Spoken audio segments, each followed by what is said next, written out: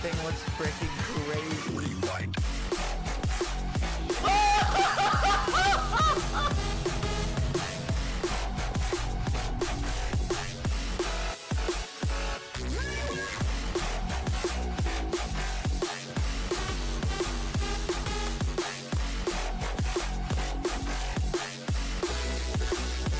Rewind.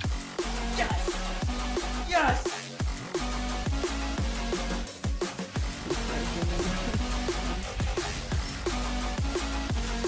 69! 69!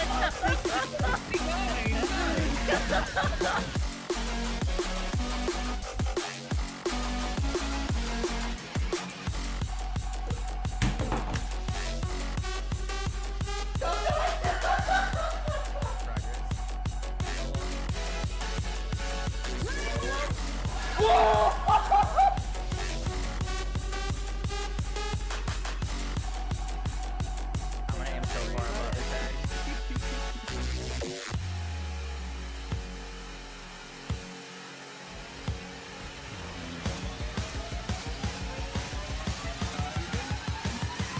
Rewind.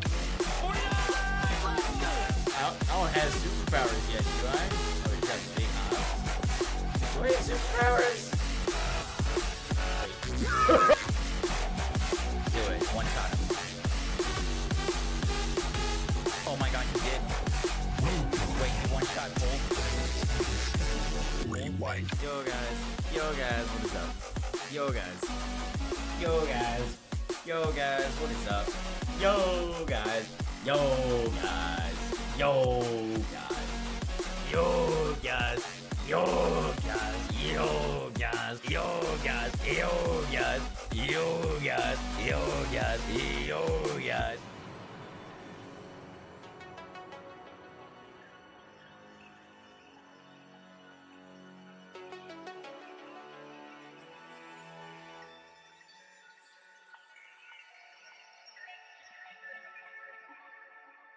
Yo guys, what are we doing today? We're doing a stream.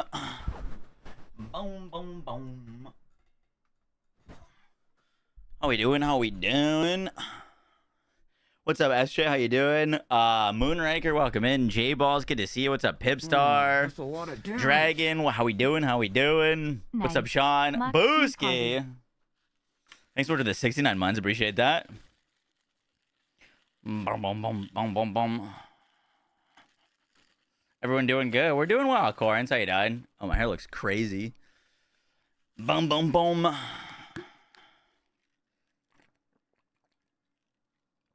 Got your merchant today. Got a long blue long sleeve. Excellent quality. Let's go. I love to hear it. The Marvel Cosmic Invasion game? Have I seen that? Is that a fighting game? All right. Plan for the day.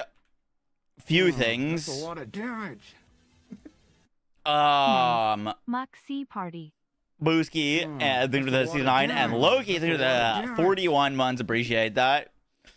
I want to make a video about kind of like expectations for the Borderlands 4 raid boss. Things that I would like to see, things that I would not like to see. That is dropping sometime this month. We don't actually have a date yet. And then I want to do PoE 2 leveling practice. Like, maybe just running the first few acts a few times. I think it would currently take me, like, 14 to 16 hours to beat the PoE 2 campaign. And I watched a video today of someone doing it in 4. So I really want to get better at that. Just listening to your podcast with Gazzy when you started streaming. Oh, word. It was fun chatting with him. Love Gazzy. And then TFD's dev stream is tonight, I think at 9 p.m. So we'll tune into that as well. Into the world. Is it worth farming non-encore weekly legendaries? If you need them, yeah. Farming non-encore weekly phosphines is a struggle, but legendaries, yeah. Fine. Does depend slightly on Finally a dev live about men. Yo, let's go. The Gooner stream is night. Yeah, that or time zones could be different. Could be either.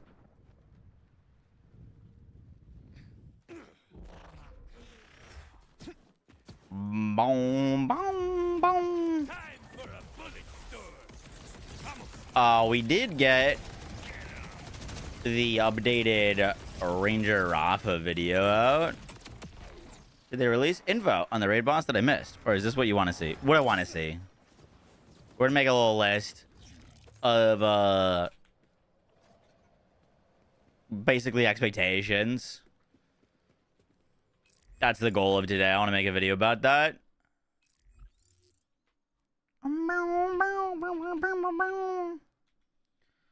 I feel like we should have done that for the Halloween event. Maybe if we put it out soon enough, disaster could have been prevented. There's certain things I really would not like to see from this raid boss, so we'll say. Is that a 4-hour run on PvE2 from campaign start to maps, including interlude acts from campaign start to maps in 4 hours? You played Alloyed Collective. I have no idea what that is. Also, in terms of gaming and stuff, I'm thinking we are gonna try out Division 2's new season drops tomorrow. So I think we might try that. Destiny Renegades comes out tomorrow.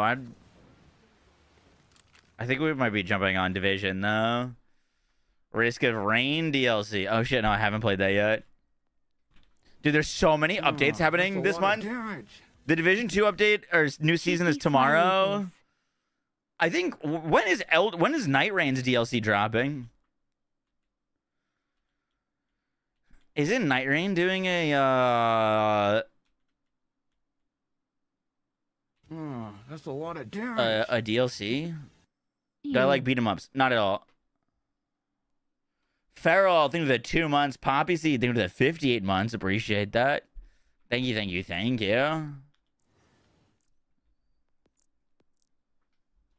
December 4th is Night Rain. Are you kidding me?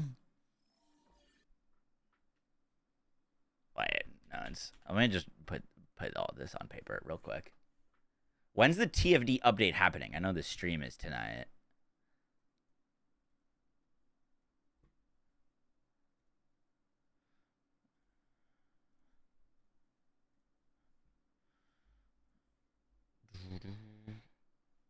Let me just save these.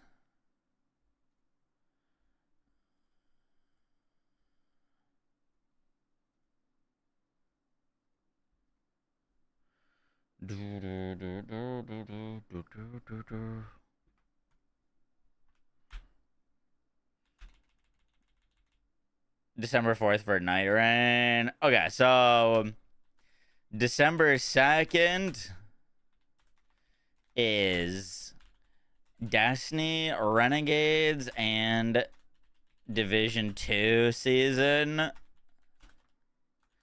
December 3rd, D4 season reveal.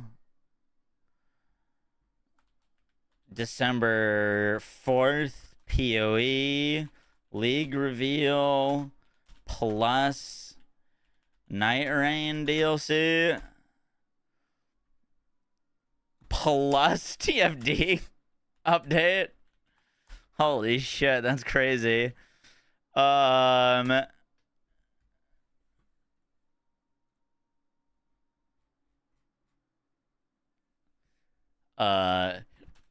December 9th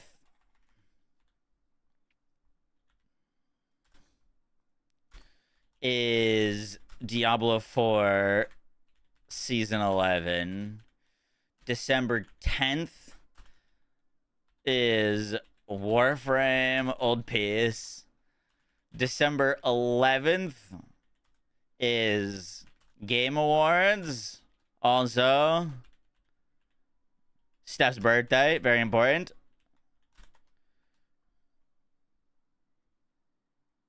December 5th is Diablo 3 season start. Oh, 3 season start. December 12th, Path of Exile, Season 2 launch. December 16th.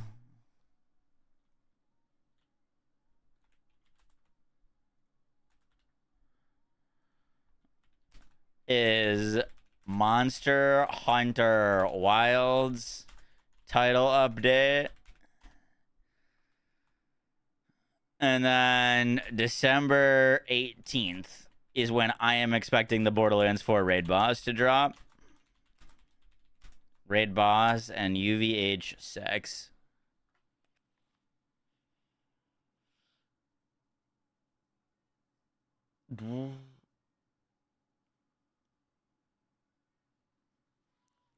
It's going to be a crazy month. It's going to be a crazy month. Before we go on holiday. Yeah. The things I want to play right now.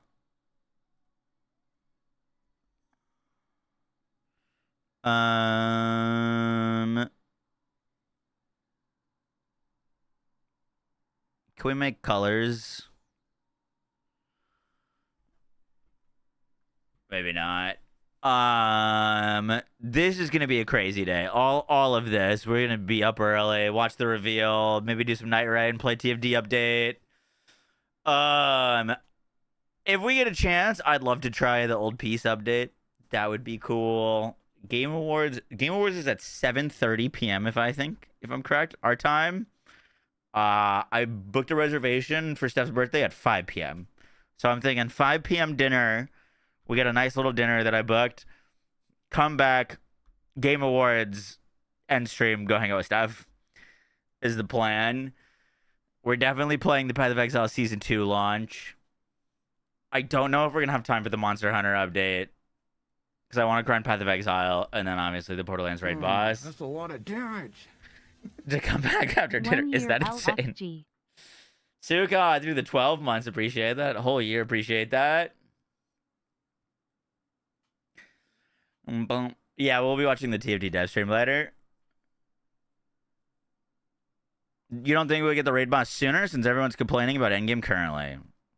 I mean, they said mid-December. Mid-December can only be 2 dates because they update on Thursday. It's either the 11th or the 18th. And I don't think it's going to be the 11th simply because it'll be in exactly a month after the Christmas event, the Mercenary Day thing. Exactly 1 month is this 18th.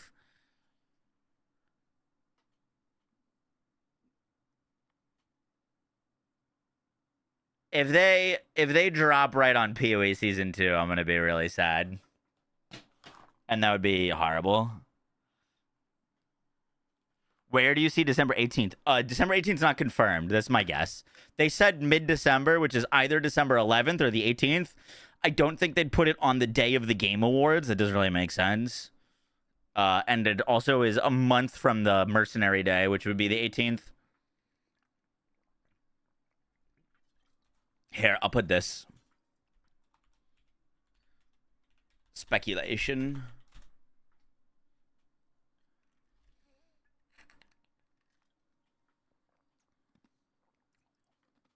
If it shadow dropped at the Game Awards, that'd be cool, but I don't know if they'd have to advertise that like during the Game Awards, and I don't know if they're doing that. It's like hundreds of thousands of dollars to put an ad in the Game Awards for like a free update. That would be sick if they did. I'd love that.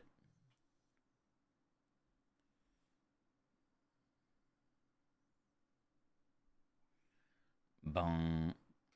They could drop a trailer of the boss in the Game Awards and say available now. It could happen. Did I vote for the Game Awards yet? No, not yet. We can do that this stream, though.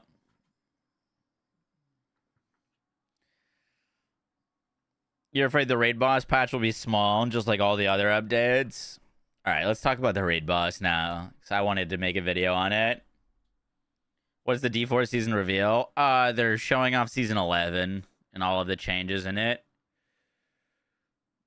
Days, that's kind of where I'm at. Is like, I don't know if they would go all out for it.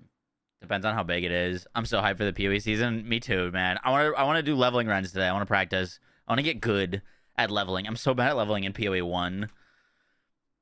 All right. BL4 raid boss. Expectations and hopes. Oh, that's a lot of damage. Sup Mock. And UVH6 expectations. Was PoE 2 League launch? Path of Exile 2. Everything but BF6. Oh shit! I forgot. We got December 10th is also BF6 1 mil tournament that we are competing in. That's on December 10th. December 12th. Is it the 12th? I think it's the 12th. BF6 tourney. I can't believe that's on Path of Exile Day and December 16th. God damn it.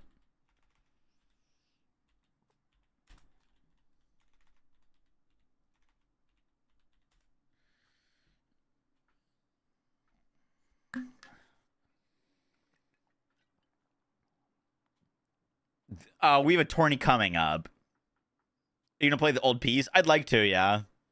It's once again like just this month is fucking ridiculous.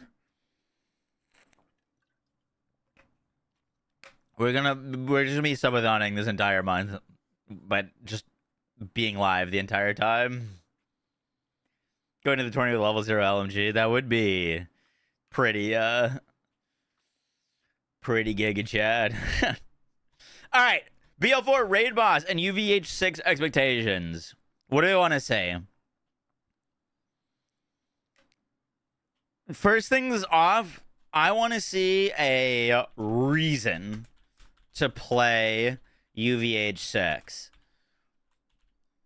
Exclusive UVH6 drops. This is personally really important to me. It made such a difference when the Malawan takedown dropped and they added UVH or Mayhem 4 and added things like the driver class mod. There was like a genuine reason to play, and if you got those pieces of gear, they were powerful. They helped you. In terms of UVH6 drops, personally, I'd love to see. This is like a throwing out a thing, but artifacts return and new class mods. New class mods breed way more build diversity than like adding a new weapon or a new grenade in. They're way more impactful, they're more interesting. You like the UV exclusive weapons in 3? I loved them, yeah.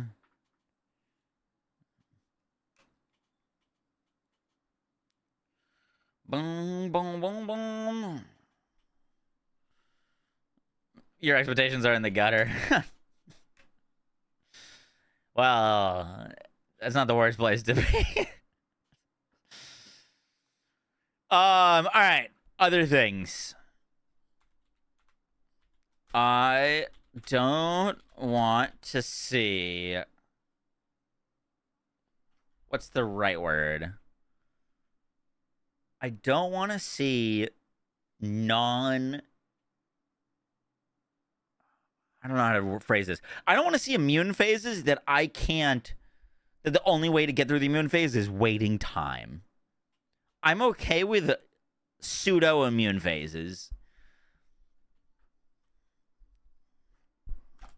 See, hard immune phases. Pseudo immune phases are great. Wotan has, I mean, that's not like an actual term, but like, yeah, like interactive immune phases or pseudo immune phases. Like Wotan, you can't walk in and one-shot Wotan, right? Because he has immune phases. But those are not like overly intrusive immune phases. It's like him jumping up onto the pillar and then you can shoot him. It's him jumping down and him splitting, him putting up his shields. You know what I mean? They're like 3 seconds max where you can't one-shot the boss. You have to go through all of the mechanics. But you're not sitting around waiting for Wotan to finish a monologue every kill. I mean, if it has immune phases that you have to shoot crystals or something like that, that's also fine. As long as there's a way to speed up the immunity phases. You know what I mean?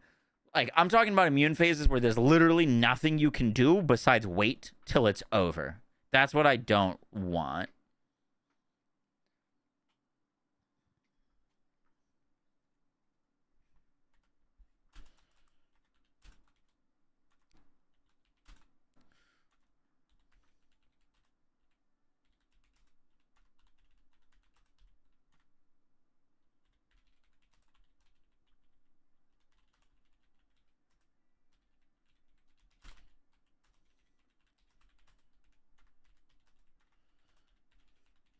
Sometimes I have to die to grow.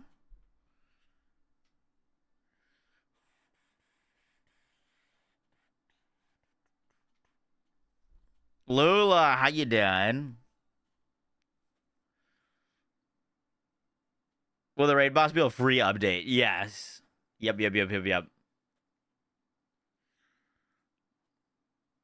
The pearls are in another update.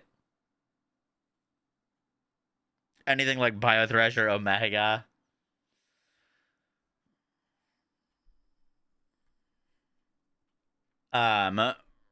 Respawnable / repeatable mobbing section prior to the boss. They said that there is going to be some sort of like mobbing section. I don't want it to be something that you like do once and then you're just killing the boss over and over again. I'm fine with being able to farm the boss over, but like I need those enemies to respawn and I need to be able to play that as an activity in of itself. Would you? All right, here's the question. Do you guys want mandatory mobbing before every boss kill? Out of curiosity. I'm kind of down. We can infinite fight, respawn, ADHD every single boss in the game. There's no boss that you need to kill mobs prior. Besides, like, maybe technically Callus. But, like, even then, that's optional. And it's 2 enemies.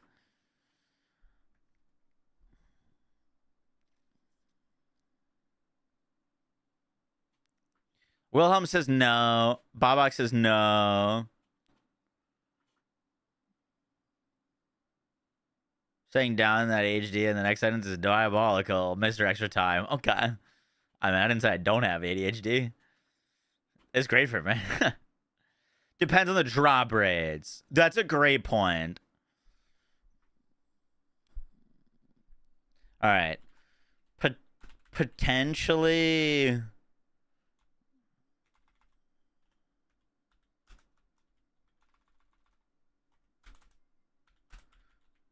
potentially mandatory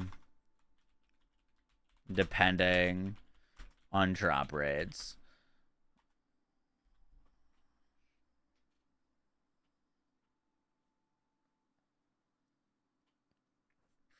I still think even if it did have like mandatory slight mobbing beforehand, it would separate itself from a takedown, and that a takedown is mobbing boss, mobbing boss. This would just be mobbing boss. It'd be like half of a takedown.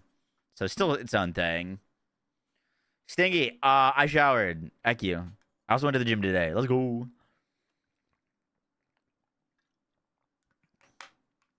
Juice better be worth the squeeze. Yep.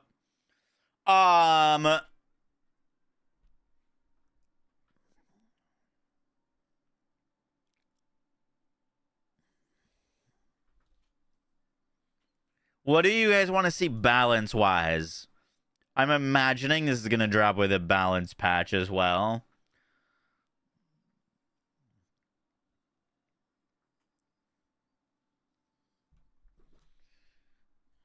Oh, here, I'll put this. Maybe dedicated enhancement drops on the boss.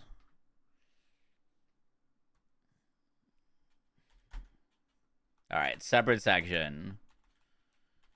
UVH6 difficulty and balance changes.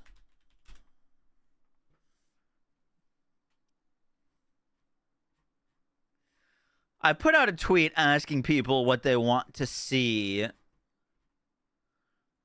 for percent increases to enemy health.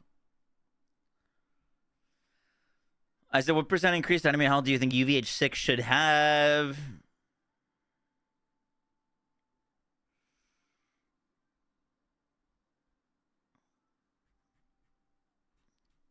People are saying 400%, 400 to 450, 450, 400 to 450.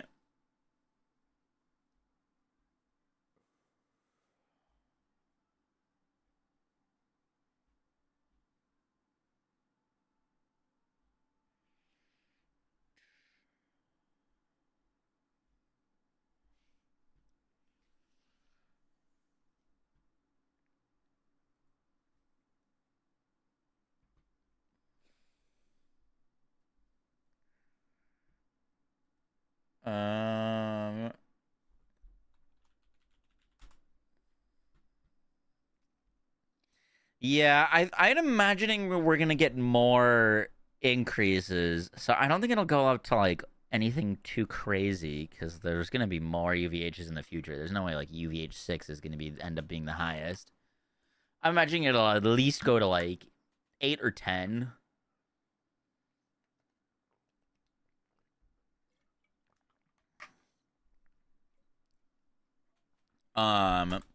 Health percentage increase to, I'm gonna put around 400 to 500%, if higher than normal. X rewards scale as well. When's the raid boss dropping? Sometime this month. They said mid-December, so either the 11th or the 18th, because they only drop things on Thursday.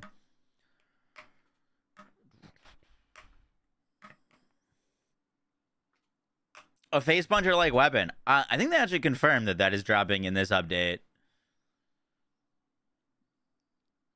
Costco supplies run. You're not wrong. Boom, boom, boom, boom, boom, boom.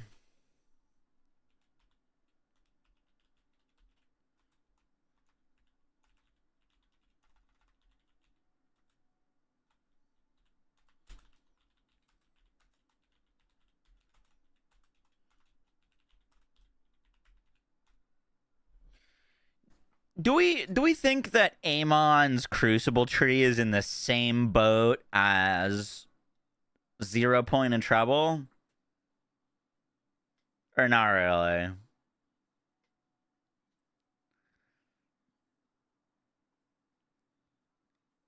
I think it's slightly better.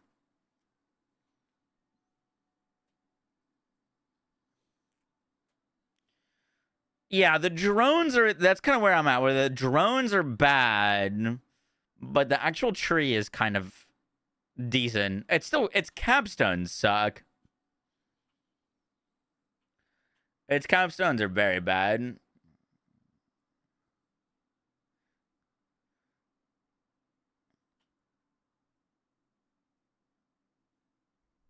Let's see significant reworks and buffs to Trouble and 0 Point plus Deep Crucible tree. You feel like most capstones are bad though? Not a horrible point. Capstone's like it goes both ways in that like some of the capstones need to be stronger, and also the capstone like passives. Like I think Vex is a prime example. She's got all of these passives at the end of all of her skill trees that are just additive soup that don't do anything interesting or like allow you to build around it. Like, oh, you just get like more electric damage and shock or more cryo. Like these could be like tier 1 or tier 2 skills. You know what I mean? Like there's no reason that this needs to be this deep.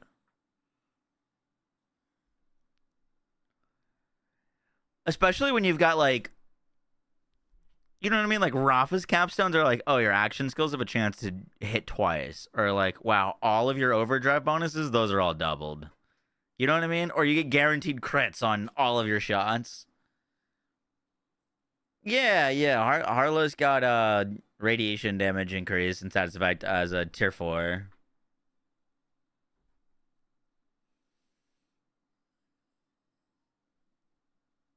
No, yeah. I'm saying that like both kind of need some love.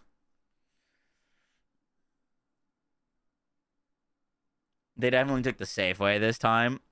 That's what I've seen in all of their patch notes. Is it feels like they're too afraid of making something OP. Like they're too afraid of overcorrecting and then having to nerf, which would be a fine approach if they updated balance more frequently. You know, if they're like, oh, we don't want to make trouble too strong, so we're gonna buff it by like 25% this week, and maybe another 25% next week, and just kind of start seeing where it's landing. But I feel like we've had 2 treble buffs in 4 months. 3 months. You know what I mean?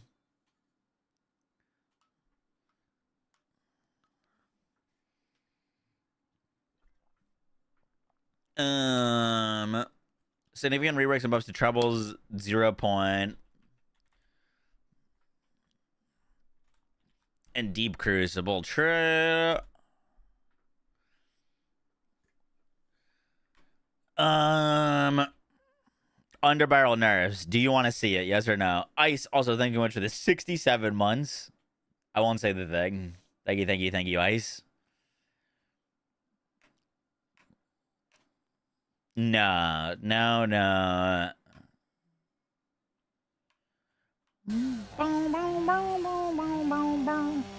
Pascaroni. Thank you for the raid, buddy. Appreciate that. We're talking about our expectations and wishes for the BL4 raid boss / UVH6. I'll go through some of the things we've been mentioning, and you let me know if there's anything you want to add or thing you disagree with. Reasons. So, number 1, I'm looking for a reason to play UVH6. Personally, I think UVH6 needs to drop with UVH6 loot, the same way that when they added Mayhem 4, they added Mayhem 4 exclusive loot. I'd love to see artifacts return, and I really would like to see new class mods. Would be really cool to make the new boss maybe a dedicated drop source on UVH6 for enhancements.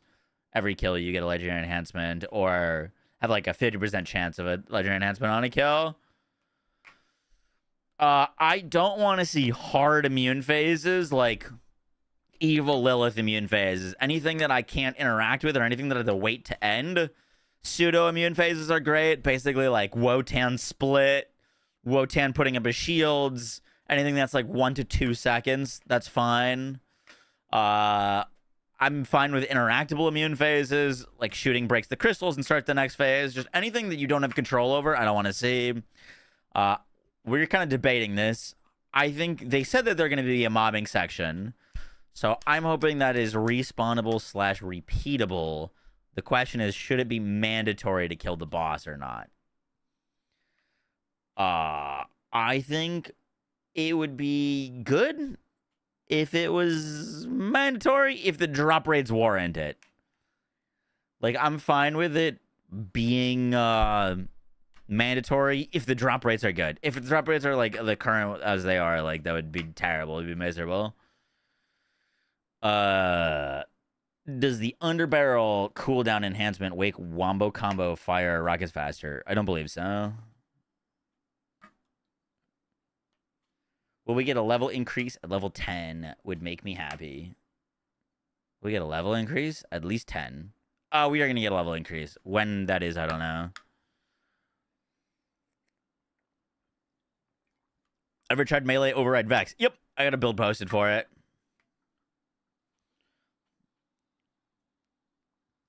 Makes mobs have a chance to be something cooler, more difficult, so it doesn't suck. True.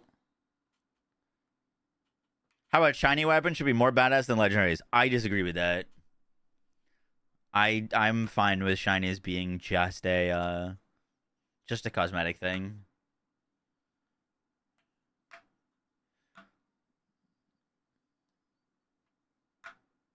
The Vex bleed buff for the crit changes. You don't need to update it for the crit changes. You just throw the crit knife and you get true crit. It doesn't really need any changes. It's stronger than it was because of the crit knife being true crit now. But we were already using that.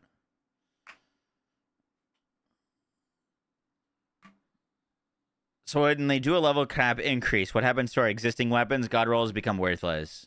Your god rolls will help you get to the next level, and then you'll want to farm new ones. Boom, boom. UVH6 difficulty and balance changes.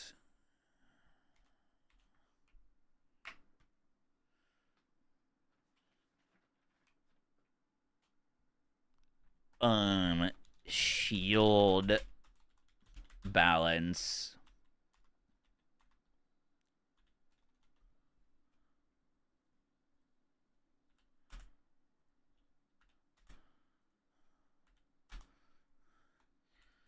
Need more things to use than wants for dinner. Throwing knife. Alternatives.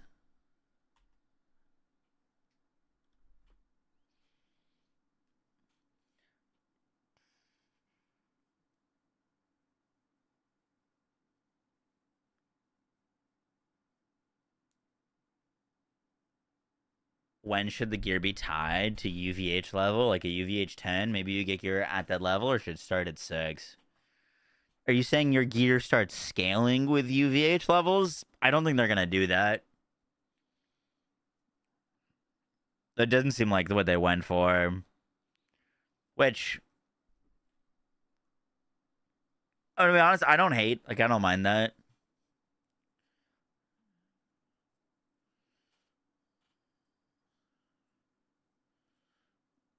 Well, it depends on how high they do level cap increases. Like, if they do a level cap of 3, then you'd still could use your weapons, but they'd be unoptimal. If they do 10, you'd want to replace them all.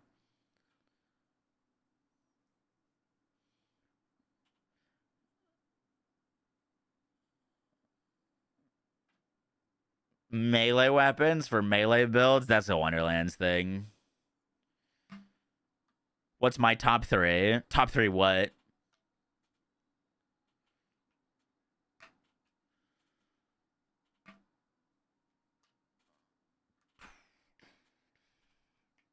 Fixes / additions to Borderlands 4. I mean, all of my things that I care about are endgame focused. I want to see better balancing for skill trees, class mods. I want takedowns. I want repeatable endgame. I want a reason to play on the harder difficulties. I want better build crafting for non-gun builds. We've got, like, nothing interesting to throw on, like, minion builds or melee builds.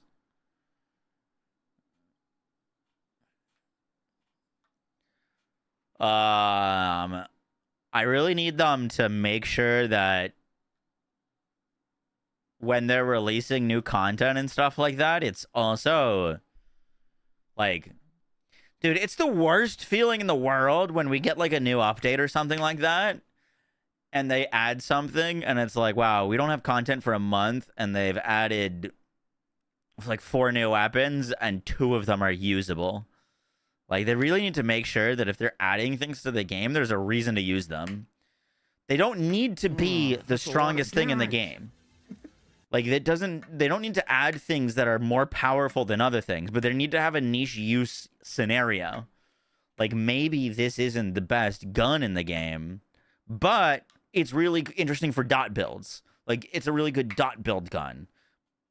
Or, oh, we added this shield, not useful on any gun build, but it's really good because when you wear it, your minions get your shield. And that's cool. That's the reason you'd use it. Like, you know, we have so many guns in the game. If they're just adding guns that just deal damage, like, we need things that, like, are useful.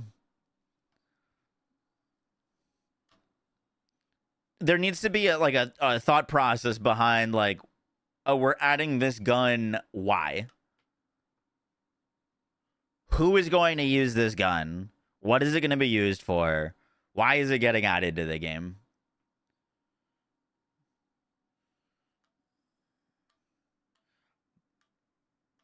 Boom, boom.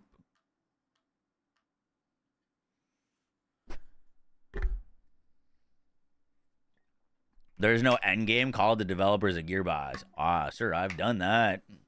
I put my video, my review of the game literally day one. I said the Endgame was the worst part of the game. And then if I was giving it a rating, I would drop it specifically for that.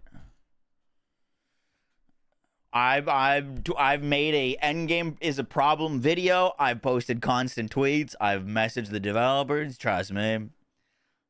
I'm not here saying the game is perfect by any means.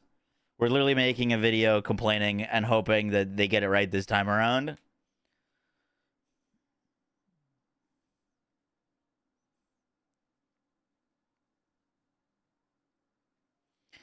It'd be cool to see character-specific guns that give you bonuses to capstones. Like, skill, like class mod guns? Nighttime, thank you the 28 months, and Mike Mack, thank you the 7 months. Appreciate that.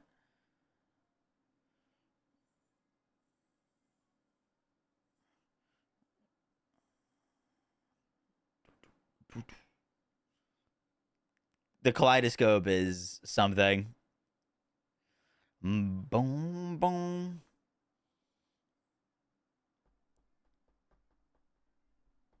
Borderlands 2 Endgame was literally just Terramorphous and farming legendaries before the DLCs. But it had Terramorphous. I think that's just like the baseline. Like, I feel like it's just standard to launch with a raid boss. Not a raid boss in 3 months after launch. You know what I mean? Like, if you went to any single content creator's, like top 10 wishes for Borderlands 4, the number one thing would be raid boss / takedowns at launch. Like, I don't know how we missed on that again. Especially after Wonderlands had 4 raid bosses. Wonderlands literally launched with 4 raid bosses. How did Borderlands 4 launch with 0? Pre-buff law. You're not wrong. Boom, boom, boom. Hi, ADR. Good to see you.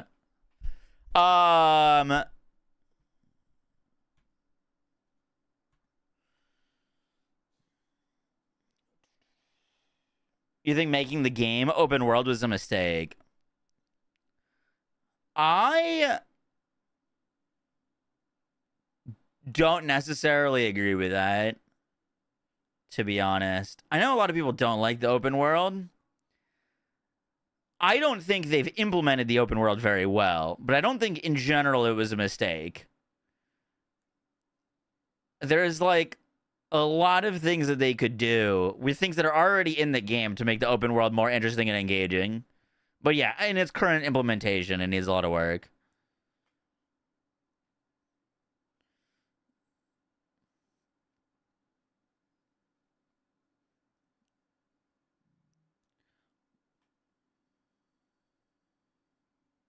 Cipriani, try putting on a kill spring.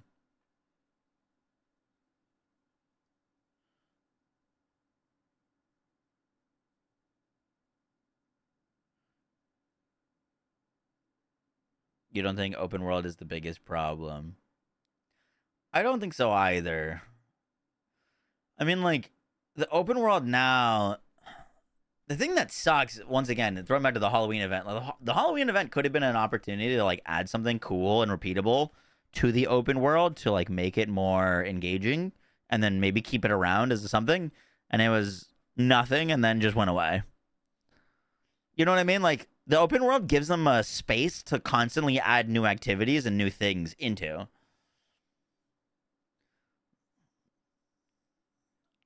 Like, I think it could work. They just need to expand on it.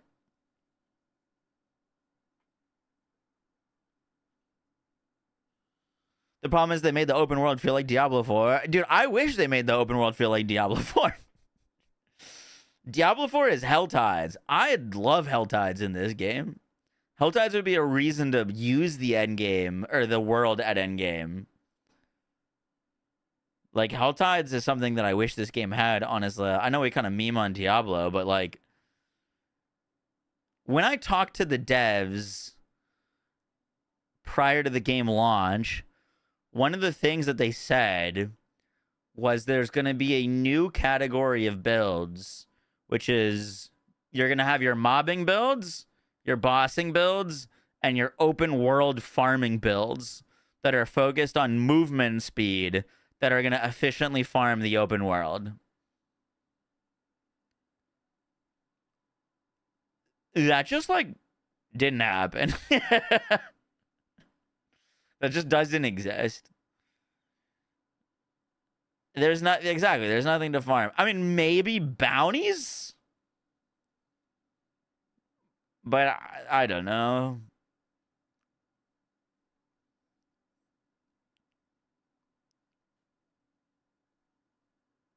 I don't think making a non-open world would make the game better. There's still a lot missing. Yeah, I agree with that. Like, if you took the game right now and put loading screens between all the areas and, like, condense the map a bit, like, I don't think it solves any of the game's issues, to be honest.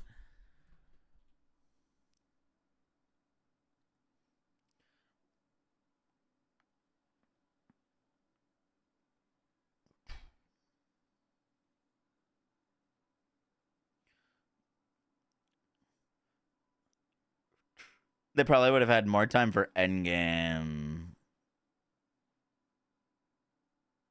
I don't know if that's a thing. At least to me, it doesn't feel like they, like, ran out of time to add things they wanted to. They were, like, toting about how they were releasing it early. You know what I mean? Specific build that allows you to skip dialogue. That would be pretty sick. All right, more things.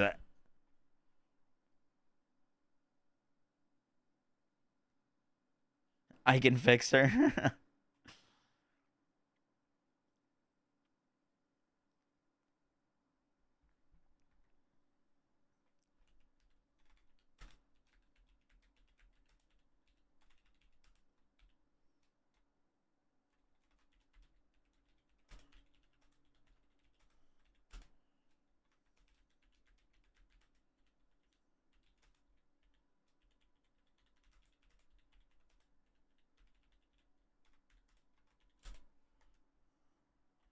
Is this a wish list for the major DLC? This is a wish list for the raid boss and UVH6 coming out this month.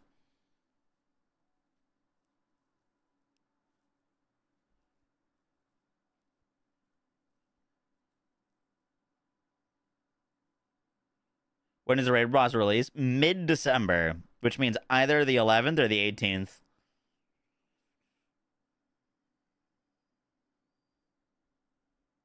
Do the Game Awards voting. Okay. I will do that. What's the bonus for UVH6 supposed to be? We don't know. So we're talking about what we're hoping it is.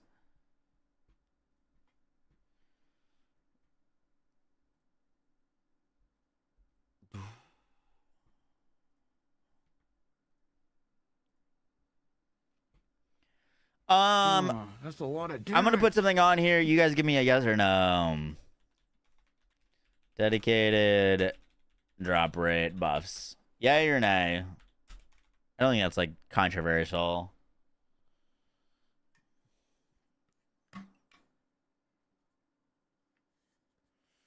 You want your snow artifact? That's on the list.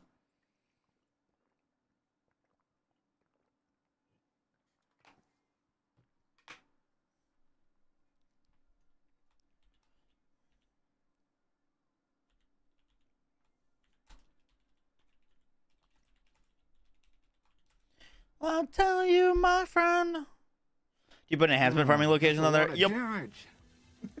Barter Bambell, I think the Twitch Prime and Rough Overlord, I think the 53 months. Appreciate that. Thank you, thank you, thank you.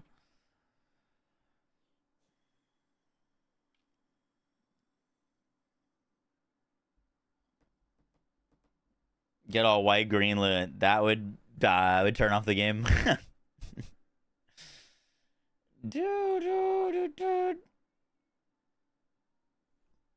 I think they did say they're making changes to the big encore.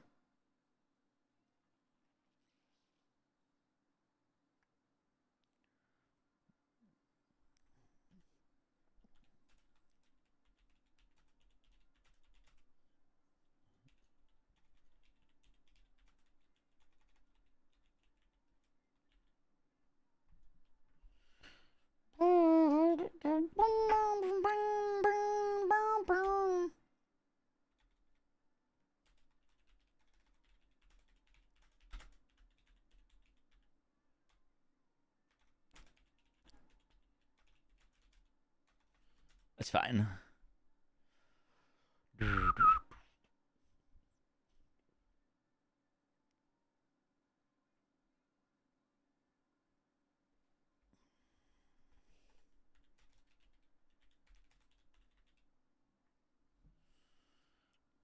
In the last patch? No, gotcha. That's what I thought.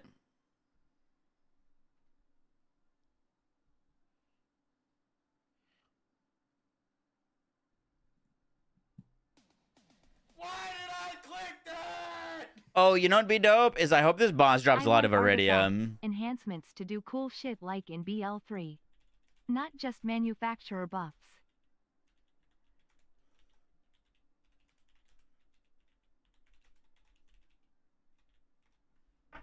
Struggle boss, I think the 100 bits. Appreciate that.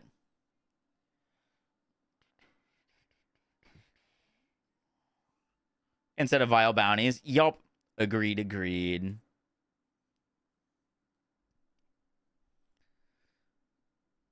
All right. Let's record this video. Record this.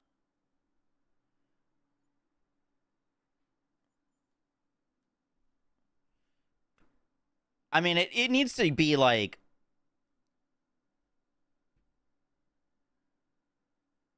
It needs to be like 1,000 to kill. It depends on how long it takes us to kill, but like, Vile Bounty takes me like 30 seconds, and it's like 400. No, I think at 500, you'd probably still do Vials if you're trying to be efficient.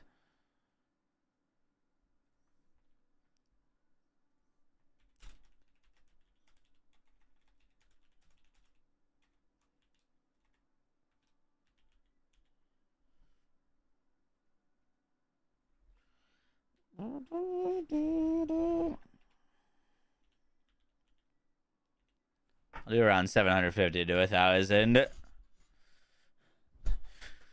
Vile bounties are like the one thing they have that makes it you interact with the open world. Well, you'd still, I mean, you can still have a reason to run vile bounties if one, you're not ready to fight a raid boss, and two, for leveling. Like, they're still the best XP source in the game.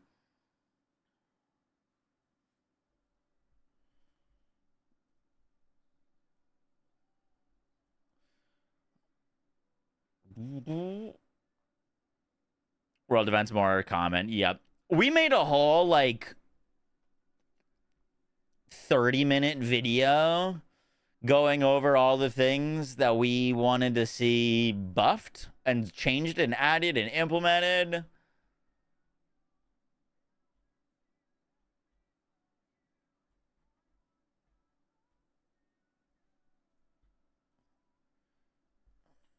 you know, There's just we been talked about really like difficult mobbing content in the game. true vault switches, world events, fixing weekly missions, adding takedowns, boss rush, slaughter shafts, UVH6, quality of life changes. I'm not gonna go over all of these things again, just because we already made a video on it. But like, I just want to mainly talk about like UVH6 specifically.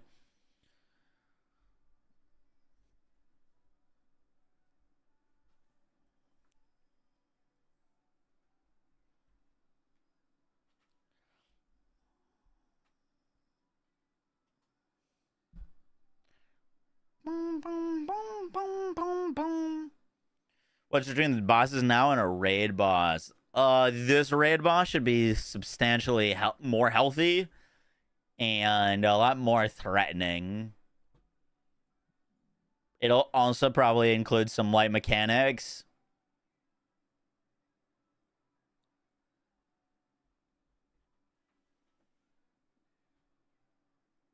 All right. Let's record this.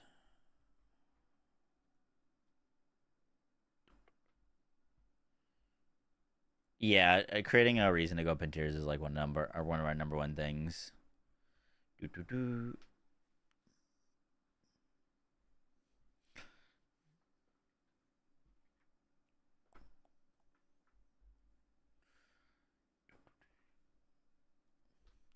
Yo guys, what is up? Max in our Borderlands 4 video, and today I want to talk about the upcoming raid boss, Bloom Reaper, and the addition of Ultimate Vault Hunter 6. Now, at the time of recording this video, all we really know about this raid boss and Ultimate Vault Hunter 6, the new difficulty that's getting added, is that it's going to be dropping sometime this month, and I wanted to make this video basically on my expectations, hopes, and things I really want to see from this raid boss, as well as some balance changes along with it dropping, and my expectations for UVH6. I really hope that Gearbox nails this drop. We've been let down in the past by past content drops, and hopefully by making a video potentially like 18 days in advance, they can see some of these things and potentially implement them by the time it comes out. Hope you guys enjoy the breakdown. Let's do this.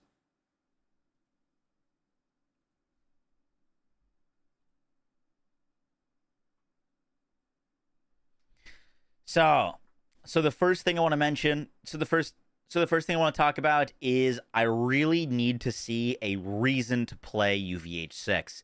Now, if this mirrors the drop of the Maliwan takedown in Borderlands 3, at the time, they also added a Mayhem 4, which was the max difficulty, and with it, they added class mods such as the Spiritual Driver for Amara that were complete game changers to builds. They opened up a ton of possibility, and they made playing on that difficulty worthwhile.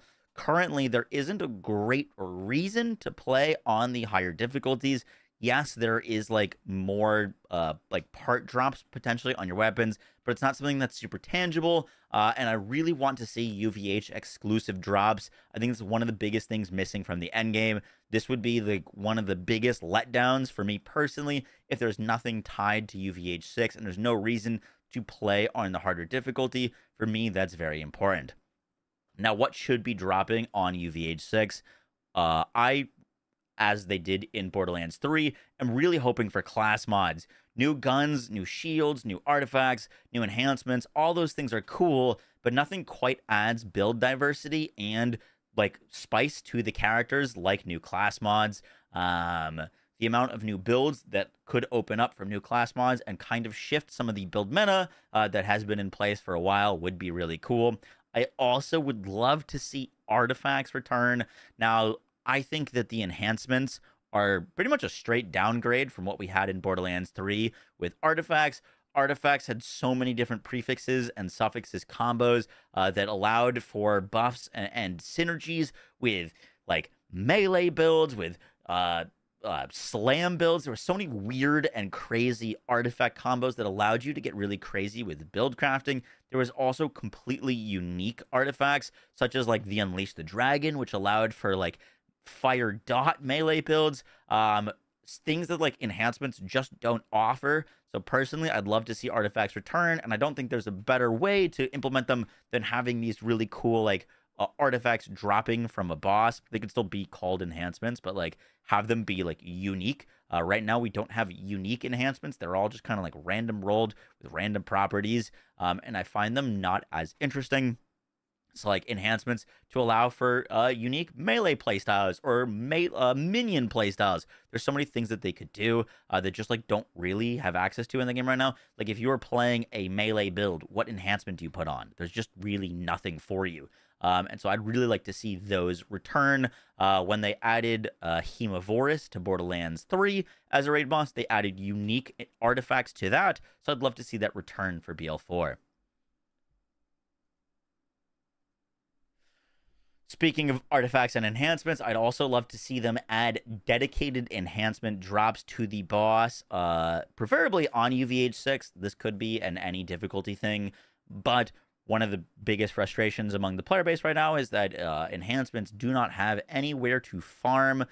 It'd probably be better to like spread out enhancements, to have different enhancements dropping from different bosses. Like you could have a Jacob's dedicated enhancement boss and so on and so forth.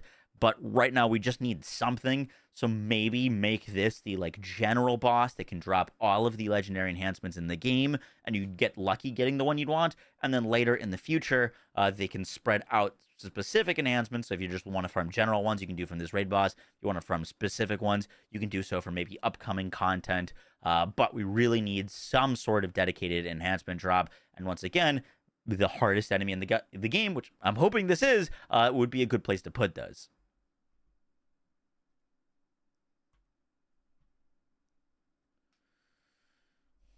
Next up, I really don't want to see hard immune phases. Now, Gearbox has done many kinds of immune phases on bosses before, and I don't think all of them are created equal.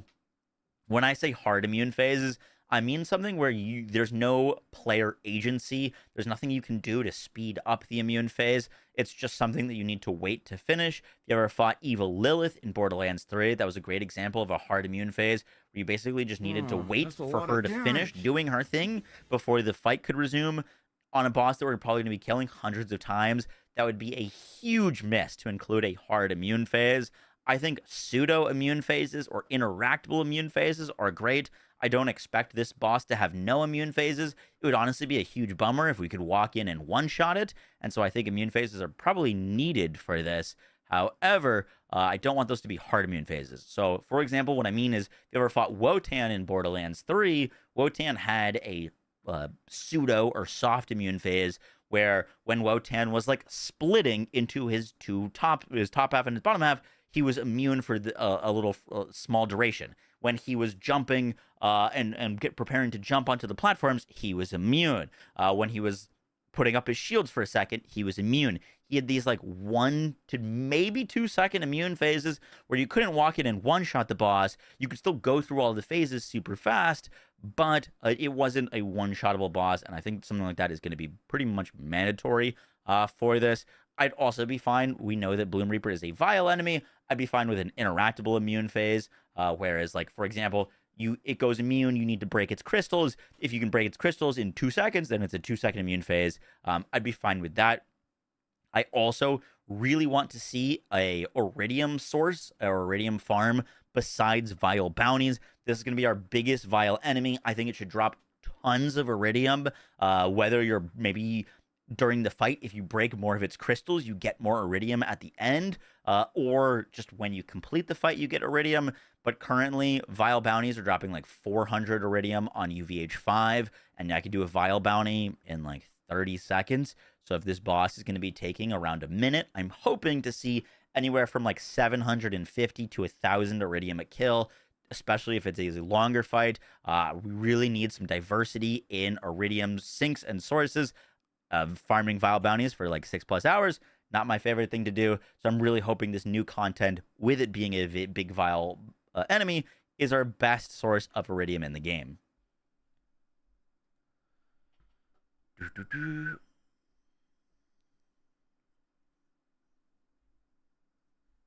Now, the next thing to mention is UVH6 difficulty and balance changes. One of the biggest complaints that I see about Borderlands 4's Endgame is simply that things are too easy. And Borderlands has never really been like a very hard game. Borderlands 2 definitely, in my opinion, had the hardest endgame, but it was like a frustrating endgame with you needing to like slag anything to like actually kill it. And we are going to be getting a difficulty increase. Now, I don't think they need to go like anything too ballistic with the difficulty increase and health increases, because I'm imagining UVH6 is one of a few difficulty increases that we're going to be getting, or health increases. So if they go from like, for example, I think it's 350% right now on UVH5. If they go from 350% to 1,000%, what are they going to do when they launch UVH7? So I'm hoping that they increase the health from at least 400 to 500%. I'd be fine with a 150% percentage health increase if that difficulty is warranted in its rewards. They need to scale the rewards on UVH6, and I'm really hoping, once again, harking back to it, that there is a reason to play on UVH6. UVH6 could, just like by playing on this difficulty, talking about legendary enhancement drops, maybe they could add legendary enhancement dedicated drops on UVH6 to different bosses out in the world. Like, it doesn't have to be this new raid boss. There just needs to be a reason to play on UVH6, in my opinion. Hi, Bird. Next, I'm imagining that UVH6 is going to be launching with significant balance changes. They did say that like the bigger kind of balance rework things are going to be part of these bigger updates, and so UVH6 is going to be a bigger update. And I really need to see them actually make significant change to Trouble, 0 Point, and aspects of Amon's Crucible tree. I think it is absolutely crazy that we are 3 months post-launch and have action skills and skill trees that people are basically just refusing to touch because they are worthless. We did not have this issue in BL3, in my opinion. There was like Flax Purple Tree, which was paid content that like never really was super great. But for the most part, I don't think BL3 ever had it this bad. They've taken multiple buff patches at some of these things like Trouble and 0 Point, and I think they're too afraid to like make them too strong, and so they're doing these small buffs, and doing small buffs to build up to like get to a point that the thing is good would be fine if the cadence of updates was more frequent. If they're buffing Trouble every week by 25% to try to see what a good balance point is, that'd be great. But we've had 2 Trouble buffs in like 3 months, so that's clearly not happening. So I really want to see like reworks or significant buffs to Trouble. They could do that with new class mods. If a new class mod drops that completely changes the way that Trouble functions or the way that 0 Point functions, they could do that without having to do hard reworks or hard skill points. If they introduce a class mod that changes the way that the skill or abilities function, I think that is a worse route, because then you're pigeonholing builds into a single class mod. But we really need to see something along those lines. They touted Borderlands 4 as having the best build diversity out of any of the games, and right now I still think Borderlands 3 takes that card easily. The build diversity in Borderlands 3 was insane, and we really need some changes in Borderlands 4 to get there.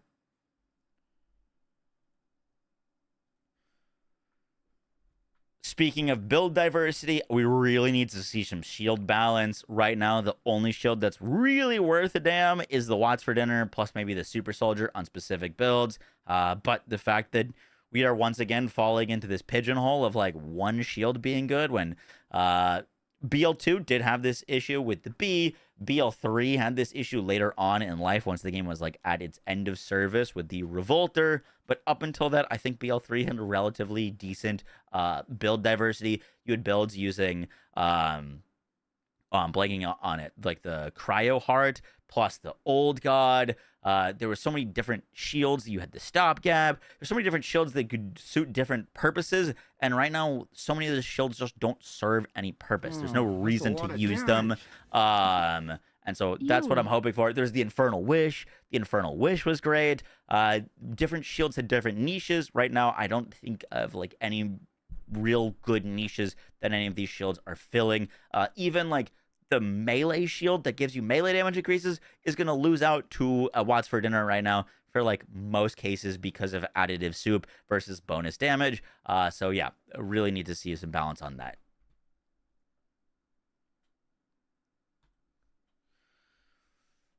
Next up, I would love to see some throwing knife alternatives. The devs have already said that they're looking into this, but the crit knife has been a problem since the game launched. And I don't think the crit knife needs to get nerfed or changed, but I do think that we need absolutely more things to use besides the crit knife. The reason the crit knife is so popular, even if they nerfed it again, which they've already done and then they buffed it, even if they like nerfed it again, for example, if you're a gun build, there's just not much else to throw. Even if the crit knife was like a 15% crit chance flat and it didn't stack, there's still not that much else to throw. Taller than Moxie. There's like technically the like fish slap or the swordfish that could give you fire rate, but I'd love to see throwing knives that allow for different builds and different play styles. For example, I threw out some options, but like a throwing knife that allows you, when you hit an enemy, you go invisible and your next shot gets like amp damage. You could have it with like a red text to flak. That could be really cool. A throwing knife that procs your kill skills. If you hit like a crit or you hit an enemy in the head with a throwing knife, you could proc kill skills. That'd be super useful for bossing. And then if you start introducing these things, then there's more incentive and things to use other knives besides just the crit knife. I think throwing knives not dealing melee damage is fine, but it'd be really cool if we got a throwing knife that like did melee damage, and maybe instead of throwing it, it like rotated around you and you could have like a blade storm spinning around you that did melee damage. There's so many cool things that they could do, and right now this slot is being completely underutilized and absolutely bullied by the crit knife, so I'm really hoping we get some cool alternatives there.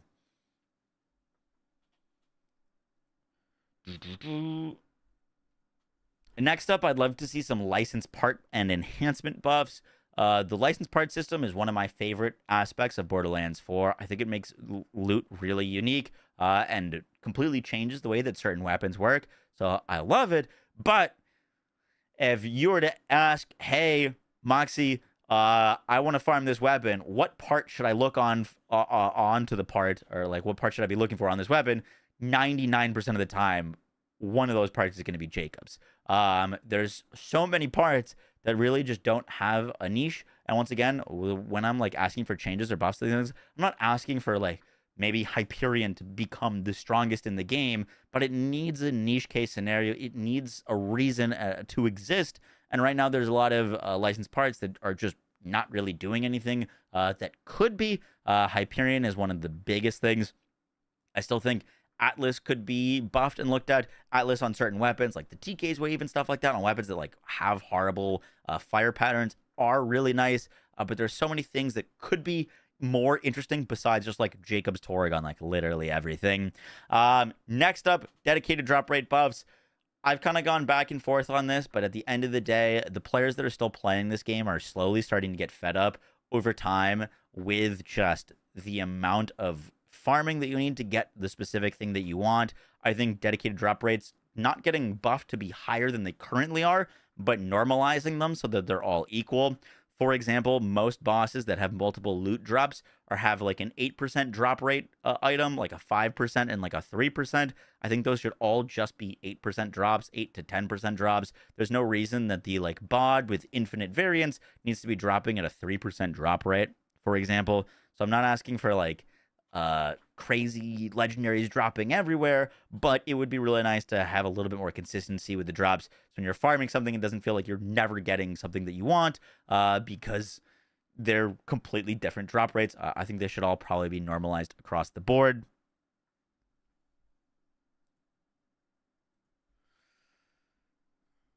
Next up in terms of like build and class diversity, I really think Gearbox needs to take a look at capstones almost across the board. There's so many capstone passives and also capstone skills that are just not being utilized in any builds because equipping the capstone makes your build worse.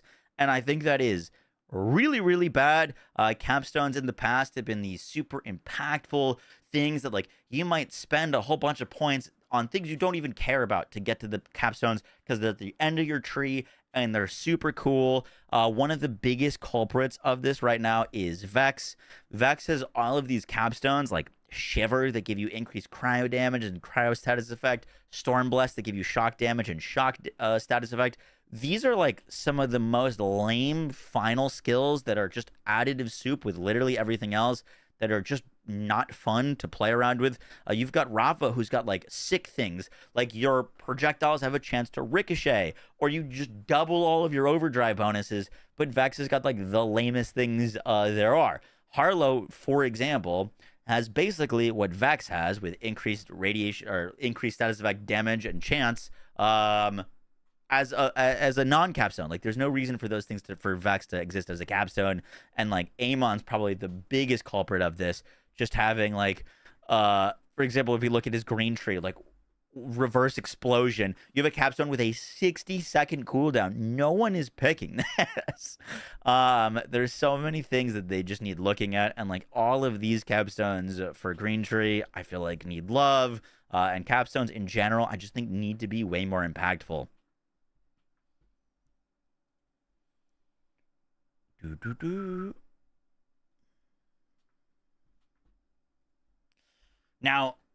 Now I could go on for literally hours talking about all the things that I want to see improved in Borderlands 4. I did make a 30-minute video prior talking about tons of quality of life improvements, endgame improvements, and a whole lot more. So I don't want to like repeat that entire list. I really just wanted to talk about the upcoming balance changes with the raid boss, UVH6, and what I'm hoping from this raid boss. I really hope it's an engaging fight. I hope they make it worthwhile. I hope it drops a really awesome loot. And I hope Gearbox makes the grind worth it, because that has been a big issue in the past. I've been underwhelmed by previous content launches. And so for me, more important than the Mercenary Day, more important than the Halloween event is Endgame. I've always been an Endgame player. It's what I care about most. And so that's why I wanted to make this video, is because I really hope they nail this Endgame drop, because Endgame is, in my opinion, I said this on the day the game came out, is the weakest part of Borderlands 4. So I really hope that this content drop bolsters that. Guys, I hope you enjoyed the video. I will catch you all in the next one. Take care. Peace. Bird, thank you for the 43 months. Mad Mardigan, thanks for the 4 months. Nameless and Silent, thanks for the 66 months. And the Fast and the Fruity, thank you for the 8 months. Little Man Right, thank you for the 44 months of tier 3. Rough Overlord, thank you for the 53 months. Appreciate that. Birdman gets it.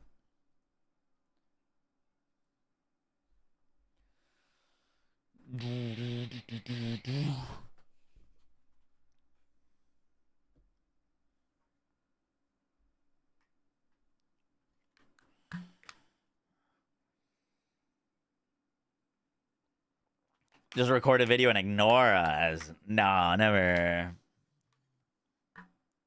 Wish you a very nice stream. Yeah, Rachel, you take care. Phosphines are not a way to test drop raids, unfortunately. Is this a wish list? Yes, sir. Yes, sir. Yes, sir. Bong, bong, bong, bong, bong. All right, that video will be out tomorrow.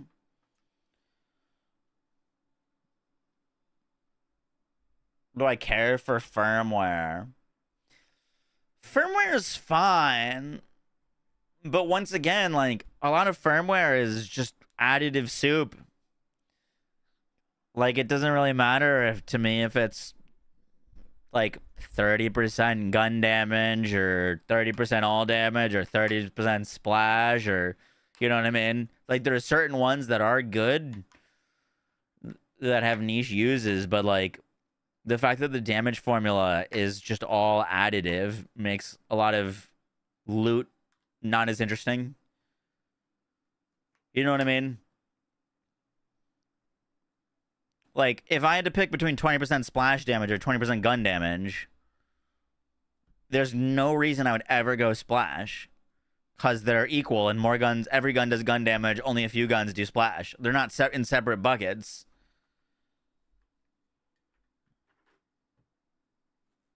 You could change your firmware as much as you want.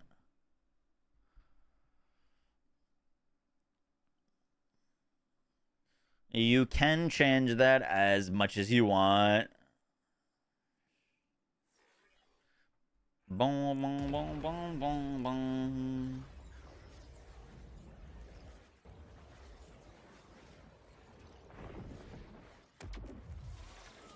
they wouldn't secretly buff drop rates, and you would have to need to farm hundreds. I'm talking like 500 plus runs to get an accurate estimate. If I do 4 kills and I get a bod, that doesn't mean that the drop rate's higher than 3%.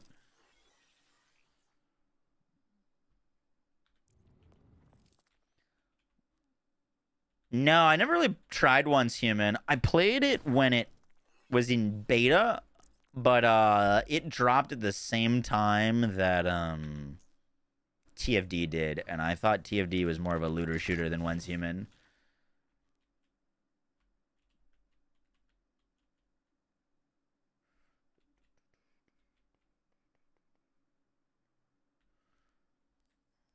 Boom, boom, boom, boom, boom, boom, boom, boom, boom.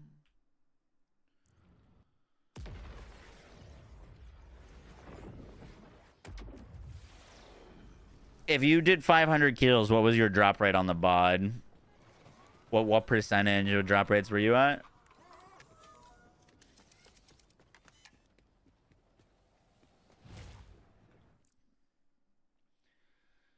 Bum, bum, bum, bum, bum.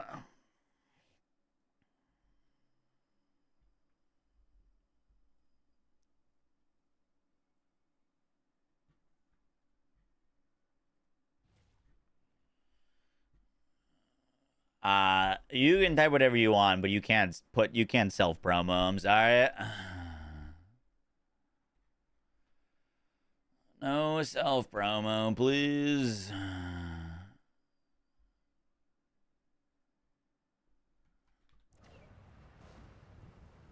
They fixed the performance yet or not? I'm not a great person to ask that, because my performance has been fine since launch. I was having a lot of crashing issues, and I'm still having a lot of crashing issues, so that hasn't changed. But I mean, I'm at 198, 200 FPS right now with frame gen on.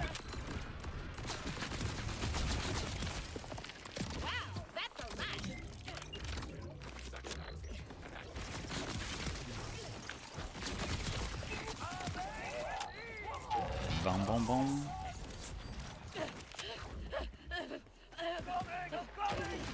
I'm on a 4080. 4080.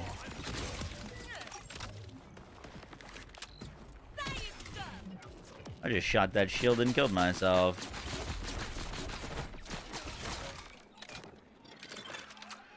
Do you think performance feels worse? I'd have to turn off frame gen to look, because I feel like frame gen doesn't give you an accurate read on it, like what it actually is.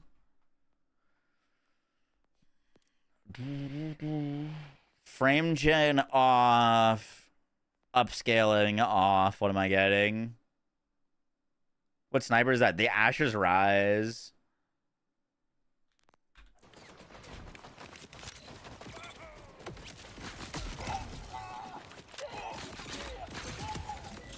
No frame gen, no DLSS. I'm currently at 83 FPS. So, like, nothing crazy, but that is better than what I was getting on launch. Boom.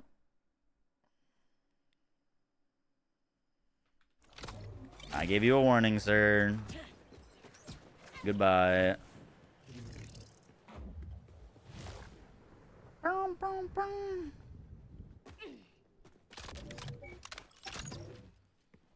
You get 50 FPS on a 4070. Super. Oof. Yeah, it's not in combat right now. I'm at 100. Boom, boom. I thought you meant well. I thought they said it was around the 20th. That's what I'm expecting it to be, around the 18th. That's the Thursday. I don't think it drops on not a Thursday. Everything's dropped on Thursday.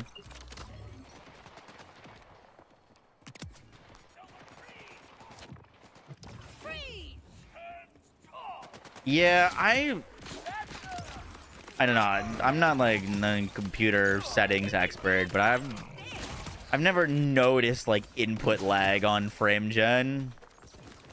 Maybe if I was like playing Counter-Strike as a professional, it would be more noticeable, or maybe I don't play PC enough.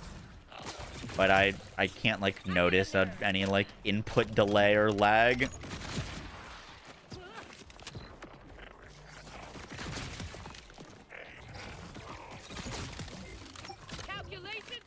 What's up, Dova? How you doing?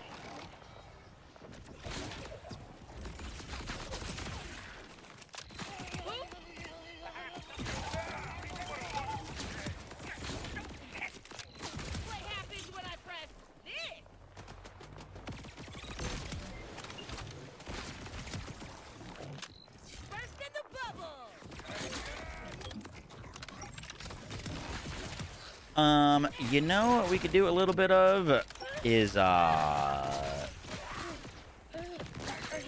flash freeze build for Halo is OP. It's very good. Should increase dots with crits. That'd be cool. What time is the TFD live? I still want to do some like PoE today, and also have time to watch that.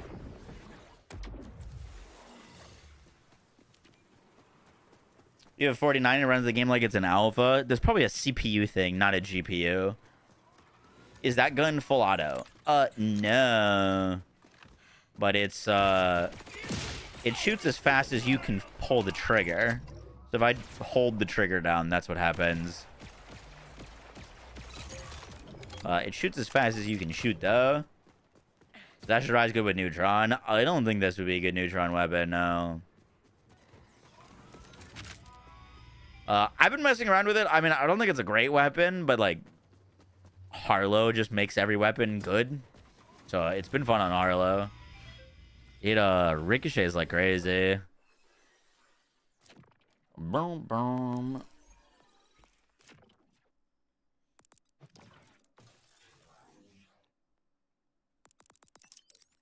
Always, I know.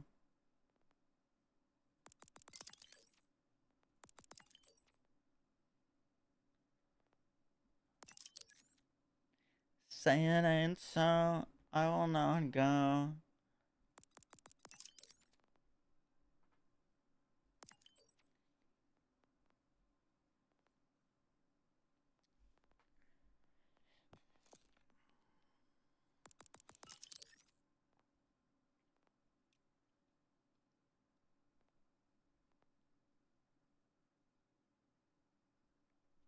I actually don't know if that spreads freeze. I think it would just spread chill.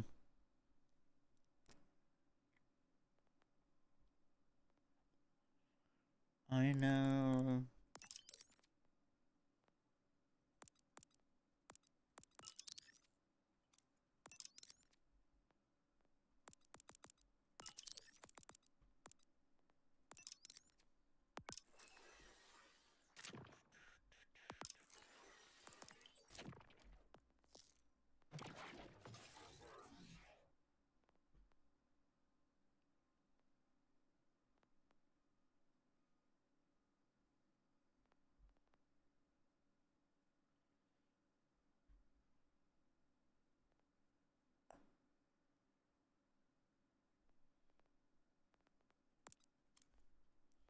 Boom.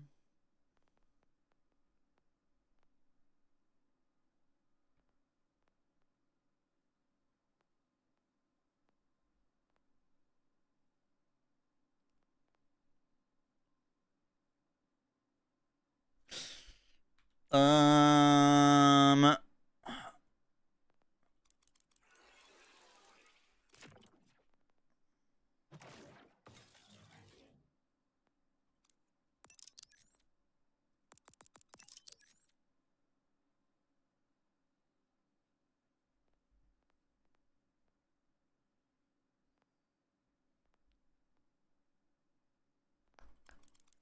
Nah, that doesn't make any sense.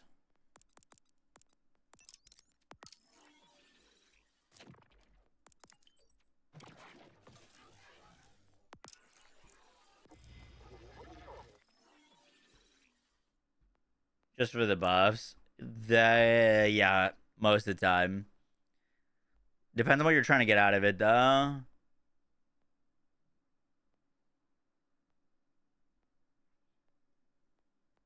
Oh, that's a lot of damage.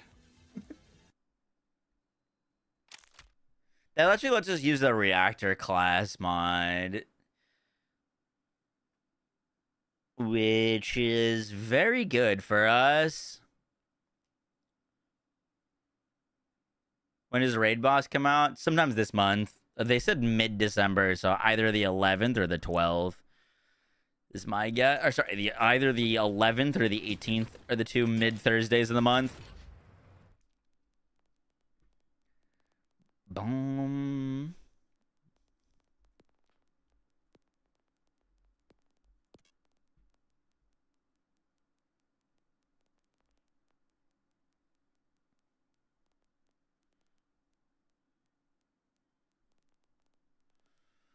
I need another enhancement. Early next week is also Thursday. You mean the 11th or this week? If it was this week, I think we would know already.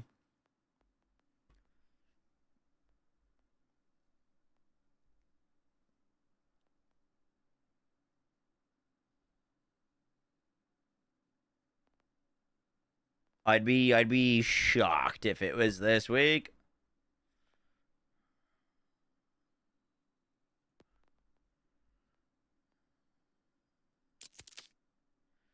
Boom, boom, boom, boom, boom.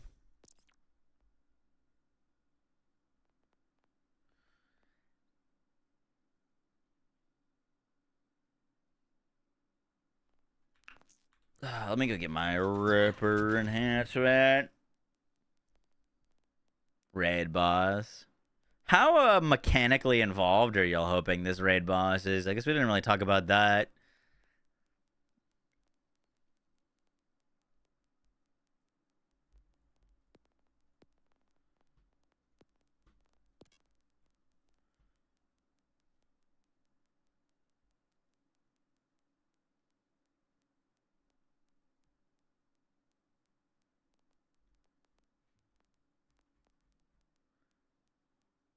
Video looked like platforming.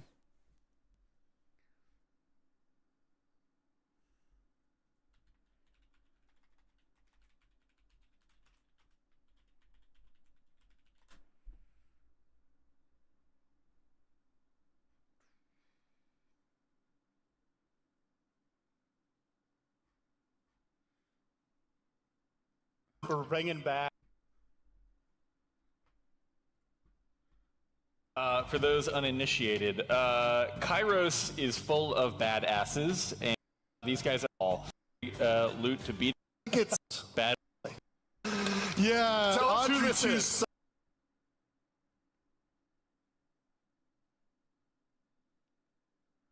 sucks. This Yeah, thing's this is- gonna just. So I'm not sure if that's really a fauna or flora, but it's the biggest one we got here on Somewhere in between. Kairos. Yeah, somewhere in between there. But we want to give the players kind of the hardest challenge we've got available so far. This is an apex predator, and it's gonna turn carnivores into vegetarians because this thing needs to be eaten. Oh my god, there's so many vile enemies. Holy. I haven't watched this. This is in an a apex minute. predator, and it's gonna turn carnivores. Is that the boss?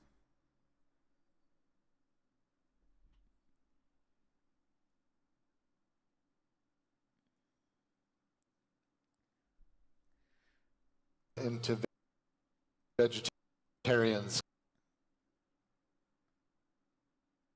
Bloom Reaper's a plant. Yeah, but that looks very different.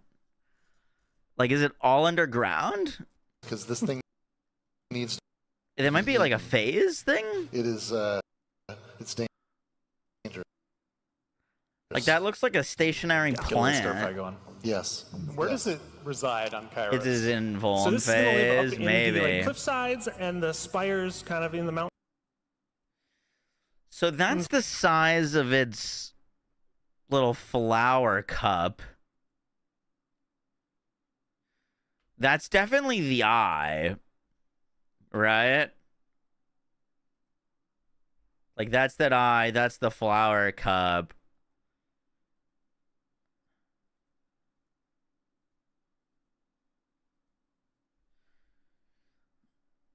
So yeah, it looks like most of it's underground right now. Like, the legs are like roots. So that thing will actually probably be pretty big when it stands up. Yeah, you have to like yank it out.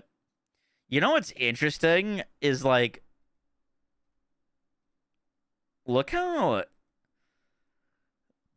small this arena is in terms of like width.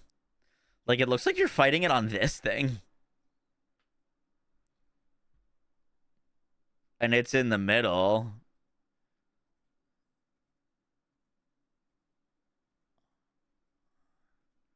Like, this is gonna be So far. claustrophobic. This is an apex predator, and it's going to turn. There's literally carnival zero into- cover. You know what I mean? You're just on this small plateau with the boss. Where's this footage from? I think it was PAX Australia.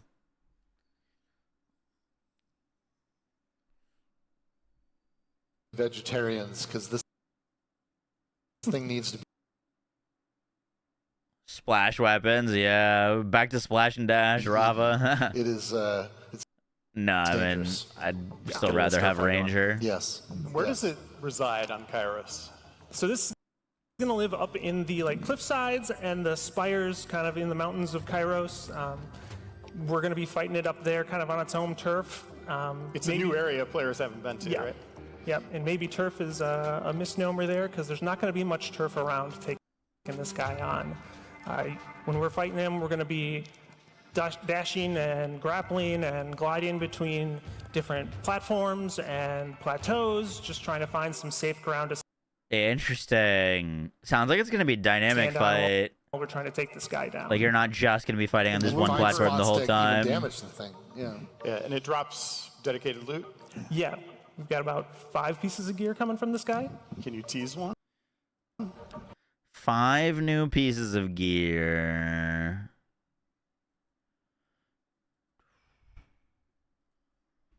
They did say one of them's a face puncher.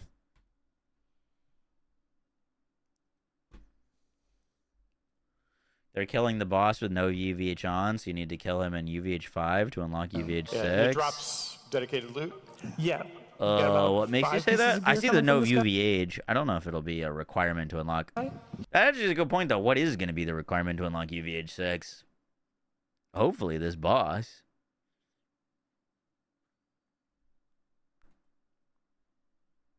Yeah, and it drops dedicated loot. Yeah, we've got about 5 pieces of gear coming from this guy. Can you tease one? Or is that giving away too much? Might be giving, yeah, we can give one away here. We've got one called Mantra that'll be coming out with this that is kind of themed around Amara. So we wanted one that kind of worked really well with some of the melee builds that we've been seeing out there. So this is going to be something that we think is going to work really well with there. You know, Amara used a lot of spiritual fists and stuff with her action Wait, the skills. gun shoots fists? It does shoot fists. All right, that's awesome. Face puncher confirmed. We're bringing back.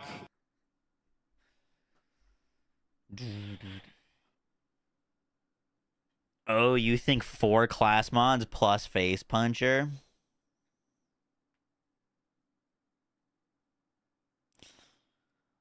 That could be the case. I feel like 1 gun is pretty small, though. 1 dedicated gun would be...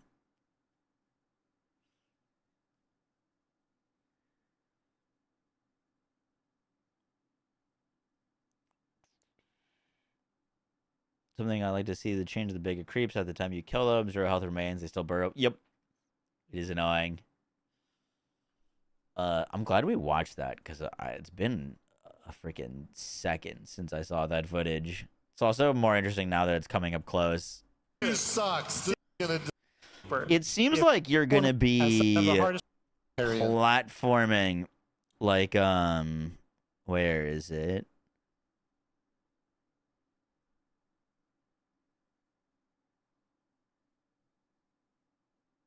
Where was the footage of them like rolling down into it?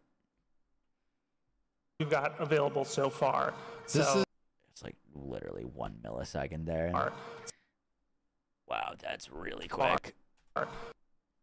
It sounds like these platforms are going to be like kind of going up and down and extending and stuff like that.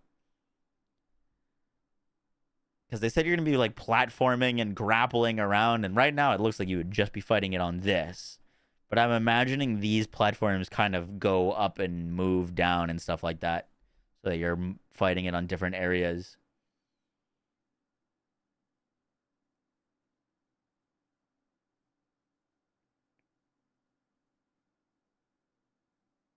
I wonder if Pearl's gonna have raids similar to Phosphines. Probably. Why did they say one of the new pieces was designed around Amara when she isn't playable? It's like an Amara themed gun. It's called Mantra. It shoots fists. It's probably gonna look like one of Amara's fists that come out of it. Are all enhancements in a single gun. It needs to be at least 2 guns. Only one weapon would be kind of a bummer. Especially if that one gun is a face puncher. Then it's like, if I'm a gun build, what do I get? Looks like Fade Fields. They said it's up in the mountains, which I'm imagining is a Terminus. 5 drops, and there's 5 gear slots, rep kit, gun, class mod, ordnance. Yeah, but they couldn't just rep 1 class mod. It would need to be 4. I don't know if they would consider the class mods as 1 drop. I'd be really bummed if we don't get a single new class mod from this. That was one of the coolest things that they did with Mayhem 4 was add new class mods.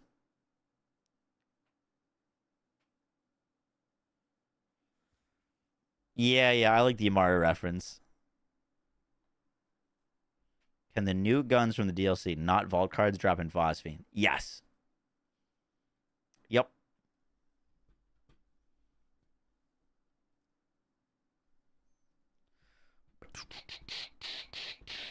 Boom, boom, boom, boom, boom, boom, boom.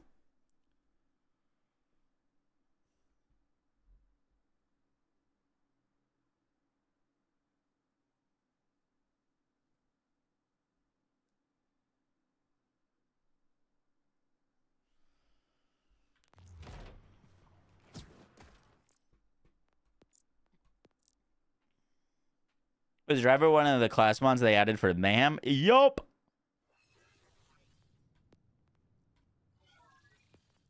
Don't leave me to die here. Help me survive here alone.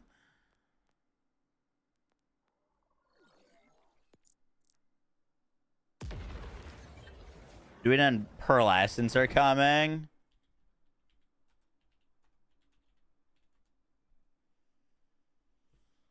Pearlescents are between this update and... So this upcoming is the Invincible boss. It does say new legendary weapons. So I'm imagining at least more than 1 legendary weapon. Does that mean no class mods? And this is our additional vault hunter mode, UVH segs. Q1, which is probably late January, early February, is Bounty Pack 2. This will, I mean, it's going to be technically our first piece of paid content. With a new mission boss, new legendary gear. And then after that, probably in like March, is Story Pack 1, Mad Ellie and the Vault of the Damned. That is cash. Oh, sorry. Bounty Pack 2, Q1 is Pearls. Which means Pearls are probably mid to late January, early February.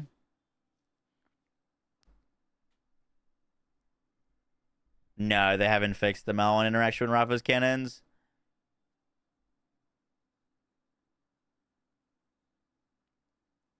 They haven't stated. They just said they're working on it.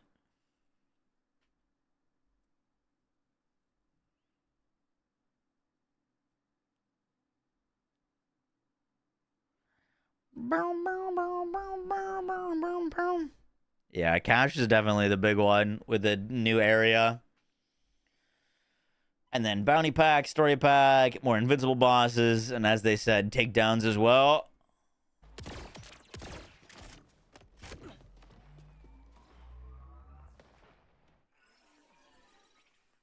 Plane jump. Boo-doo-doo-doo-doo-doo-doo.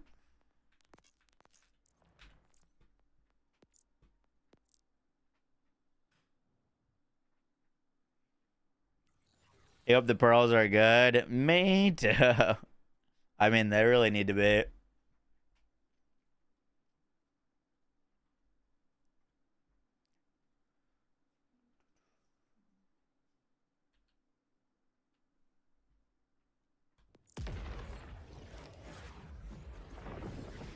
First impressions get fixed. Work with Bullet Buddy. I don't know if it working with Bully or it not working with Bullet Buddy is not intended.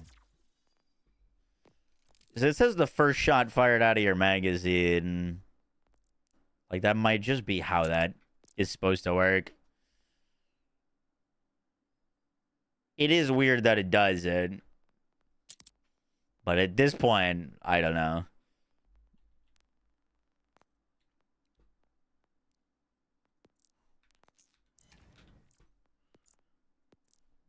Is it out? No, sometime this month. Sometime this month.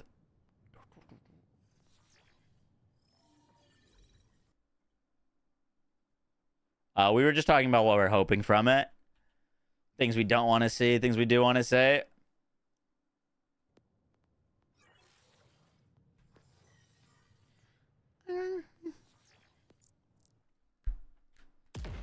Does it work with the Chuck? I don't think so. I don't think Chuck gets on-shot bonuses. I think it's a T2 reload. Boom, boom.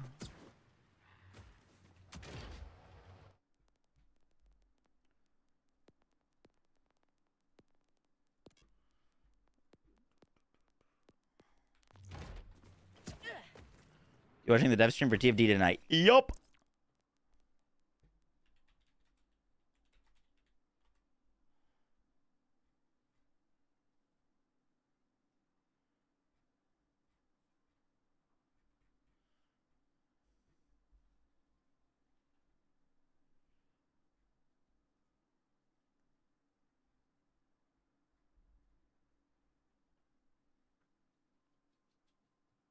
That's at 9 o'clock tonight.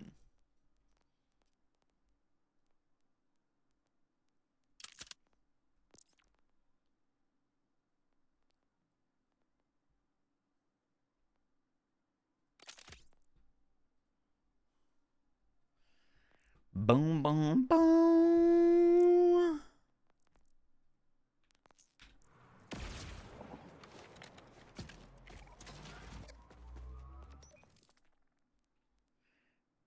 Did I give away in November? I got a message from you, but I'm scamming. It's a scam. Yep, that's scammer.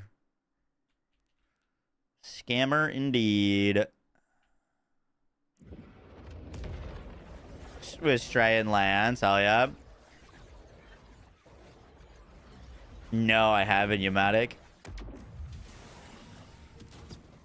Oh, by the way, I started it today. I didn't even finish the first episode. But no spoilers. If you've seen the new season of Stranger Things, how is it? I feel like it's been so long. I forgot how much I liked Stranger Things.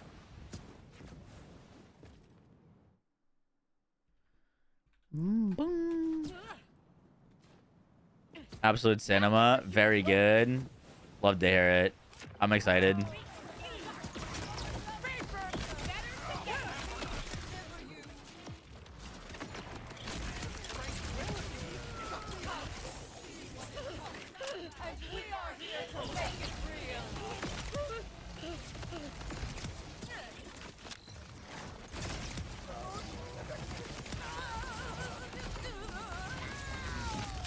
boom, boom, boom, boom, boom, boom, boom, boom, boom.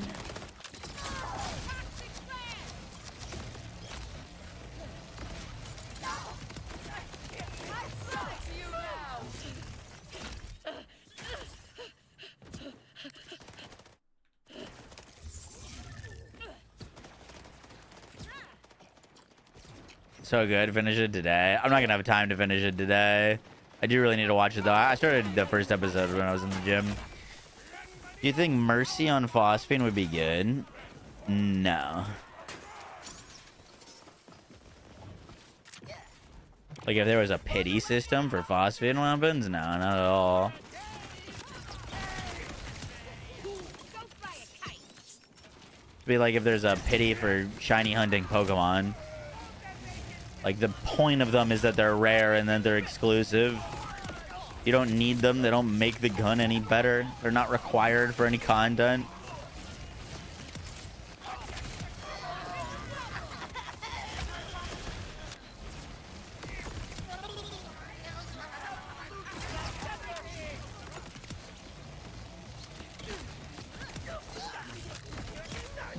Bum, bum, bum, bum, bum, bum, bum, bum, bum.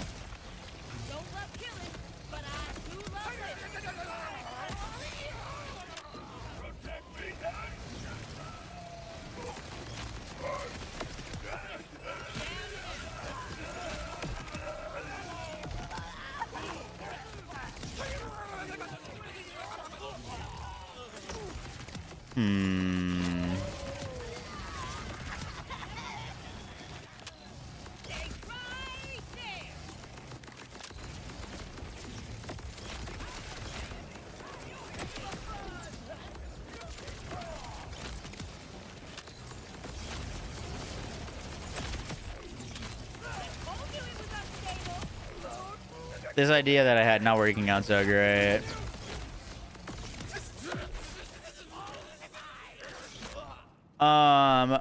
We were gonna potentially update the nuclear winter flash freeze Harlow setup. The issue is, I think this setup is just worse than running full green. So, like, there needs to be a reason to run with blue. And I was thinking with the absolute zero giving you the crazy freeze duration, right? And, like, pausing your action skill going down, you could spec absolute zero. And on her normal infinite crit, you have to use a class mod that specs into like sustained reaction or any of the restoring skills. Otherwise, you just can't upkeep. But this should be way easier to upkeep. So we shouldn't need a class mod like that. So I was going to wear a reactor so we could get decoherence, which should make up for the loss of damage, getting this bonus damage. But now we don't have great uptime because we can pause their action skill going down, but it doesn't restore it, which is not ideal.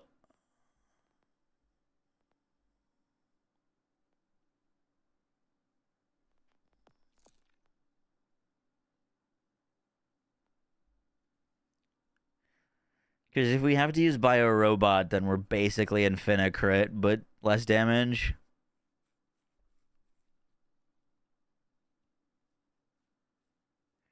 I wouldn't wish farming Bio Thresher on my worst enemy.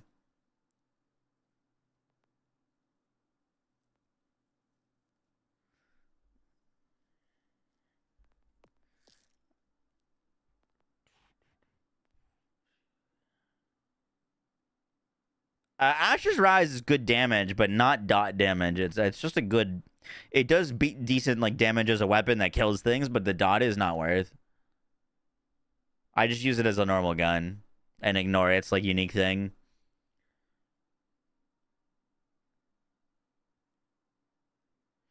Do you think there's any way to have a blue tree build that uses 0 point and doesn't suck? I I mean, we could maybe make it work. Bossing's probably gonna be amp spread launcher though.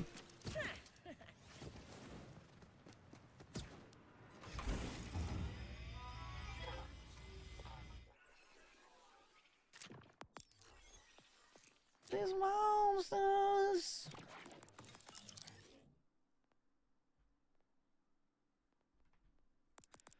Let's give it a go. Let's give it a go.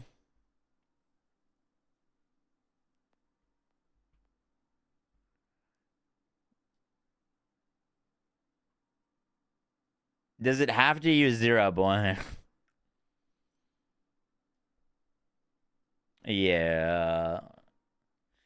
It does. It does.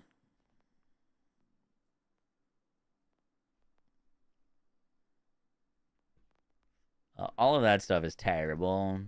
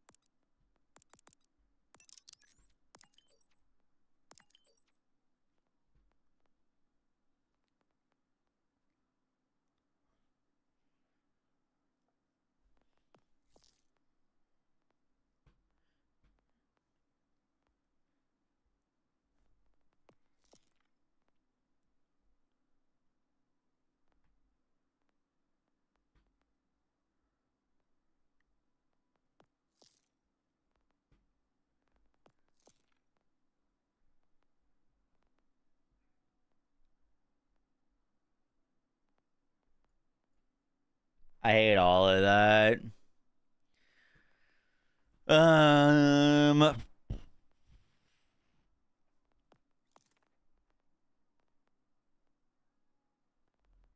More cryo damage.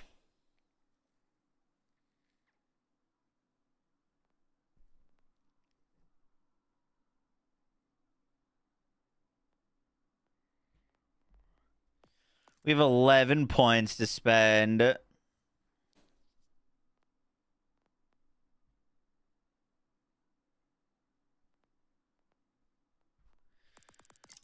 think we go fire rate.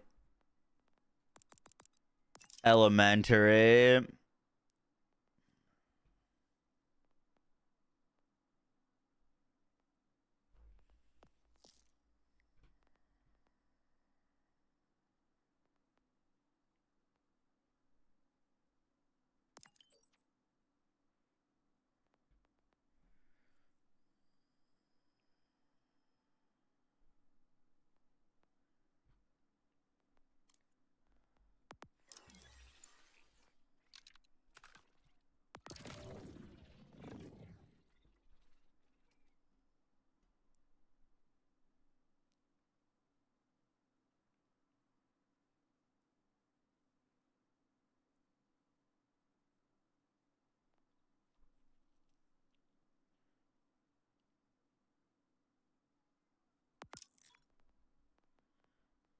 Leave me here so sick.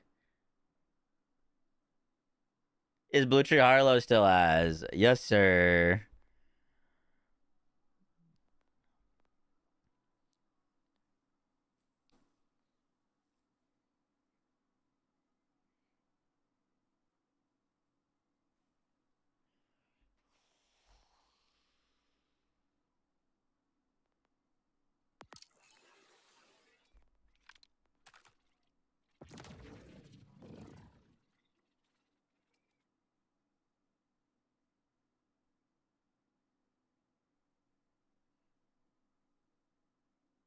I'm like toying with the idea of going Wildcat destabilization so you can get neutron decay because that would give us free radiation damage.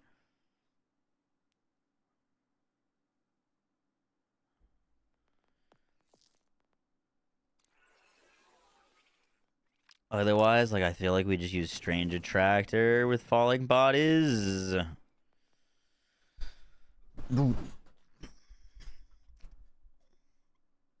Inertia's not terrible, but like the thing was like, what is the point of placing an enemy in stasis with inertia? Like, it's not like we'd get much benefit from it.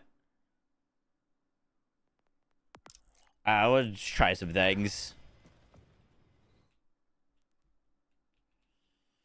Let's just go to a drill site. I think our skill tree is fine. Let's just see if anything happens.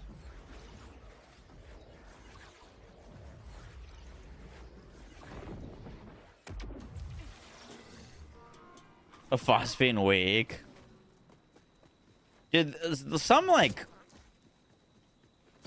I'd love to see them do some sort of like weak events of like I mean, they did it in BL3, like a loot the universe. Oh, for this week, Jacob's licensed parts have a 30% increased chance to drop on all your gear, or like loot the universe. Any enemy in the fade fields has an increased chance to drop an enhancement type deal. Oh, it's double XP weekend. You can level up your characters if you want to make a new character way faster.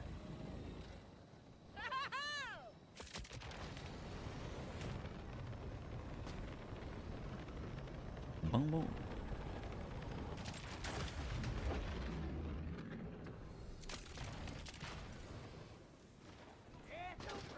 Loot the universe was great for class mods. Yup.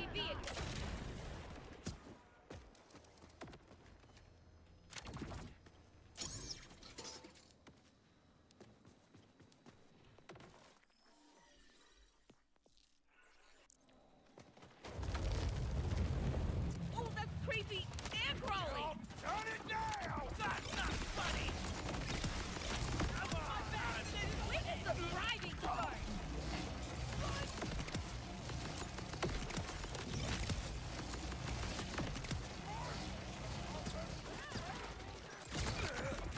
This shouldn't hurt too bad.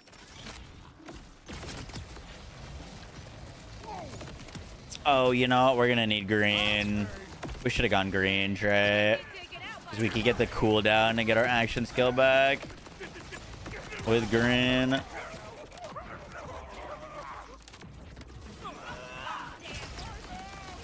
Who's got two fingers?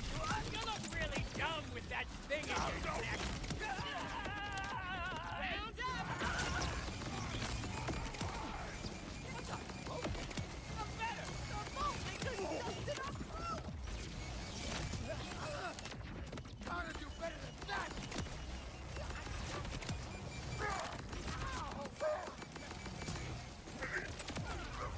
It's like magic.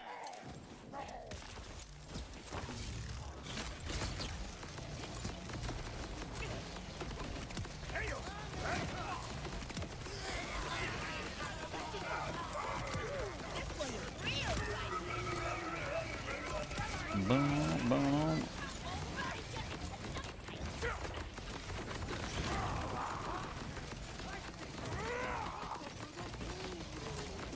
Oh, I used it on the boss, so my action skill went on cooldown for 40 seconds. Even though that these guys are normal sized enemies, I still can't 0 point them. I hate this skill so much. They're like normal sized enemies, but I grasp them, I want a 40-second cooldown.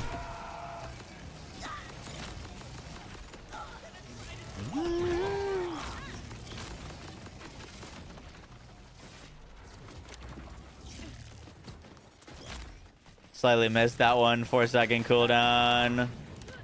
I could finally use my action skill.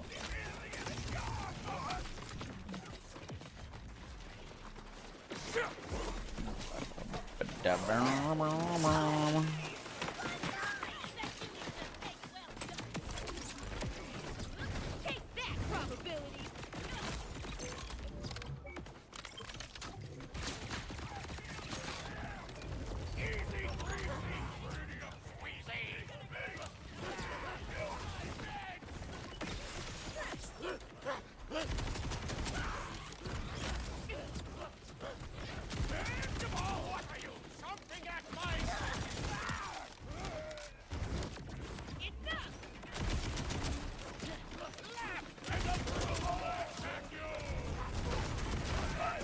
SMG bod, by the way.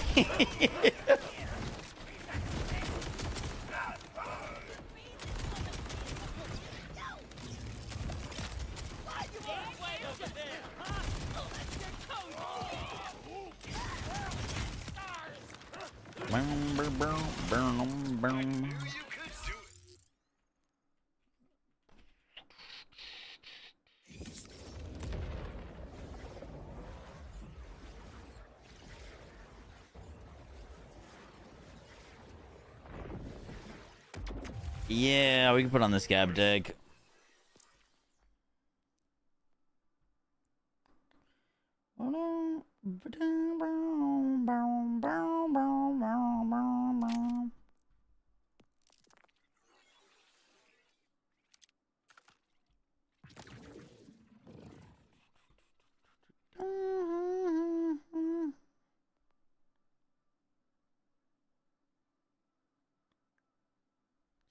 You'd want as many points into Bright Future and Concurrence as possible.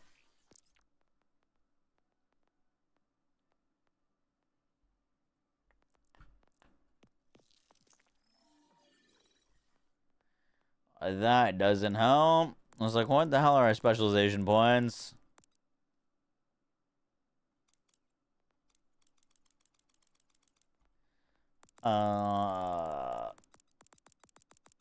Let's go Brute.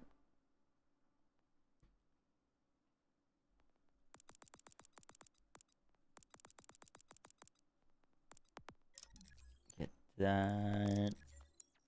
Get that.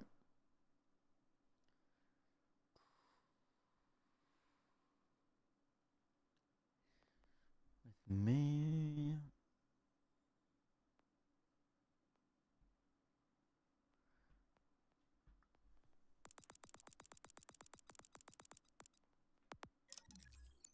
Best defense.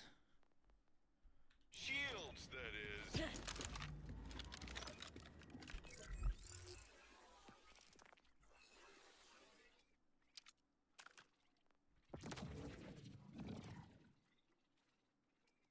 Am I in maps yet? I think so. I think I just finished the 3rd interlude. But I haven't done a map yet.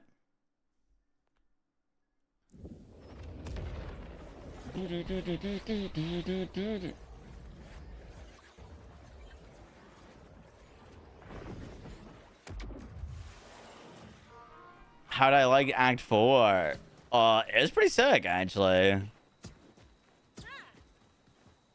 wasn't totally sold on the random island stuff like that, because it just felt like I was lost on where I was supposed to be going, but the boss fights were cool. The final boss fight was sick.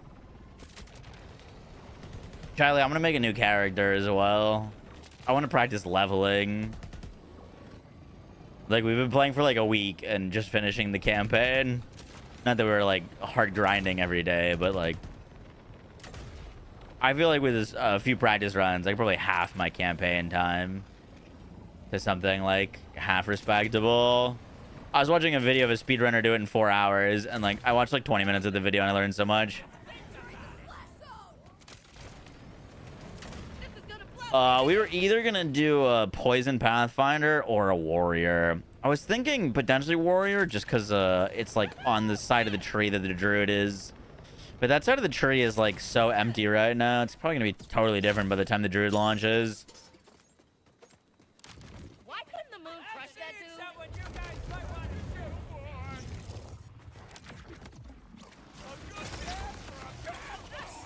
Hoze is.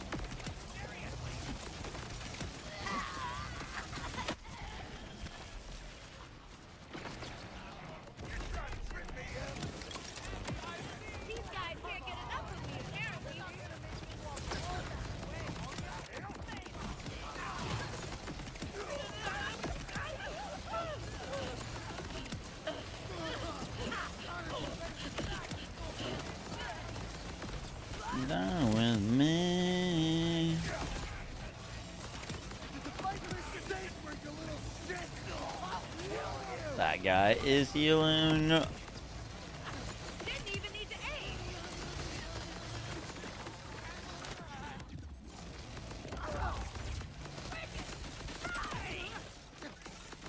River parents must fold like crazy.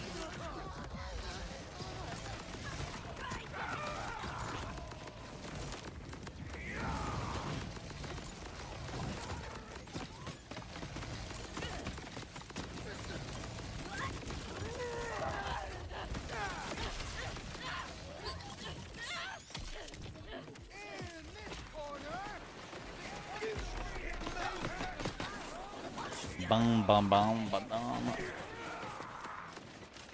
I mean, build looked decent until a boss spawned, and then nothing works. So ready for Druid, I know, dude.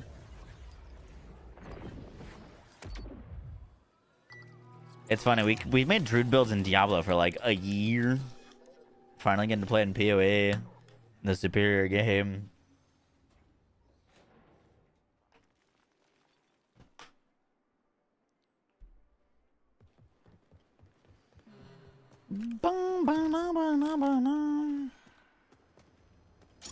A year?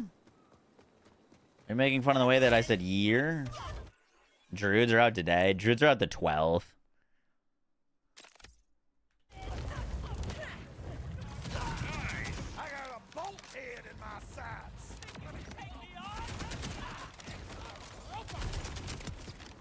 Gravity's on my side.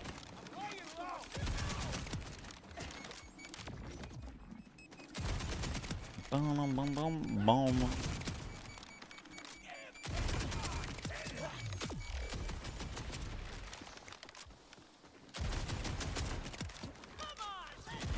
While Richter couldn't phase me, so this normie Ripper definitely won't.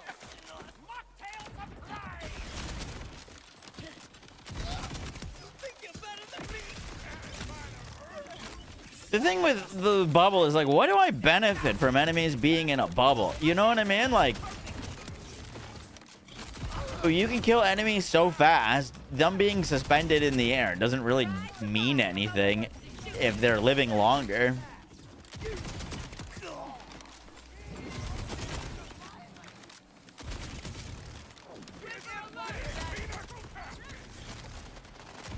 You know what I mean? Like, I don't care if this guy's in a bubble or not. I could have killed him already. On a different skill tray.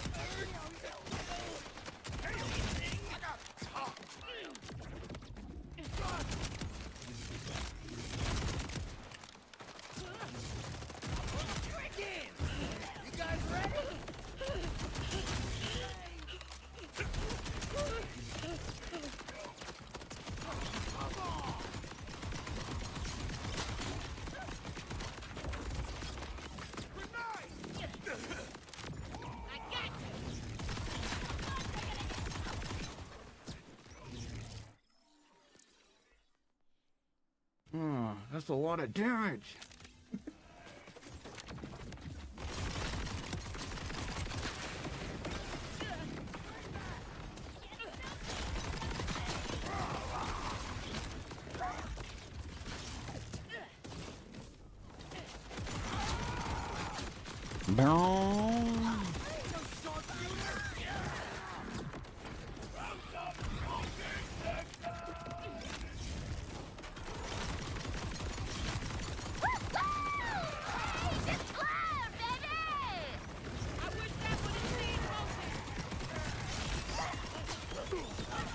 Blue tree. Oh, blue tree. Why do you do this?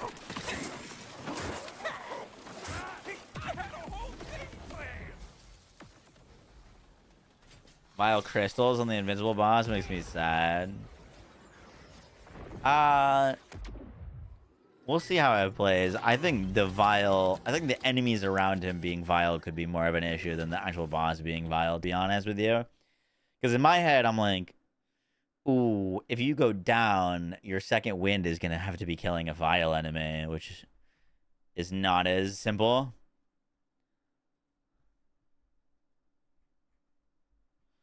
Not as simple.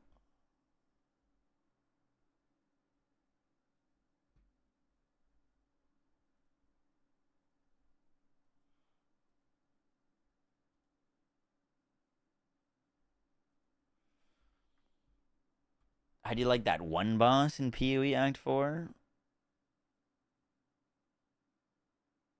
I don't know if I know the one you're referencing. Was there one that was really annoying? You know exactly the one? The final boss? Oh, I know what you're talking about. That was so good. Charlie, you do the thing yet? Do you register for the Battlefield tournament?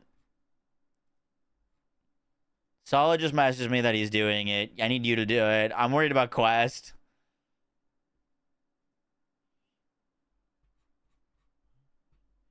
Boom, boom, boom, boom.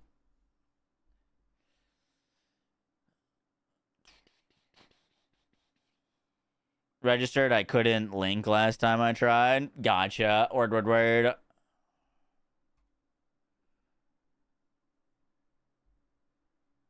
All right.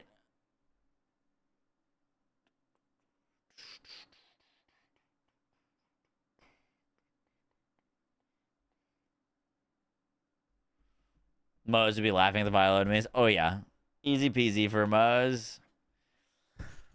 Let's do a little bit of leveling practice in PoE, and then we're gonna be on TFD tonight for the dev live stream. We recorded the video that I wanted to get done. Ooh.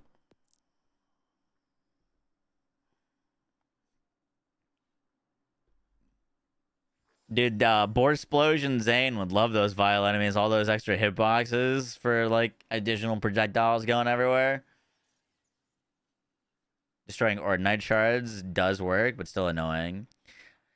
Remember when they were making like a big deal about Ordnite before the game came out? You can't kill Immortal Boneface. He's bugged right now. He's like literally immortal. What was I gonna say? What thing actually happened with Ordnite?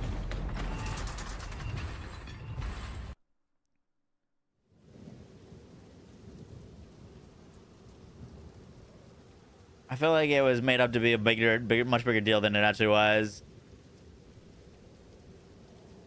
The Druid is launching with a new weapon. Does he read this chat? I do, Sheldon. How you doing?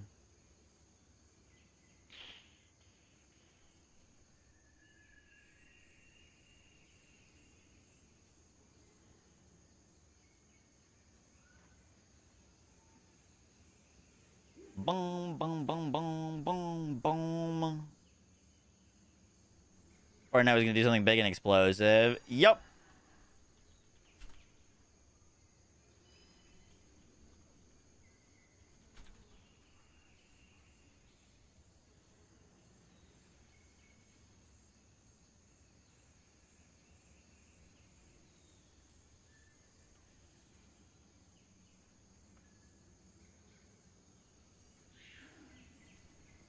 Give me 1 second. I'm grabbing like a speedrun timer.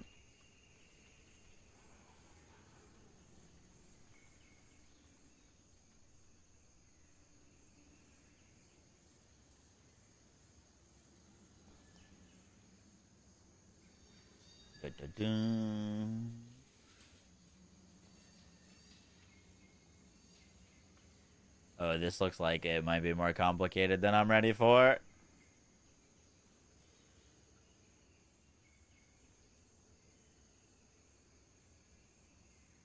Swords? I think they're called talismans. The talismans are what's going to allow you to transform them.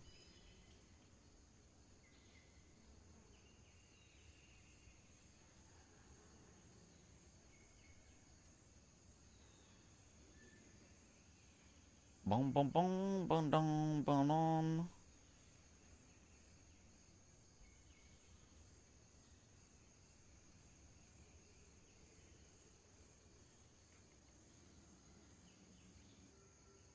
New characters. Yes, but I'm going to be playing solo because I'm trying to learn how to speedrun.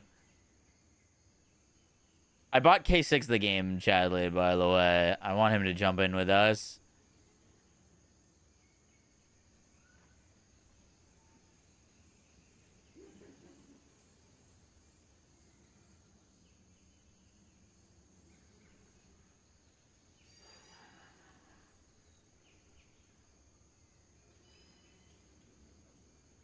Is that working?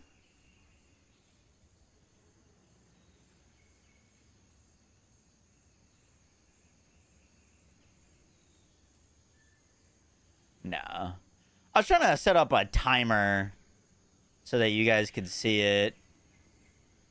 I think I could technically just put it on this computer.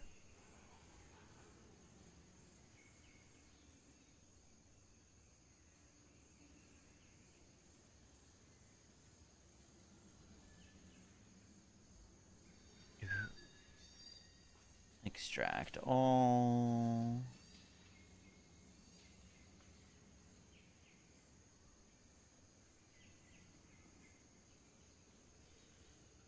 All right, we have a little timer thingy.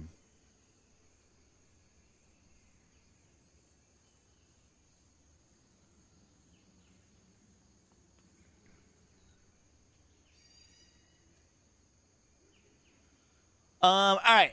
Let me update our little category. Live split. Oh, you got it? Yup.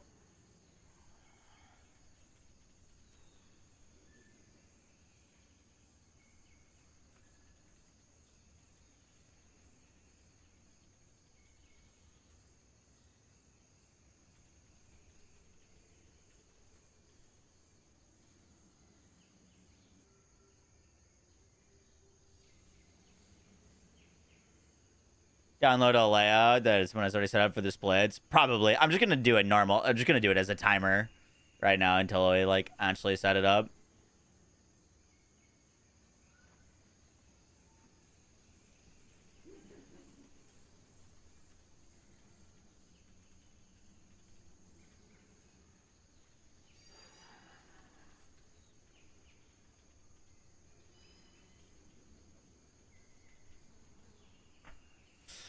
All right. Let's try to go fast. I'm going to do just kind of like blind, and then we'll do some like watching speedruns to learn. All right. Let's make a new character. We're going to do a Poison Ranger.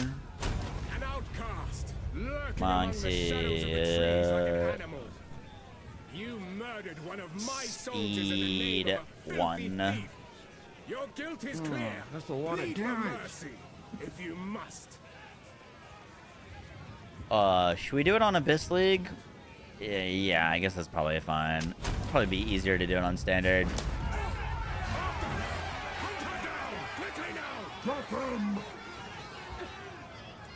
Did the new season come out? No, not yet. That's on the 12th.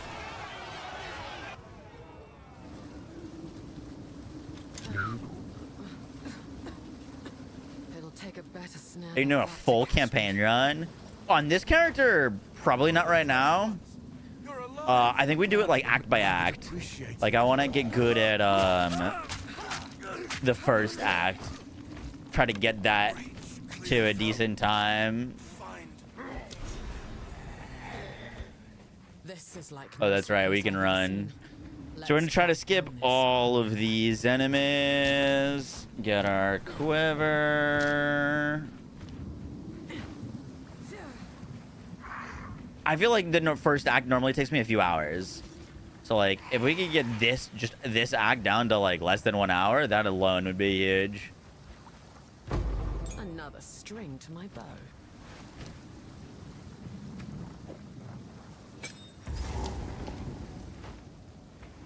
I kind of want to level as Poison, so we might do that other than Lightning Arrow. Poison might be a little bit slower than Lightning Arrow, but...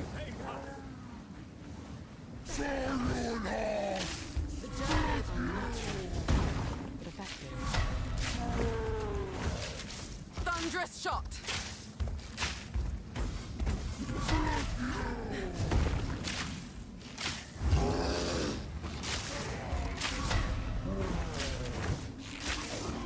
Boom.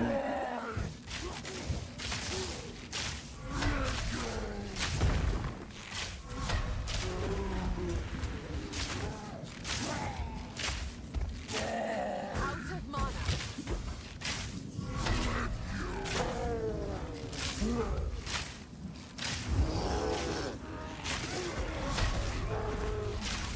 Boom, boom, boom, boom. I don't know if there's anywhere faster to do this guy. Town is lava. Yeah, we try to be really efficient with our items.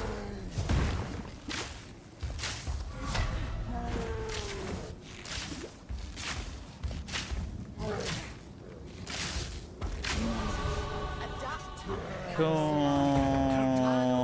They die the same. Grab all that.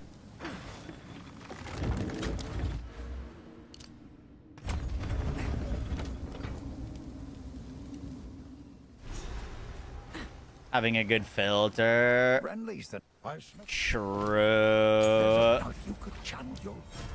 Let me pause this real quick. Right, 258. Let me get a filter. That's a great call. I'm on a mage filter right now, which is not going to help us.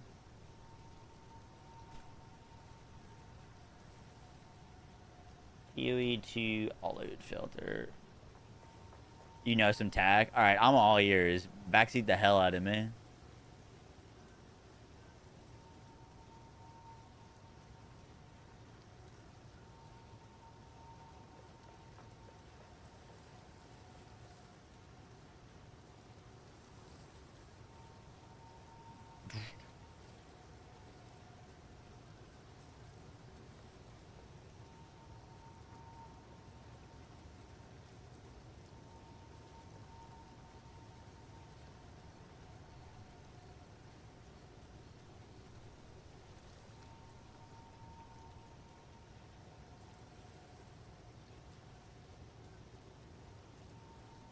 Alright, let's grab that. Ranger leveling test. I just did like a semi-strict filter.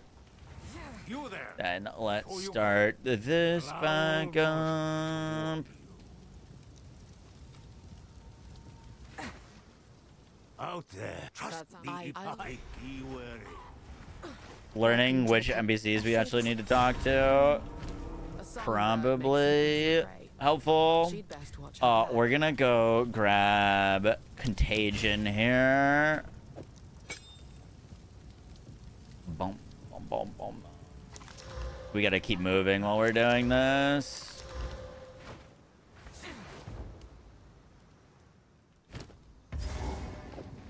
That's very nice.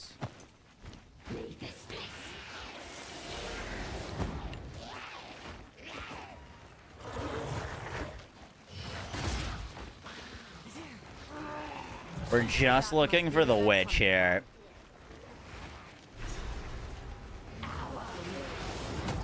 Vendor regrex? What do you mean by that?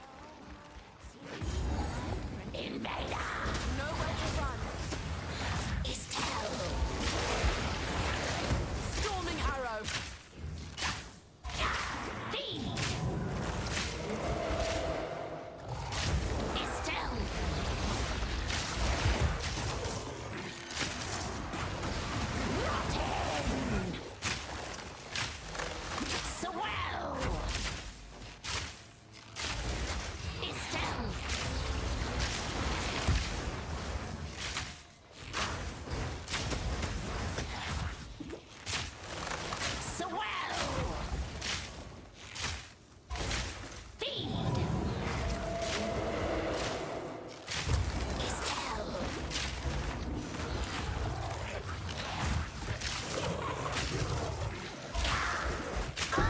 Nice. All right, now we find the exit.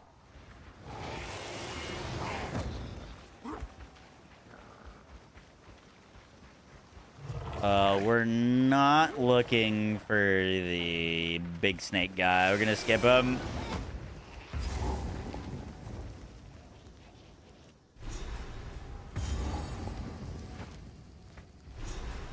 Yeah, we're probably not gonna use any trade market unless we like really, really get in the shit spot. We're looking for this hut. Home of the Growlwood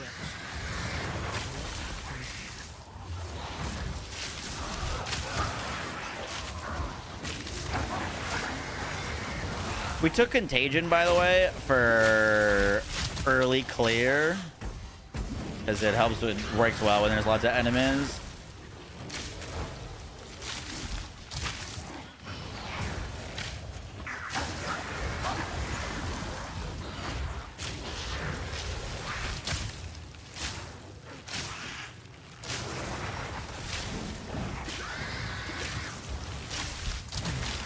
Please make contact with Witch.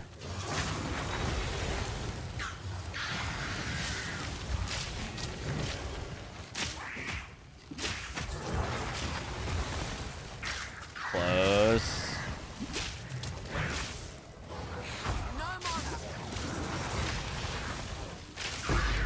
Nice. Huge. Corruption claims another victim. I believe there's something in her hut that we can grab. Beautiful. Let's put on that lightning bow. We can get a support gem. Oh, fuck. I don't know what to put on a support gem. I want my poison skills. I don't know if that's realistic to hope for right now. Do we just go with lightning?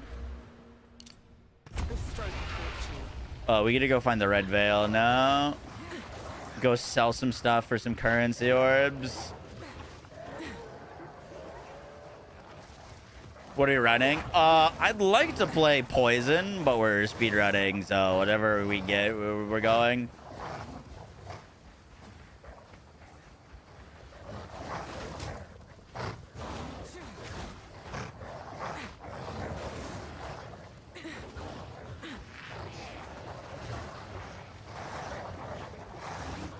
Is this red veil?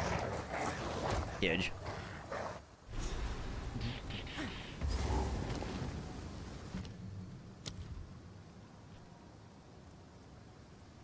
Well, I feel like all of these supports are kind of doogie.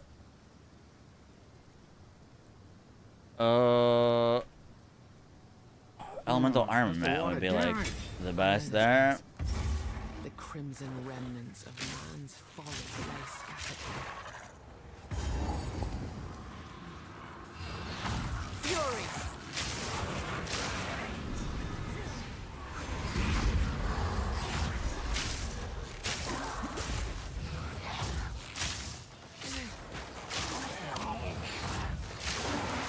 There we go.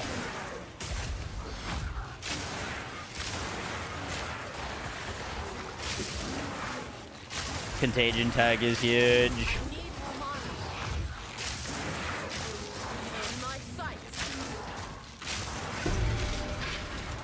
Sag. Return to the earth.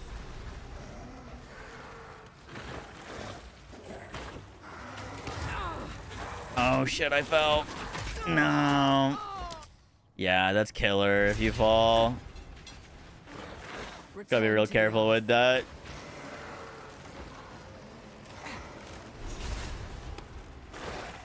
We are not strong enough to do league mechanic.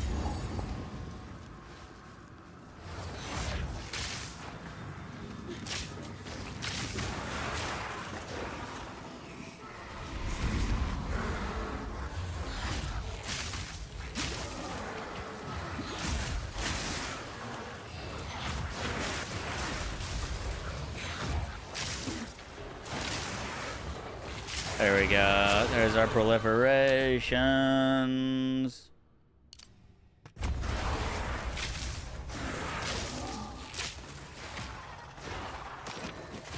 I didn't realize I accidentally hit the Z key and we weren't seeing loot. Noted.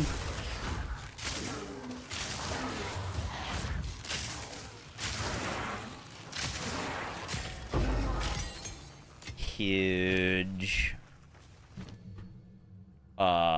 Let's get lightning rod then.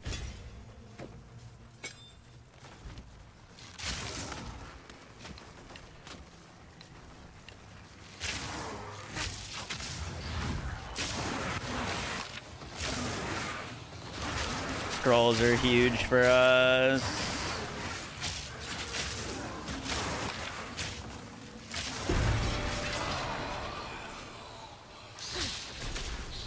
Cool. Refuses to let go. What slots are we missing? We're missing gloves. Get those on.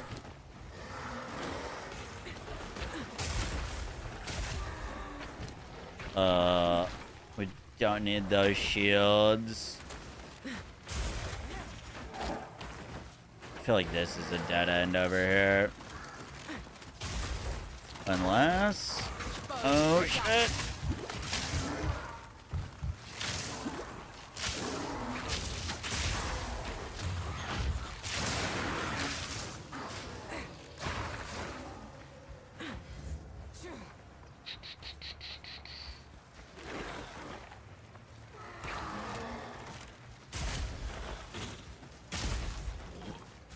I feel like learning the map layouts is probably one of the biggest things. There's our next one. Charged arrow.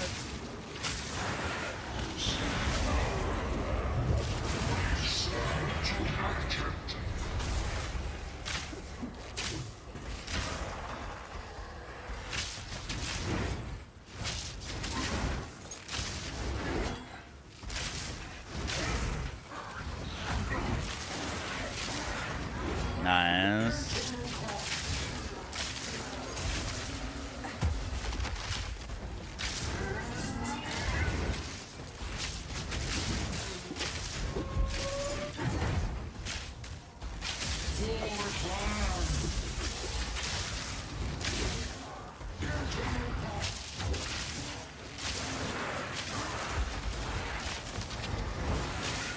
Dude, that contagion strat is actually so big for these early levels. Just having a skill that can hit everything on the screen.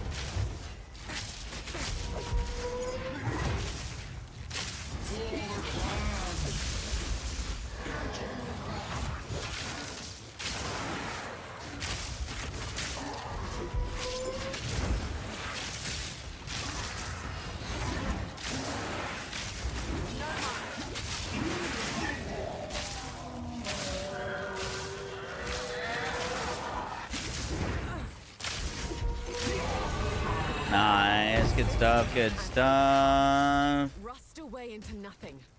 Your war is long over.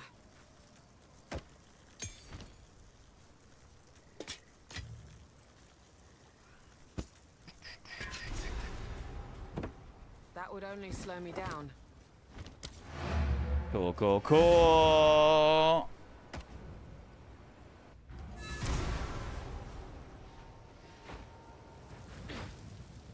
Any lurkers? Furious, I would have. Thank you. Anything take your fancy? That'll be useful. That's got life regen on it. Let's get rid of all of that. Collect that, collect that. Till next. Who sells ID scrolls? Is it you? Renly's done a fine goodbye.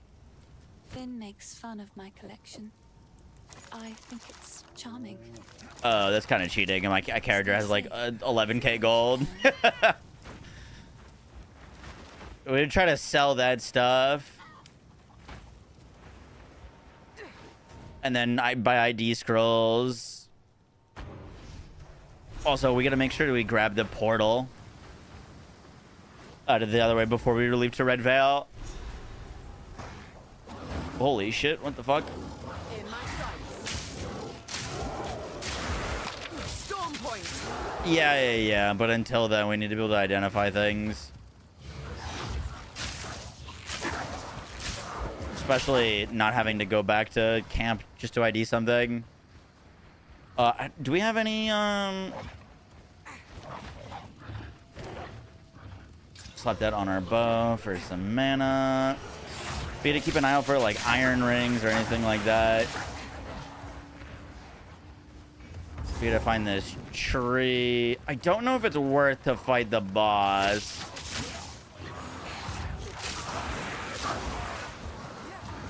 I forget what the like tangle boss in here gives you.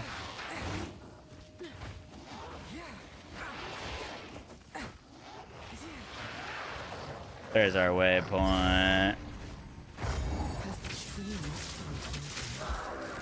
What happened here? I don't think we're... Now the other side. I think it's a support gem. Okay, I think we can keep moving.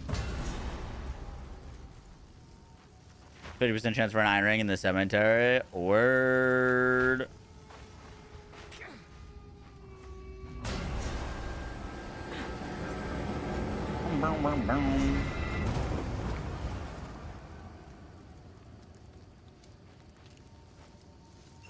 He's unconscious. Stay safe, if you can.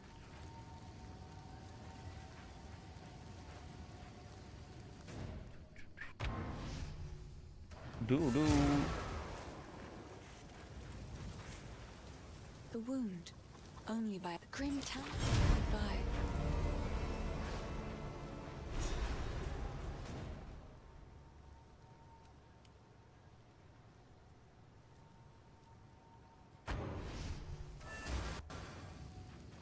Find the Grim Tangle. Is that another exit? I'm blanking on that. I think so.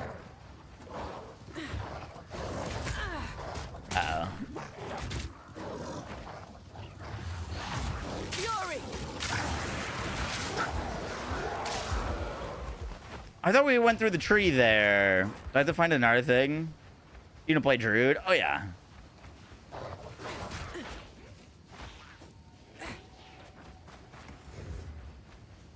It's like either gonna be down there or up here.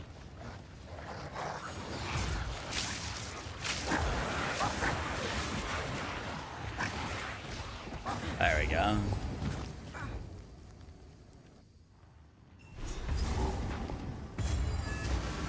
Oh, now we go through this. That's right. If the Fae spirit.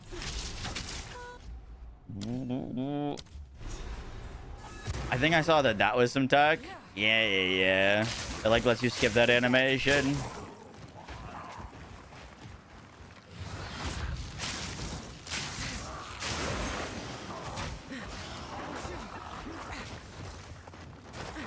Doo-doo. Oh Lord. When is the new season released? The 12th.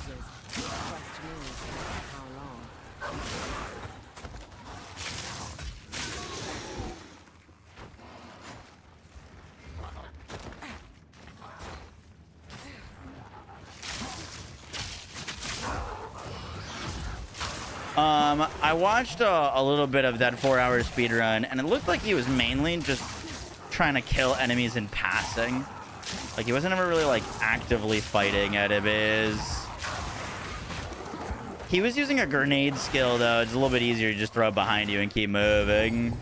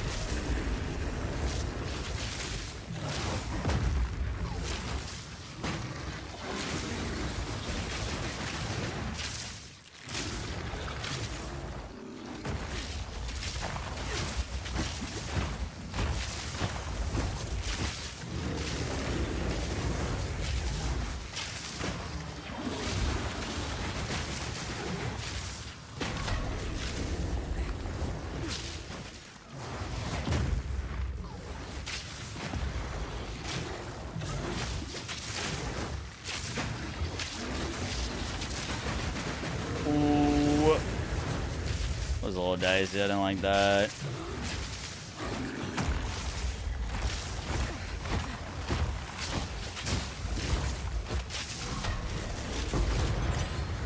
Nice.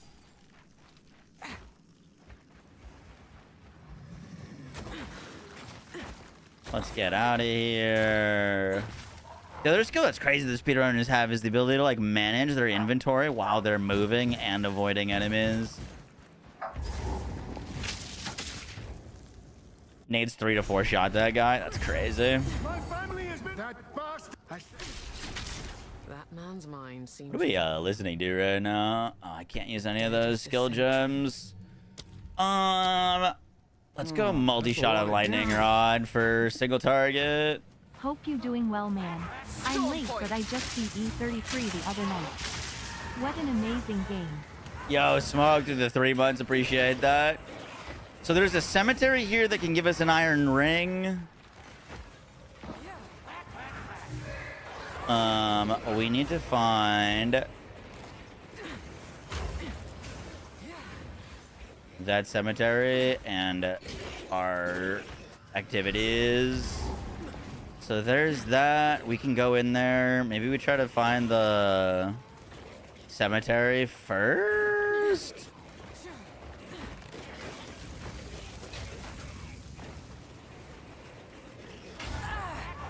Oh, we got knocked down. Oh, let me through.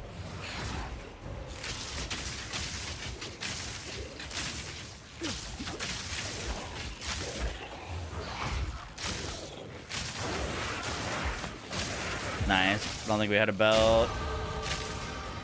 Huge. That's a big damage increase for us.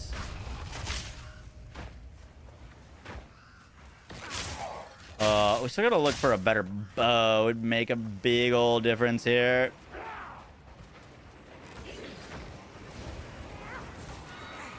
I shall overcome.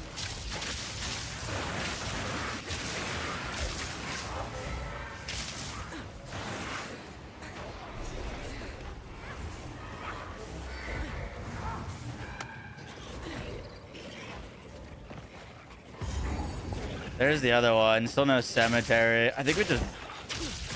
Does anyone remember which one is which? Which one is the guy? The one with the dude in the sword is, like, in my opinion, way scarier.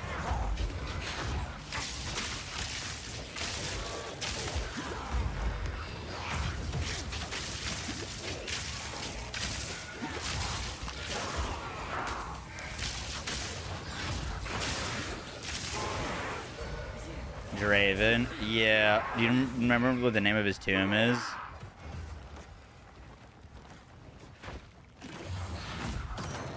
Oh, nice. We got potentially another bow.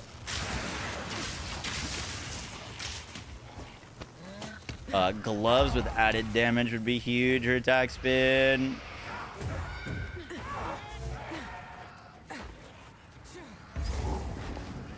Is this the cemetery? It is, I think.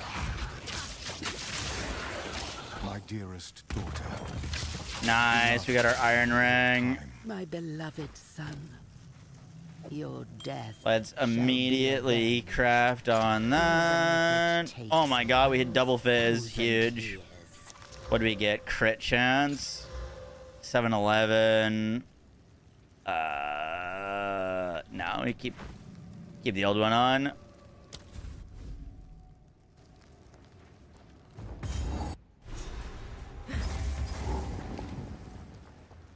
The praetor's wife must be in here somewhere. You can even manage it with infinite time. True.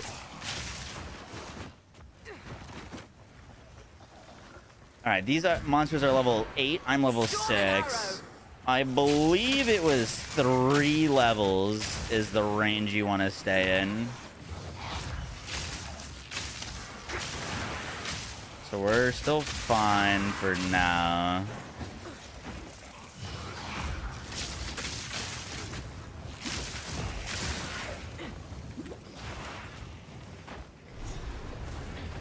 Nah, dude, I don't like the season stuff being here. It's so scary.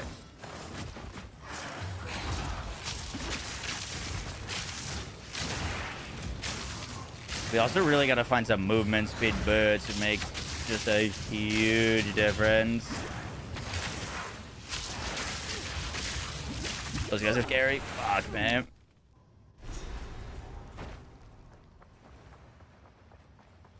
+2. Yeah, but there's a certain amount of like levels you want to stay within underneath.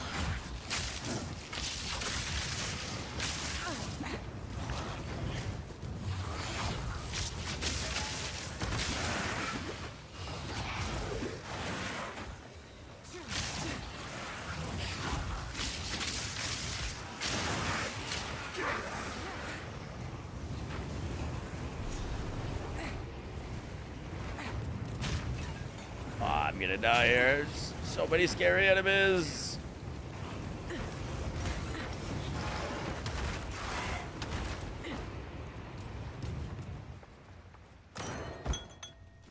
In my sight.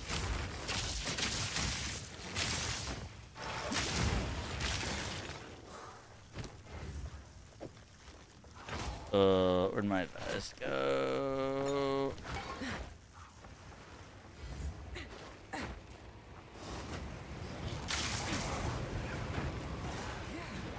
Bomb.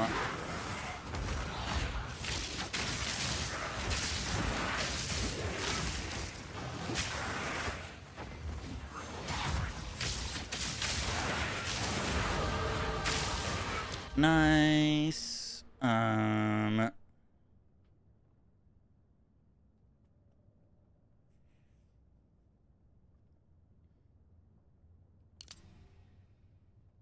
Let's get the damage against enemies with elements.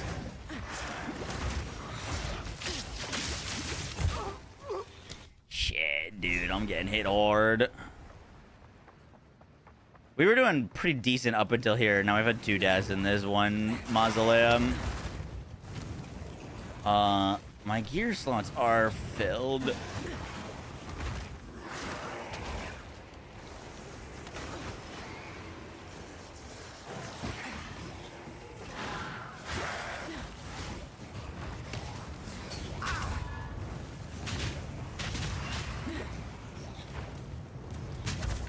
God damn, dude, I've hit every single dead end there is in this place.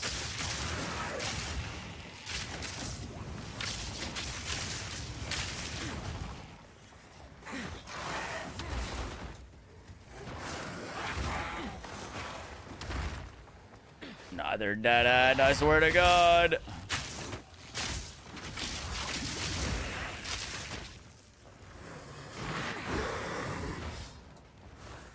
Dude, learning these layouts is absolutely gonna be the #1 thing. There we go.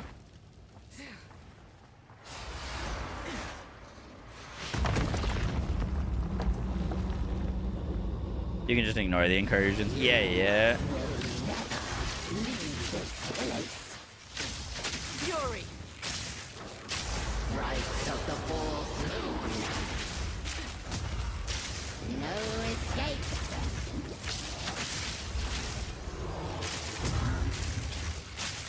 Bow before me. No escape. Rise of the fourth moon.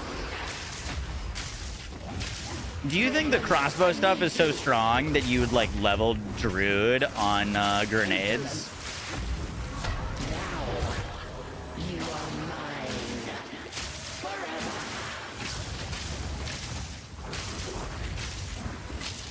Draven, I need you.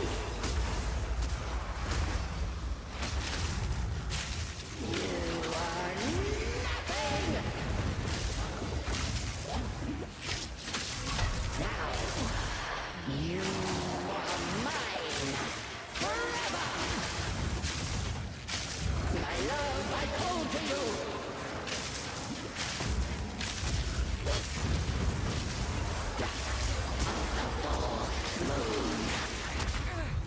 Holy. +1. May your name be forgotten by the clans.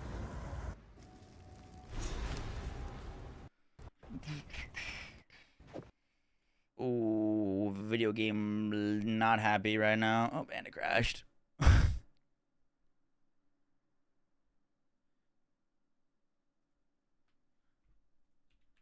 Incredible.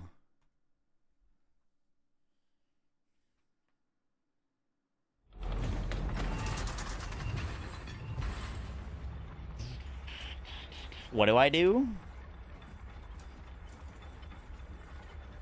You're talking about XP threshold and it's always within 4 levels. Okay. Just on the music and going to concerts. Yep.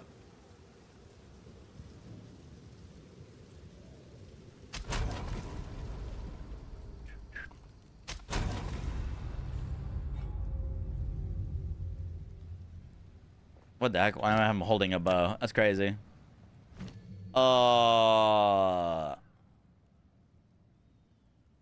Ooh, I guess we go lightning arrow to 3.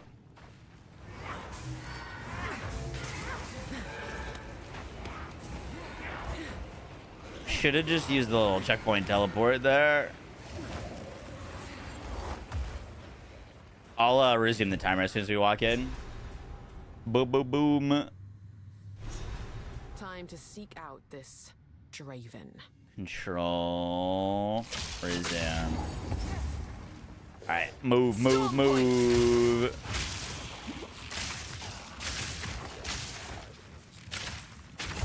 This area is level 9. We are level 7. Cool.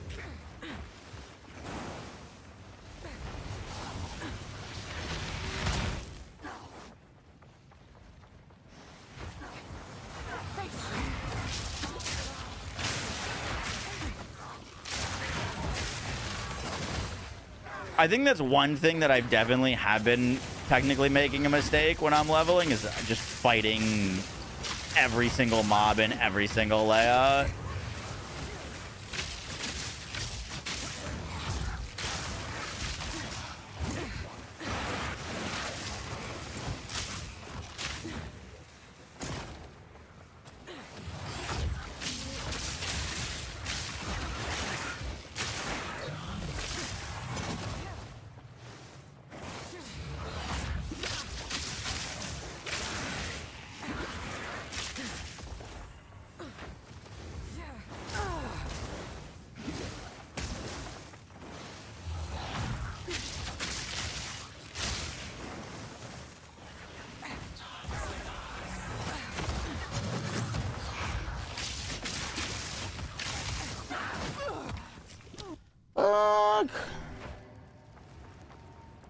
I think we were just returning back to where we came from there.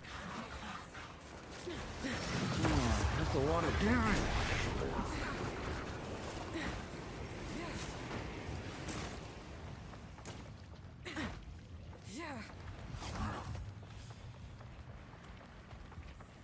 Did we find it? Oh, that's... Wait, what is this?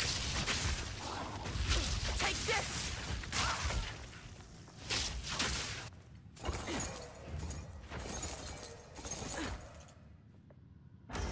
Boom, boom, boom, boom. I need to make it so I don't keep accidentally hitting my Z key. Because it looked like there I had my loot filter turned off again. So none of that gold was showing on the ground.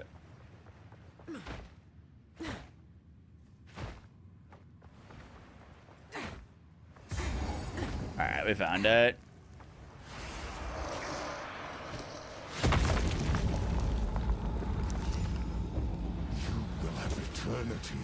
I think that's slightly better. Run that little extra life regen.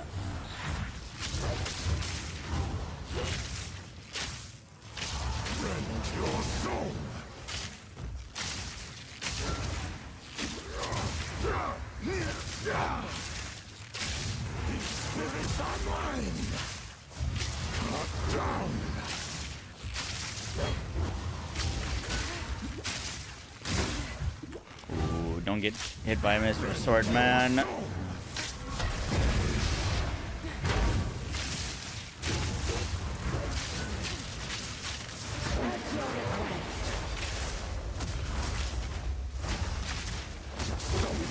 That's a lot of damage. Wait what my sub runs out in 2 days, not today. We gotta be a little bit more careful here. I will end your meaningless life. Cut down. Your soul is mine. The spirit's yearn. Perish. Excuse me, sir. I am speed running. Your soul is mine. Come on, cut over here.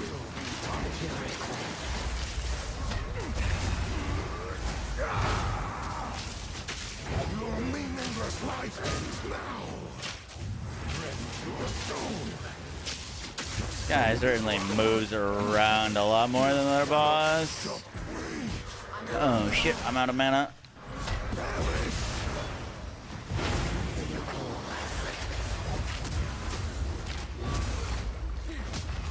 Spirits are mine. Your intrusion will be punished. Succumb to the Empire. Your intrusion will be punished. I will. Boom, boom, boom, boom, boom, boom. Arrogance, humbled by my hand. Is 35 minutes fast? I don't think so. But it usually takes me multiple hours to do this campaign, so we're just trying to... I've never, like, tried to do it quickly. These are checkpoints better, because I could have just checkpointed back instead of having to run the whole way.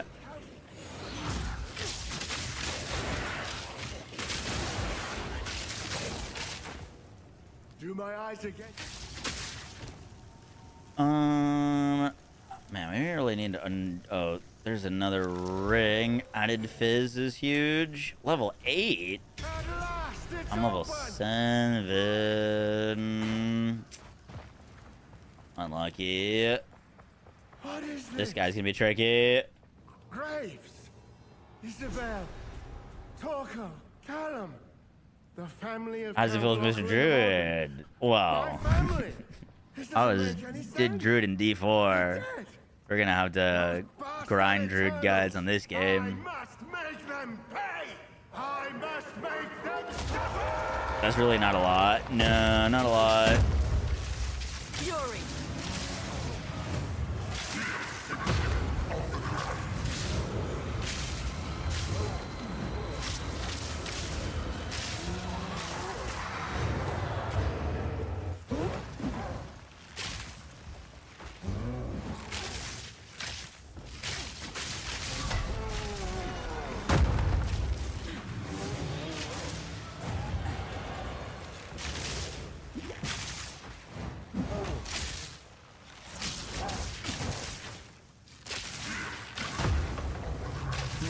That's a lot of damage.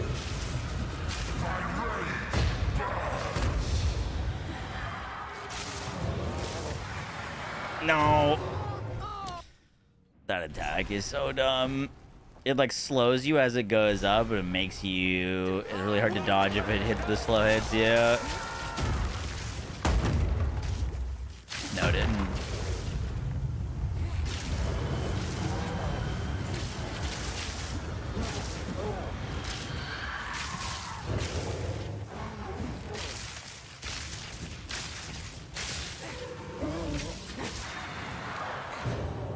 Trying to keep him in one spot because of the whole like lightning arrow, lightning rod combo. That's just a little too risky.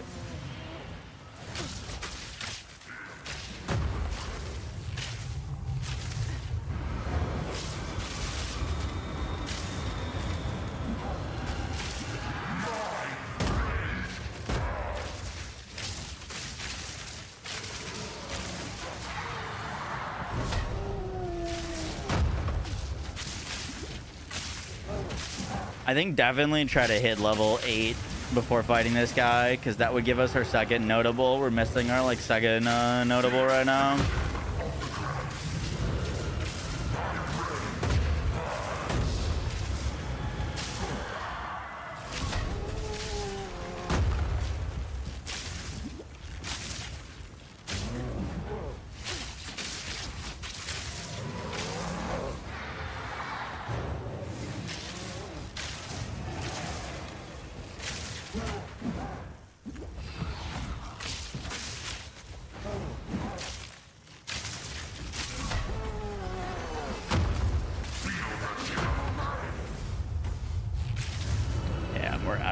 again.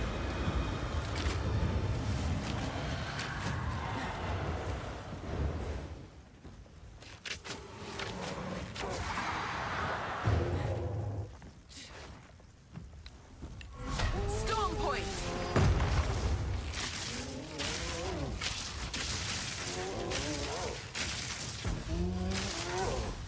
Out of mind.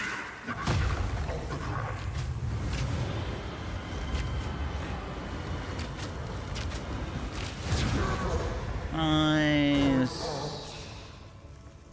I knew something was It exalted orb. Please be half decent. Added lightning. Dex. It's better than our current bow. Level 11. Oh my god, I'm level 7. Noted.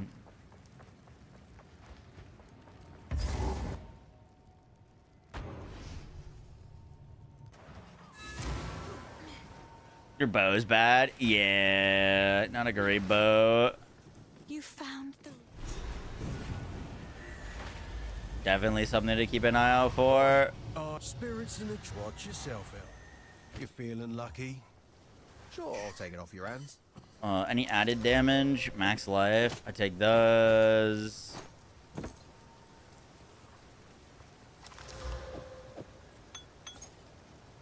I can't equip that ring yet.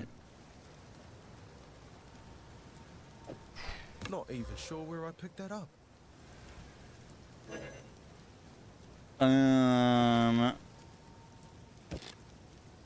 We just need another one for that. We can get that up.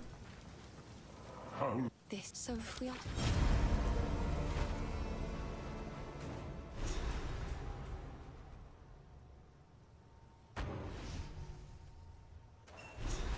You have the look of a hunter. Hey, the hunter. See that? Don't worry. Ready? Go on then.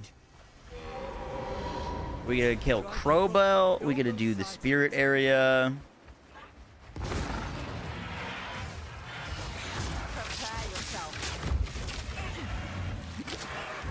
Oh shit, that's still bow shot.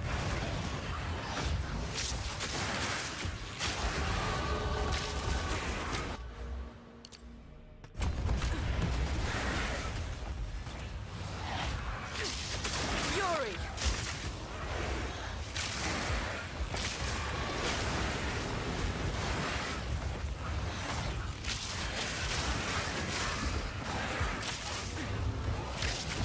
Give me those boots, please. That potentially could have been an area we needed to go to. I just want to make sure that we didn't miss it. No.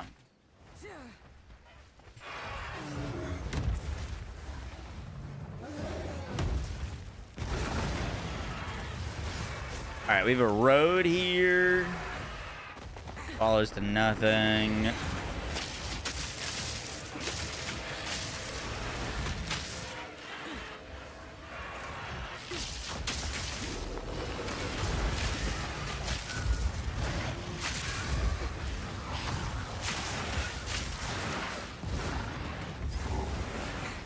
Cool. We got a checkpoint.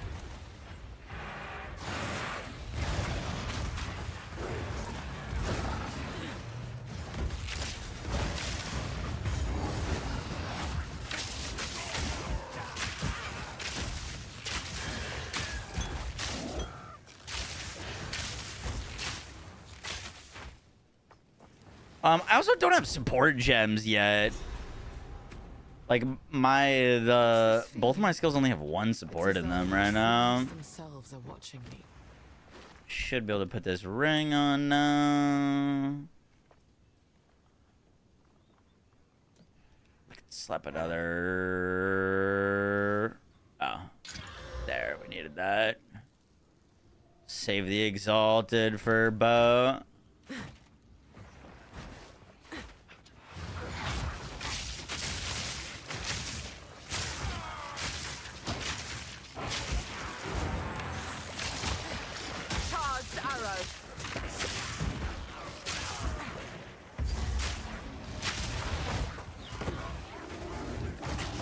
if rares are worth messing around with at this point. Like, if they're worth killing.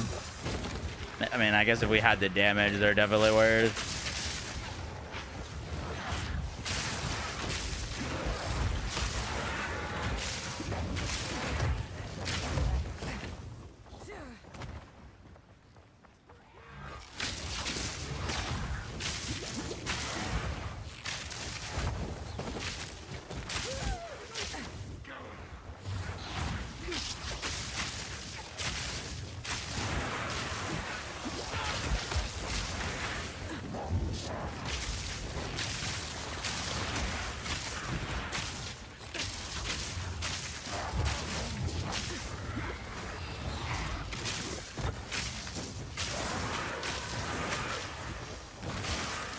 I think we could get Val skills. That'd be pretty crazy. I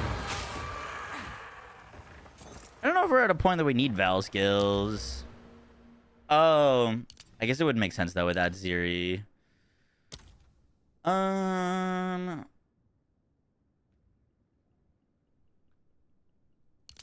go get that more projectile damage. Clean shot.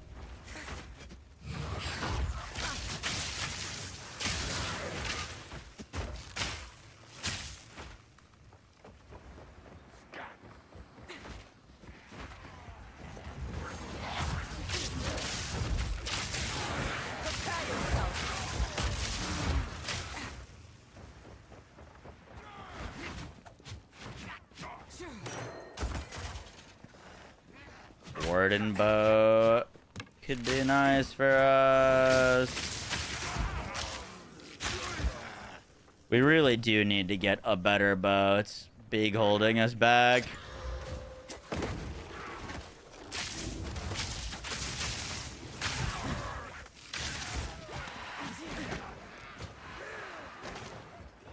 Also, how have we not come across a ritual in this place? I must have missed like literally every single one.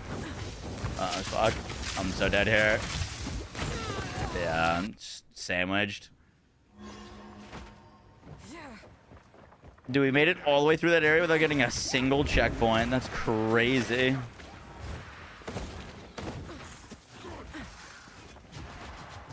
God, that's so fucking frustrating.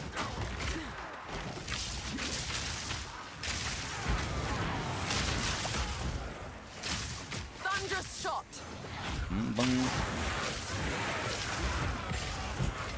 Give me that, please. Hey, finally. I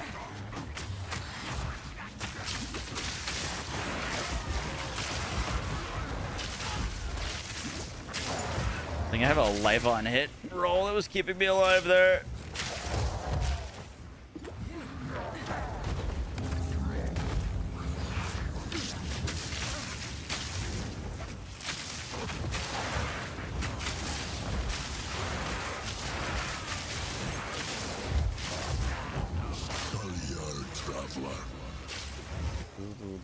That voice.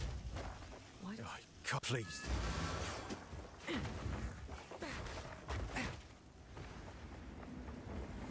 Oh wow, another one right next to it. Huge.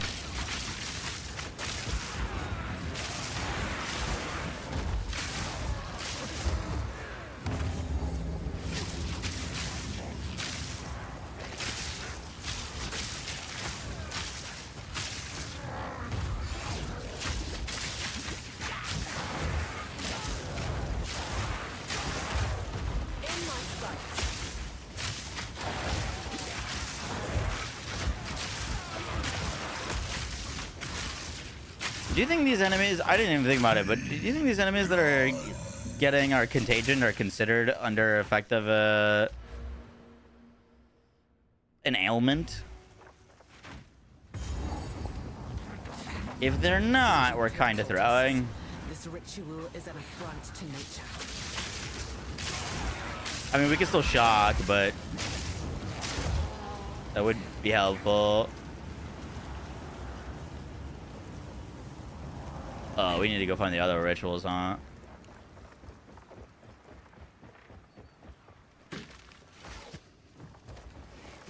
Nah, okay.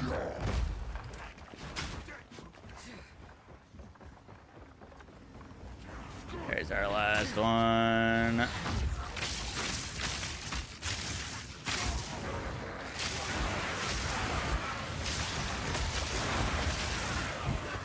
It's probably fine because we're gonna get shock chance later, but maybe not a rush. I'm not too worried about like having a great skill tree, just because we're gonna have to do it all differently for Dread.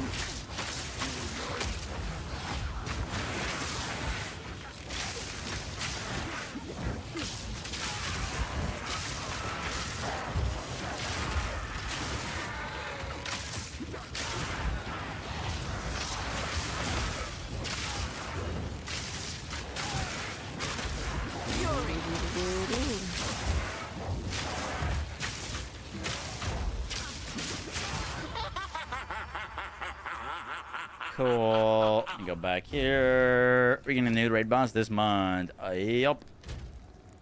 That puts us at 10.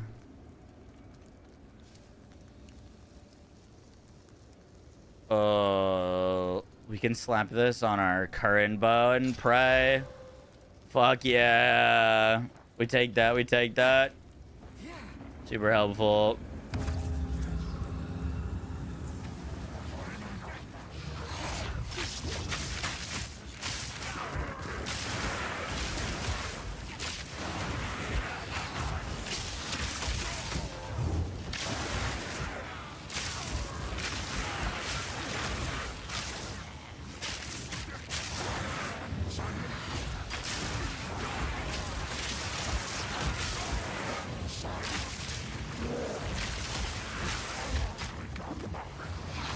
Boom, boom, boom.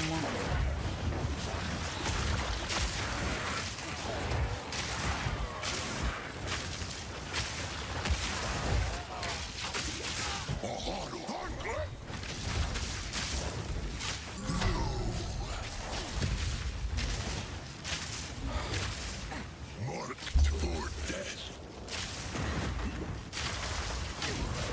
On grip.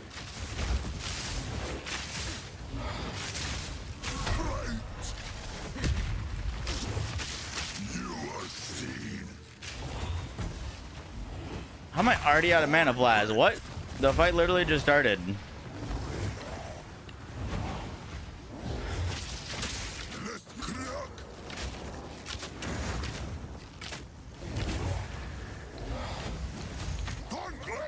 That's fucking crazy.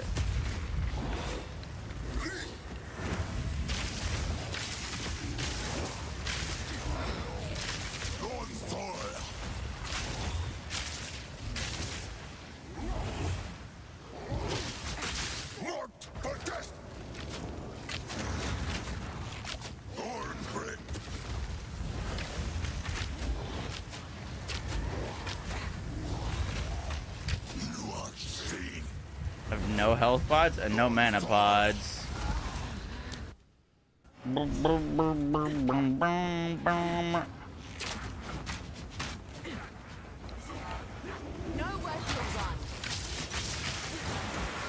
I think maybe I used too many on the ads.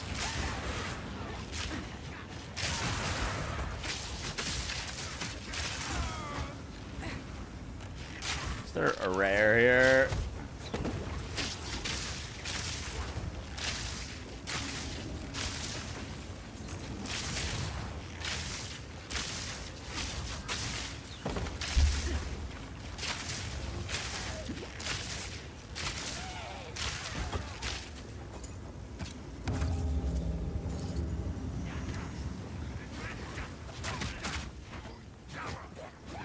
We should have that mana blast gone. I can't swap now though, because I'll start with 0 charges.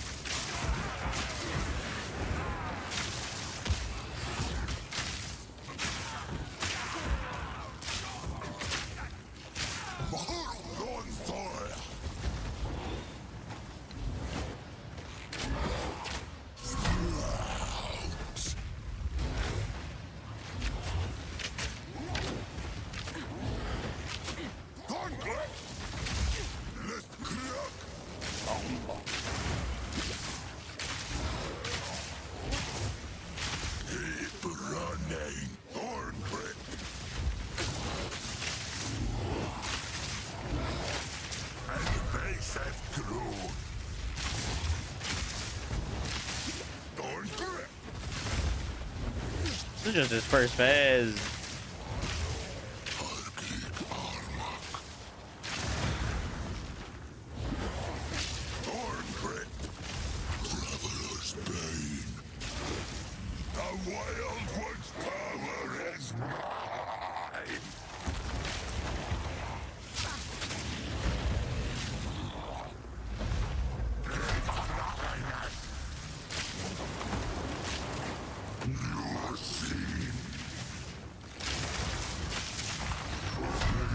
Uh-oh.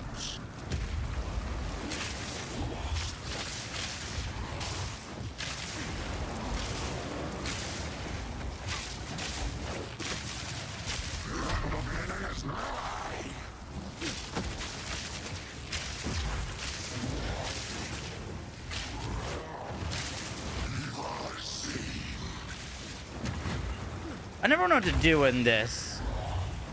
Like, how to not get hit by that.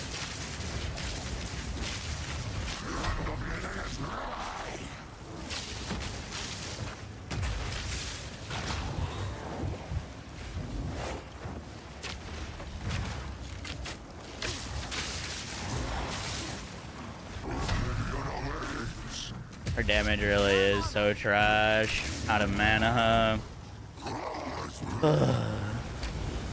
It was going so well. I'm just fucking dead. I can't move.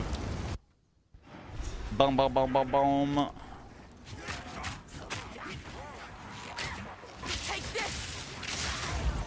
think we would try to go too fast. Didn't get the levels or gear we needed.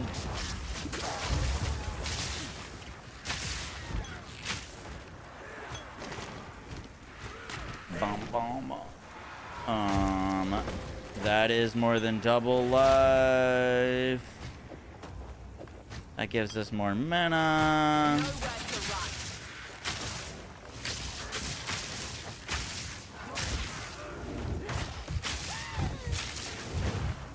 We're just gonna die here, get our flask, because I have enough flash charges. Boom.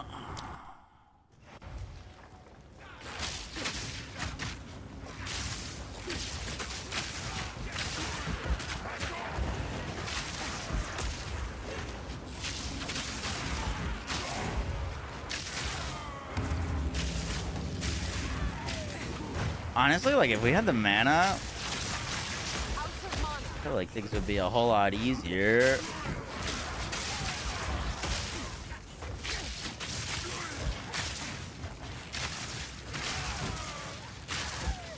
Plus one to gem levels didn't really help with the mana, but like, it shouldn't be that bad.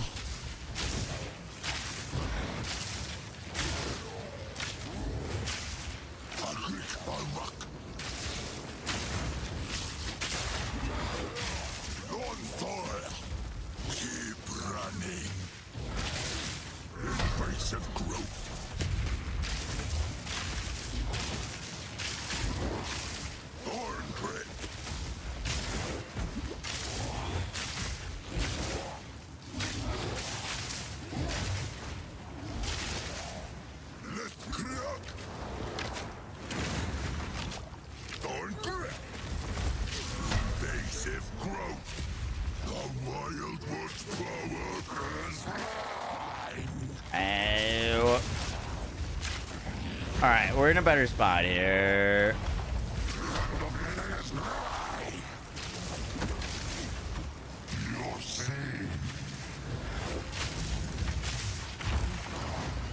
Please don't boot me. Please don't boot me. Please don't boot me.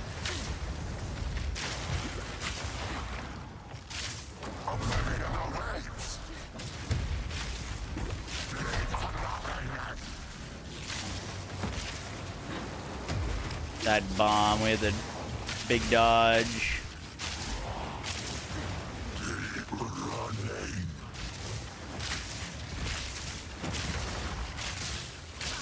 Thunderous shot. Dodge the big bomb.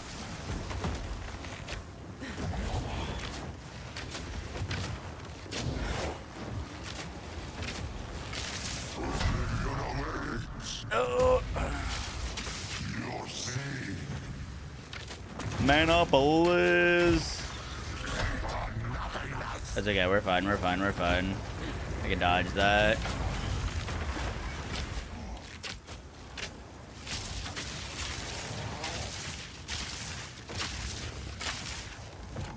Boom.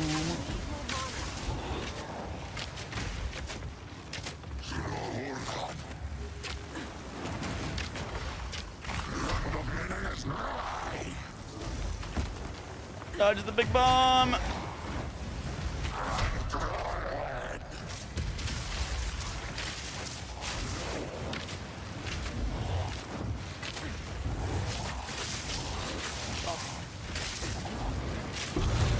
Hey.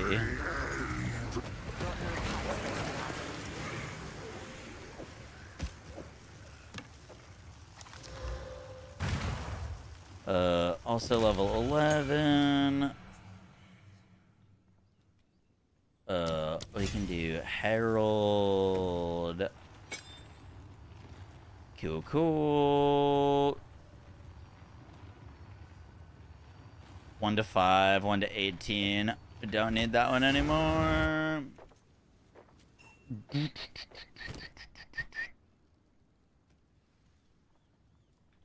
Nothing for us. So the cultists really... Thank you. We want the cold thing, because I think is the final boss.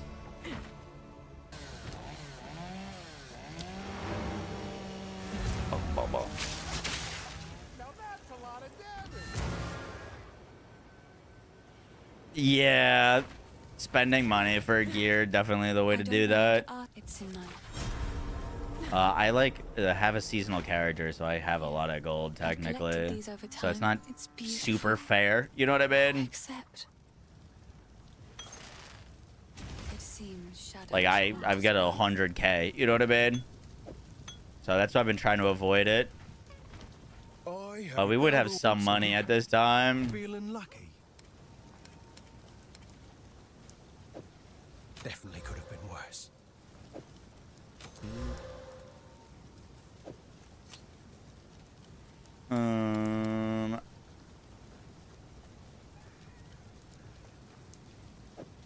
Pretty.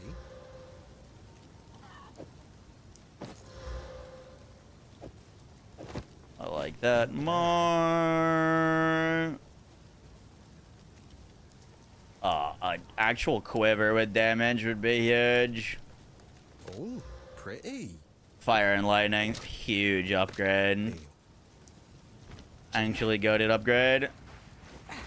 Boom, boom. Oh shit, Woody. Thanks for the raid. Welcome in. You're watching me fumbling, trying to learn how to do this game quickly. Up for another hunt, are you?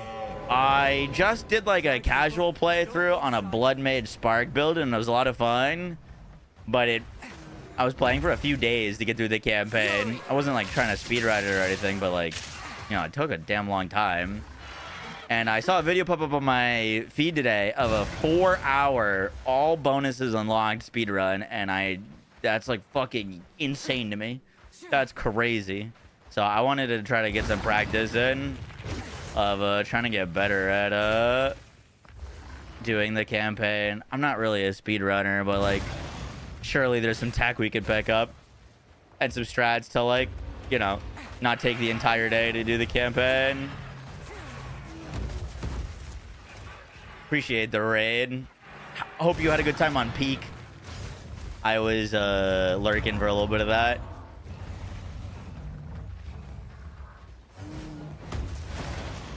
Still have yet to give that game a go. It looks really fun though.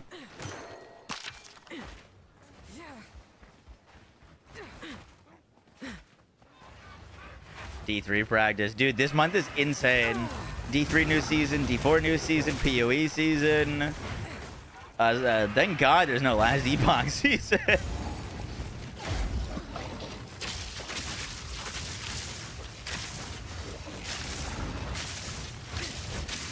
It's crazy. There's so many things happening.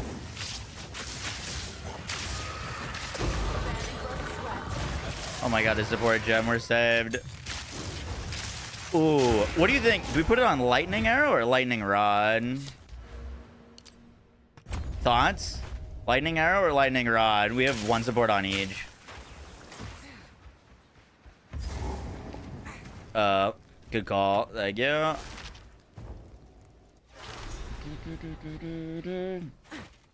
If you guys aren't following Woody, go drop him a follow. Literally one of the best ARPG streamers in the world. The GOAT.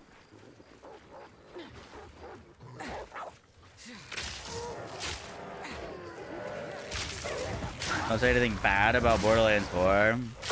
Sorry, I think you're very confused. You're very, very confused. Our quiver.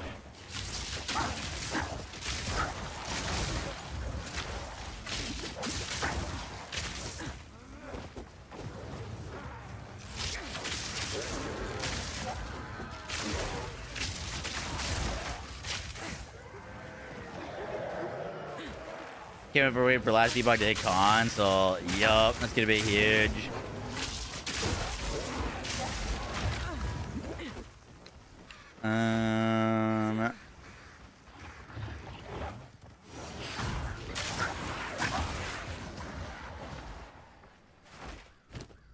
Let's see.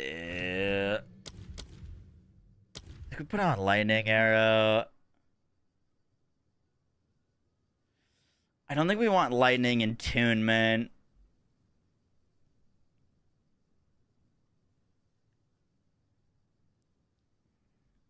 Or shock chance is not the worst thing.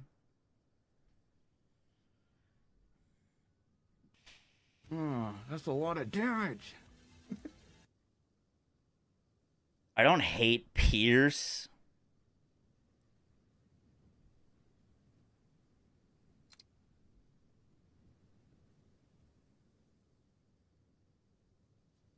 I don't know if I'm shocking enough. Lightning, this, if we have it like plus fire, cold, this just hurts us. Unless we're going like all fizz lightning, which I don't think we'll be able to control our gear enough for that. Let's go lightning rod, concentrated area. That's like just straight up more single target damage for us. Charged arrow.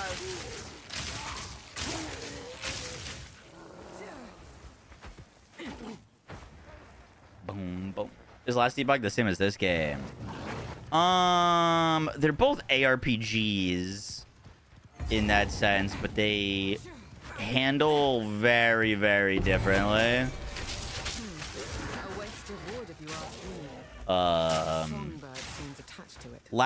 So this game's got a skill tree for your passives. Last debug is a skill tree for your skills.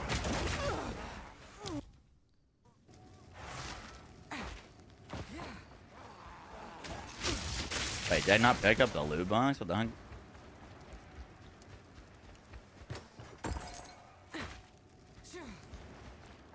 But quite similar. I would say Last Epoch's a fairly easier game. You get your power a little bit easier.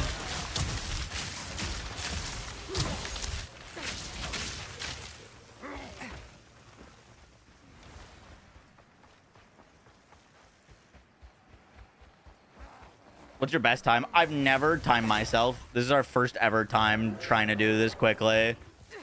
I'd say it usually takes me literally like 16 to 18 hours to go through the whole thing though, so.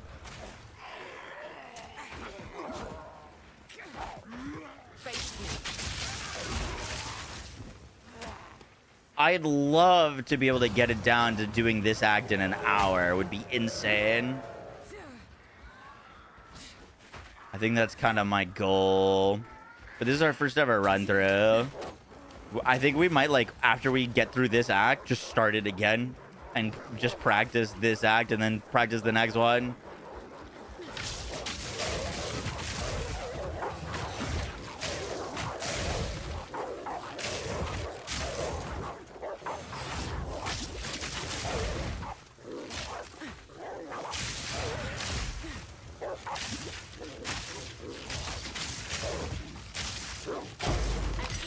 trophy.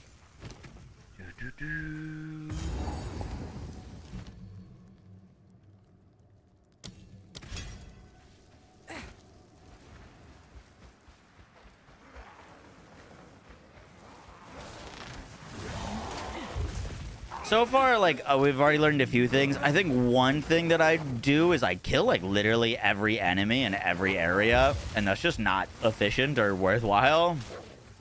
So I'm trying intentionally to skip a lot more and only really kill if we're, like, in a super crowded pack or if it's, like, a good opportunity.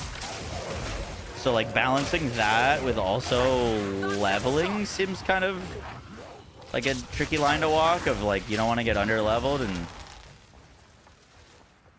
be unprepared, but at the same time, like, you can still stay within like 4 under levels. Also, kind of depends on your gear. Having good gear or being able to like manipulate your gear. I mean, a lot of it is RNG, but like if you can get good gear, you know, having damage is huge.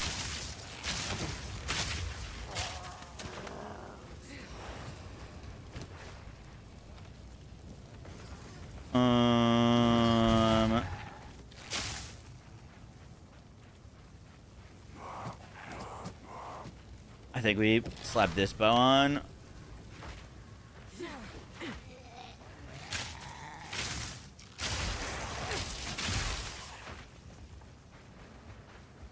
You can over level too. Well, that's not usually what I end up doing, but I think if we're trying to do this quickly, we won't ever be over leveled. There is something in this area to find. Like a blacksmith something, if I remember correctly. The craziest thing to me about PoE speedruns is that they can like memorize the layouts and just know exactly where to go. Like, that's so crazy. Renly's tools, yeah. I missed it on our first run through. We might turn around and try to grab it. I forget what it gives you. You have been sentenced to death. Great will take you, bastard! That execution will be your last. Your time is up. Thunderous shot.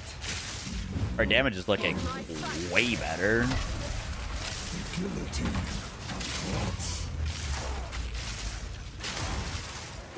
Holy night and day. Literally like night and day difference.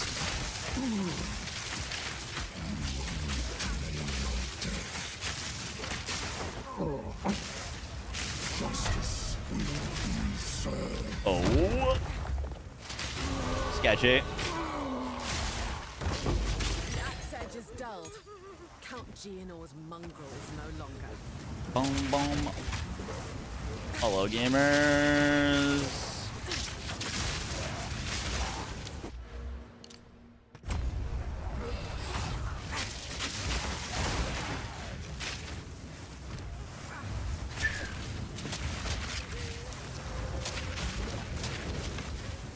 All right, let's go grab this and then Renly's tools.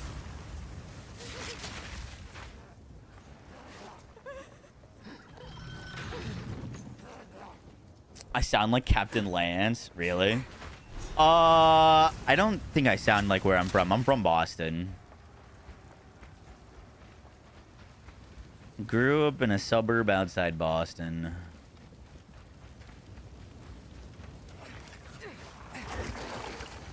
Everyone says I sound like a Cali girl, though, so I don't know where that came from. I told my mom that, and she's like, what? That doesn't make any sense. I'm like, yep, I don't know.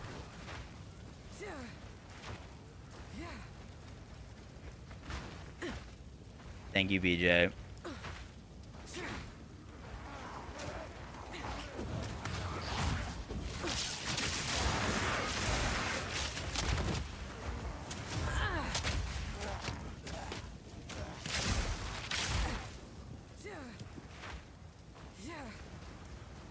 They flipped the maps. Yeah. I watched like 30 minutes of that one speedrun video. I think the guy was like, there's 12 different possible orientations of this map. So you just memorize all 12 and you'll know exactly where to go. I'm like, holy shit. I think, I mean, I never got into like doing PoE 1 quickly, but I think a big thing that the speedrunners learn is like clues within the map of like where the door spawns. Like, oh, if the door is on the right, then the exit door is usually like top left, or, you know, you're looking for like this statue, and if you find like this statue, then it'll be always to the right or something. Find this staircase. I don't know where the heck Renly's tools are, though. Act 4 is out, which is new. Besides that, nothing else.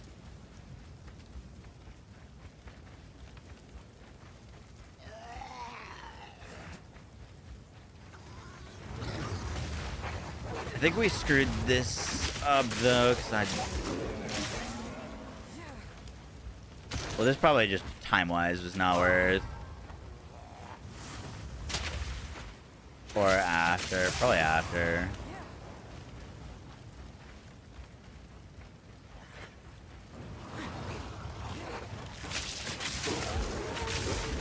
Renly, where are you hiding your tools, dude?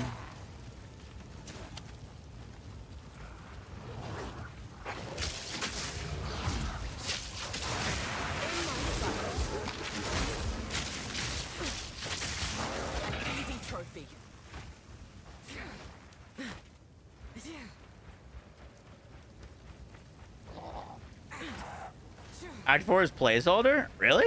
I didn't know that.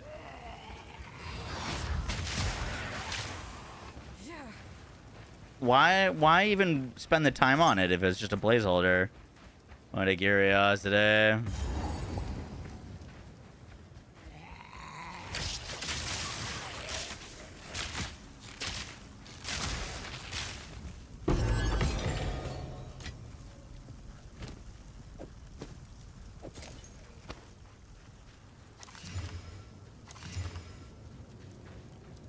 I don't have enough strength to equip that. That's fine.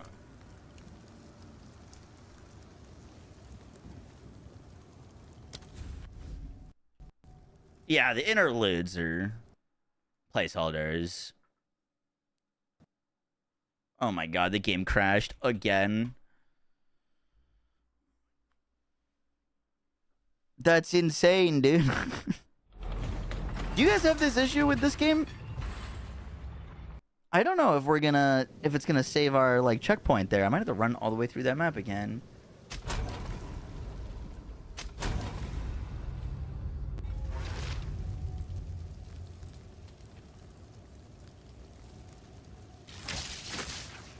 Holy shit, dude. I don't think we went through and grabbed the other portal. I used to try running in Vulcan. You gotta play on Vulcan. I am on Vulcan.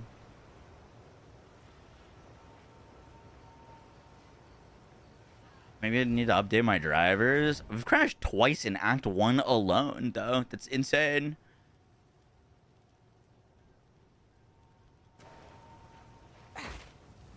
You found, I think. It seems shadows haunt us both.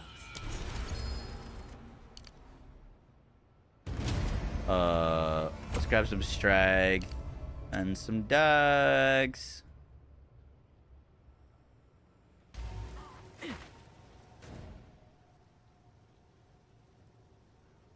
I missed the crow bell. I couldn't find him.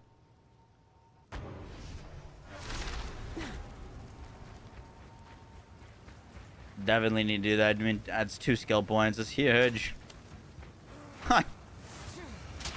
I'm glad we're doing this now and practicing now when the druid goes live, because I'm gonna have to run all the way through this whole area again.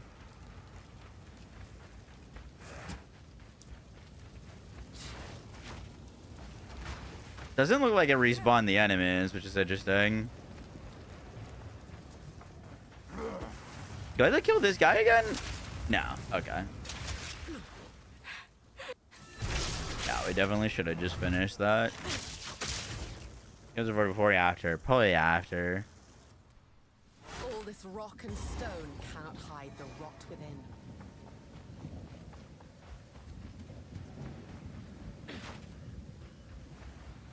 Yeah, I literally did answer. I answered like that question 10 minutes ago. You're listening.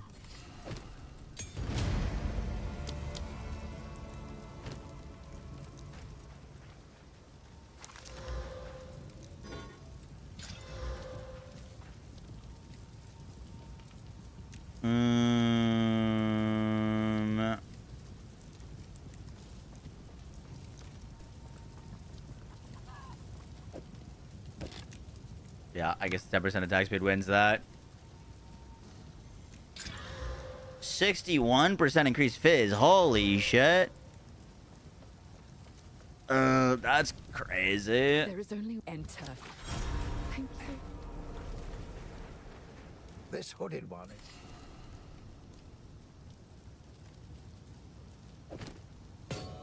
I don't think I have an artificer orb yet, unfortunately. Also, What would you like? selling movement speed boots.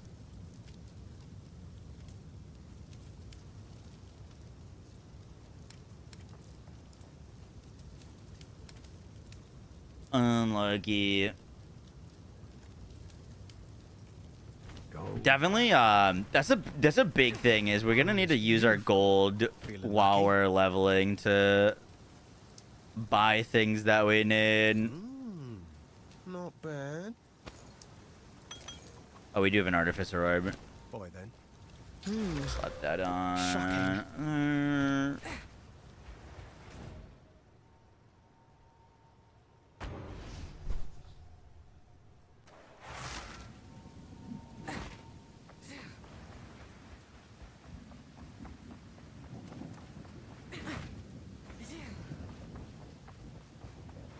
TTS wide. You can TTS with bits.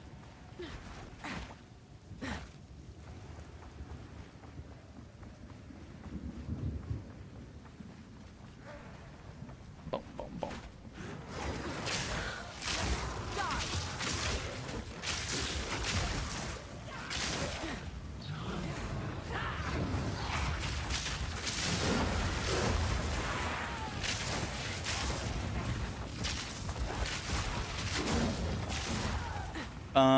There's that little, like, I'm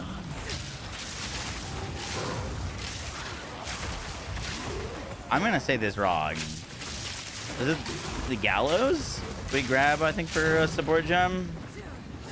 Oh, shit, that's a essence. Essence would be sick. Pull it.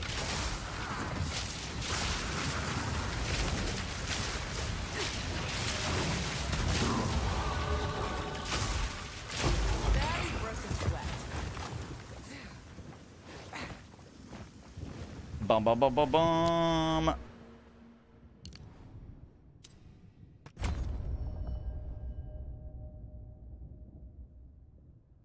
Ooh, do we go quiver effect to start off?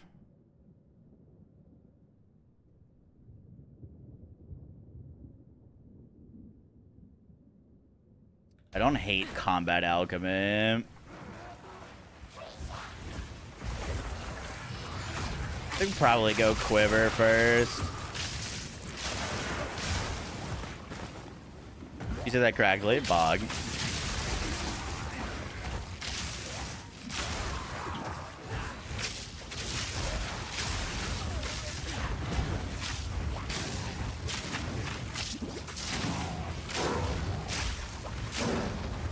Alright, we gotta keep moving. We don't tend to fight everything.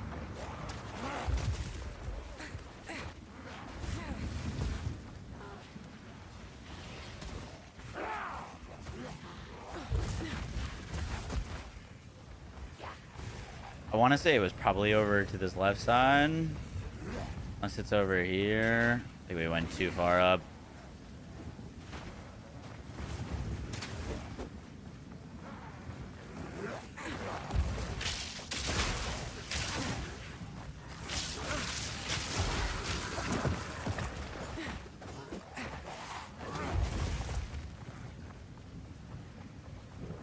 Soldiers of Ogre, The outside threat Well, goes ever missed the thingy. whispers of betrayal echo When does Druid come out? In 11 days. The reveal for the Druid is in 3 days, though. We'll be live streaming it. There will be drops on the stream. Charge arrow.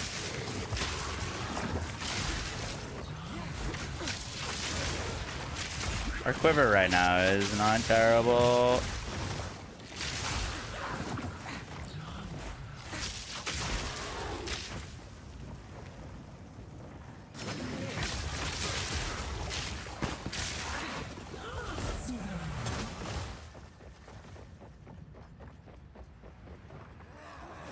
Have any of you guys made like an active kind of push to improve your campaign times and experiences? Out of curiosity, anything that you found like really helped or worked in your favor that you like implemented or started doing?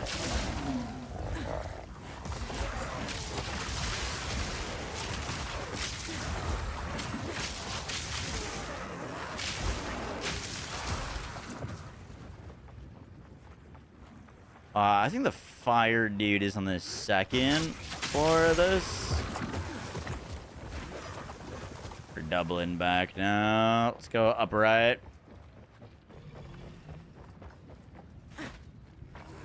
Kipade's boring in this game. Exactly. That's why I want to figure out how to get better at getting through it quickly.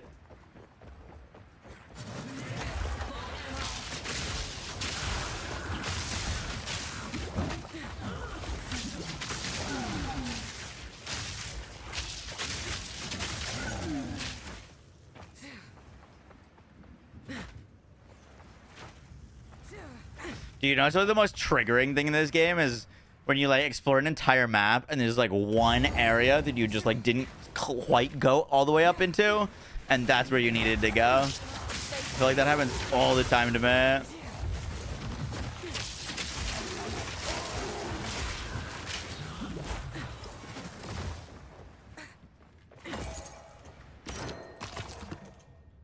I sense Oriana knows.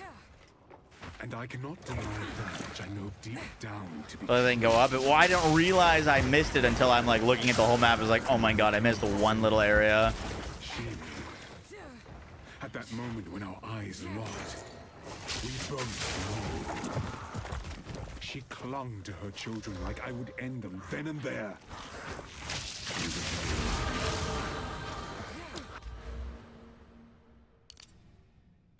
Blood truly impure. Take this. We can right some of the wrongs of the past.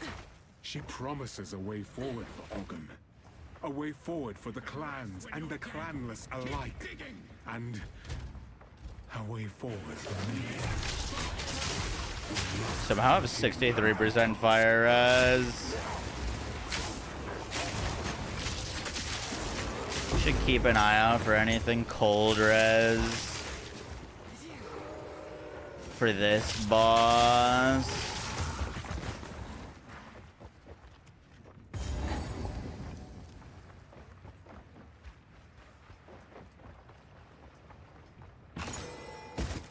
Oh, please. Oh, shit. 17 strength. How do we get 17 strength?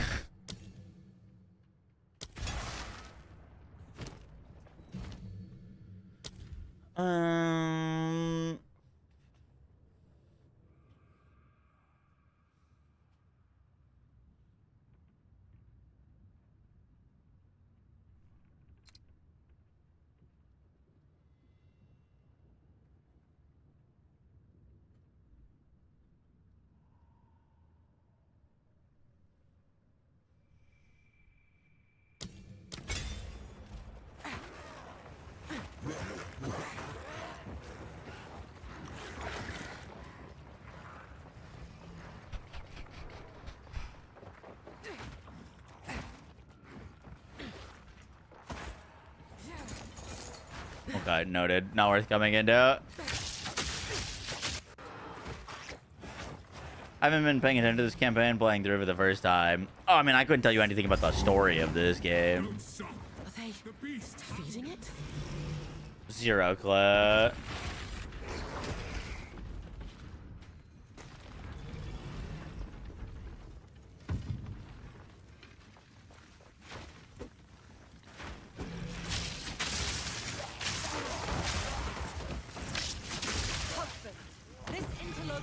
Okay, we did get our innervate noted. Good sign that we are shocking. No noose this time. I'll remove your head myself. Many have tried. Easy prey. Run, little rabbit. Ow.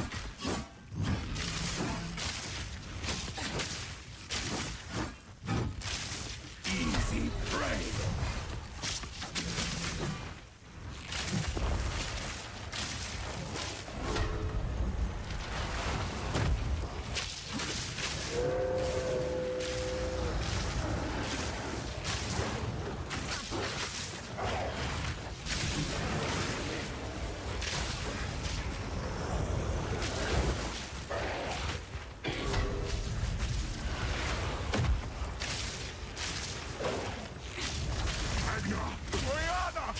Open the cage. Release the beast.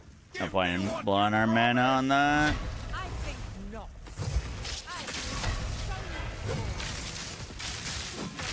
Weak to do the job. I'll find someone to help. Goodbye. Manipulative whore. How Just dare transform, dude. after all I've given you.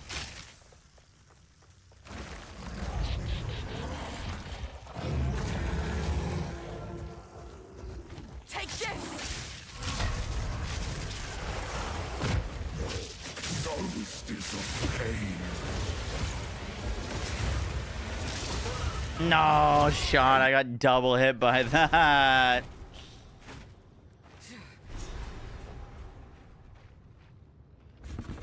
I sprinted and you do this like little 1-2 step hop after you sprint. Oh, that's so triggering. This time, I'll remove your head myself. Many have tried.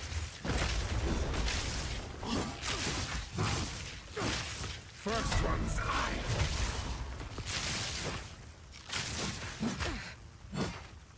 Run, little rabbit. That's tough. Diddy documentary coming out on Netflix tomorrow. Incredible. No noose this time. Is that all like sorted out? Like, is he? Many have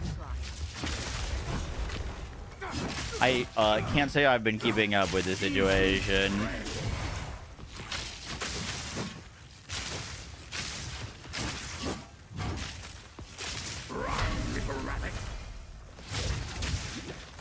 Yeah, gotta remember he does that.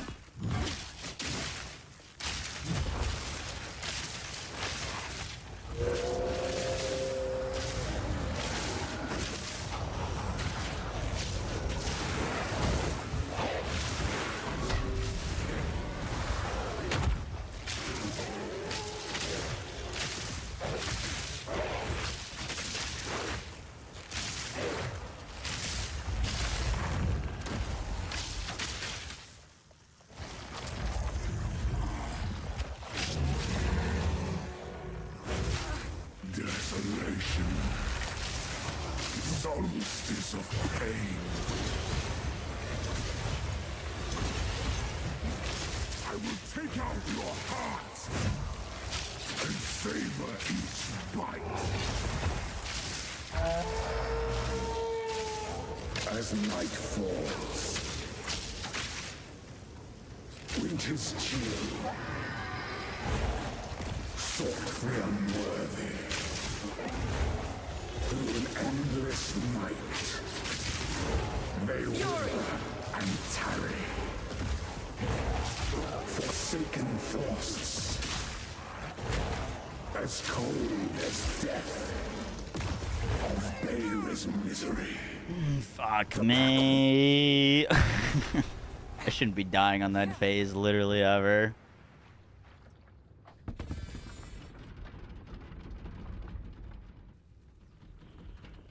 Common sentiment, he didn't get enough time. He's still in jail. How's the speedrun going? I mean, technically good. We're probably going faster than I've ever gone, but you're making tons of mistakes and errors. Died too many times. I would say this act usually takes me like 3 hours though, so.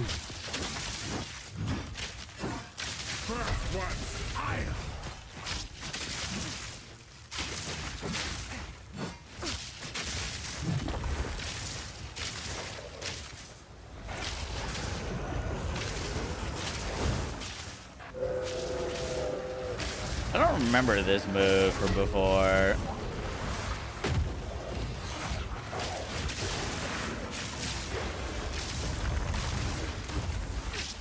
You're just supposed to dodge when he finishes talking in the other form, which is why it's so silly that I died there. I couldn't hear him talking because I was blaring music. I just muted the music on my end, so this should be better. Winter's chill. Sought the unworthy. Just dodge when he finishes talking. They wither and tarry. Forsaken frosts. As cold as death. Can't dodge into him. Misery. The pack won't forget. Requiem on high. Chilling frost. That was very close.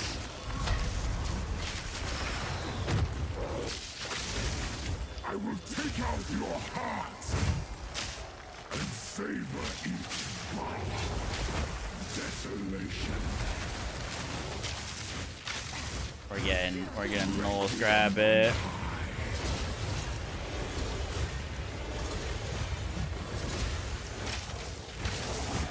Chilling frost.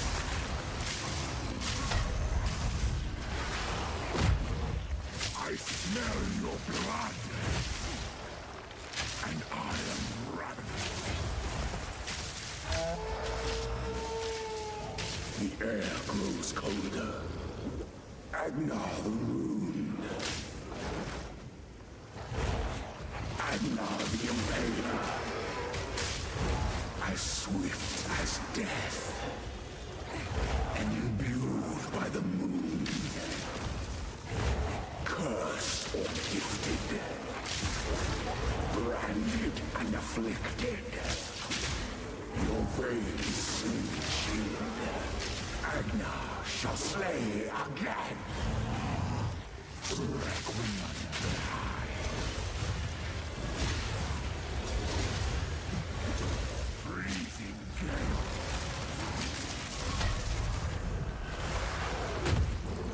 I will take out your heart and savor Fury! killing frost.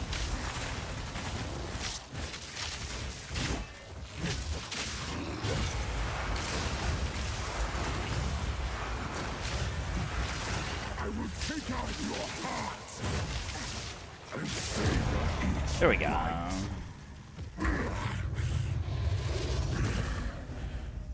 Barrage. That's our. We actually just unlocked it. Allow me to clear your mind. Just unlocked For a it. moment. The madness. I was gonna do this as poison, but Oriana used it against me. Where has she taken the beast? magic item to rare. Also, we gotta make sure we use these things. Like I could have used this on my bow before starting that. Yes. We still could. Kill her. But first, please stop the madness. As you wish. Technically equip that bow too now. We must make Boom, haste. boom, boom. Let us return to Clearfell to make our preparations. Alright. I'm gonna hate myself for doing this. But I just want to see. I pull up this speedrun video. Alright, first ever time trying to do that quickly. I did about 140. I can't say I'm happy with that. I'd like to cut off at least 40 minutes out of that. I think we definitely can.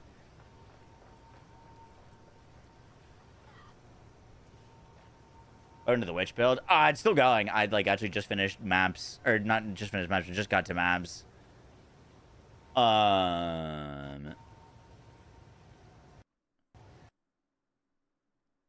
Dude, that's so interesting. Oh my god, did my game crash again? So this is Havoc, who I know is the best speedrunner. He did fresh start in 7 hours, which is... Yo, what's up, Try? How you doing? Oh, my hair's crazy.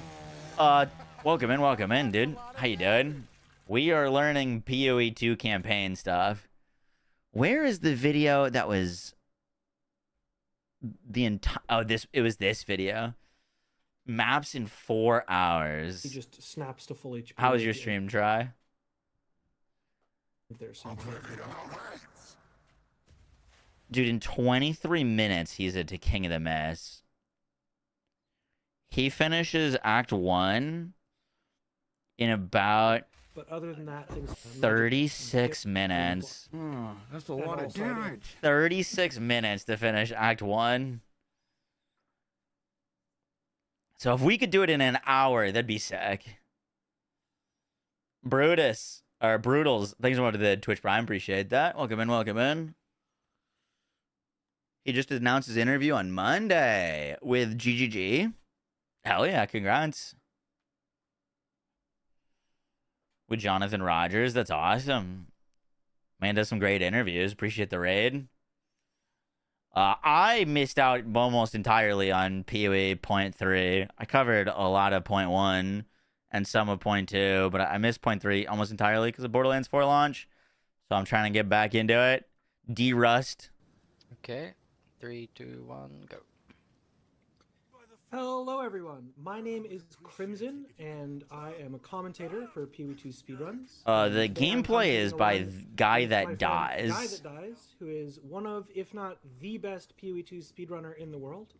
He's going to be running from level 1 all the way into maps, taking all campaign bonuses, as well as ascending. So this is a simulation of a real league start. And Guy, you've done some runs this week and last week where you've gotten your time down to just over, or is it just under? I think a fair bit of it is also like what hours. skill you're doing. It's my last run. And that's single ascended or double ascended? You know, your skill and build, obviously. Like, speedrunning in of itself, like, you need to be super efficient, super quick, know the layouts, be able to get good gear when you need it. On non-ascended, just over 4 hours, all the way to... But I'd imagine, like, any sort of build that you can kind of kill on the move will also Yeah. help a ton. Nice. That's right. So, Guy That Dies, for anyone who is unfamiliar with the PoE2 racing scene, when I say he's one of the best, and possibly the best player in the world, he outright won Season 3 Race 1, which was the O.3 race cycle. I was 8 He was in a hours race into leading maps. position 4 in hours Season is 3 wild. I Race mean, 2 as 8 well hours is still before really he got out good. of the race. So, definitely a very serious, very competitive player. And he's going to be playing Grenade Mercenary for us today. Grenade Mercenary is the dominant build of the O.3 race cycle, as well as being just a very generically strong high DPS build. So there's a lot of early projectile damage on tree, as well as two-handed damage nodes that are going to make it pretty easy for us to scale our damage pretty efficiently. And then selling a Dude, couple look of how those early fast items he and is in the buying ID menus. scrolls. We'll talk a little bit about this over the course of the run, but the main goal is just to spend as much time actively in combat as possible. So you might expect us to spend our early gold on items in order to be able to stay out in the field, but it turns out that those wisdom scrolls are particularly important for us to be able to... The thing that's also stay out in the crazy, I mean, field he so didn't we can ascend during this, but he as did long say as that he got all the bonuses. Like, I watched, I only watched the here through Act 1 Clearfell, part of this, and in and he, Clearfell, like, we you have to know, fight gets Vera the in order to spirit get plus gems, get the 10% plus skill points. cold resistance as You know a what I primary mean? bonus. There are a couple. This of is where I got different the ways we can do contagion this. It strat looks like from, Guy though. That Dies is going to do a pretty typical thing, which is to use contagion on this mob and then try and get the contagion to bounce onto Bira from the mob itself.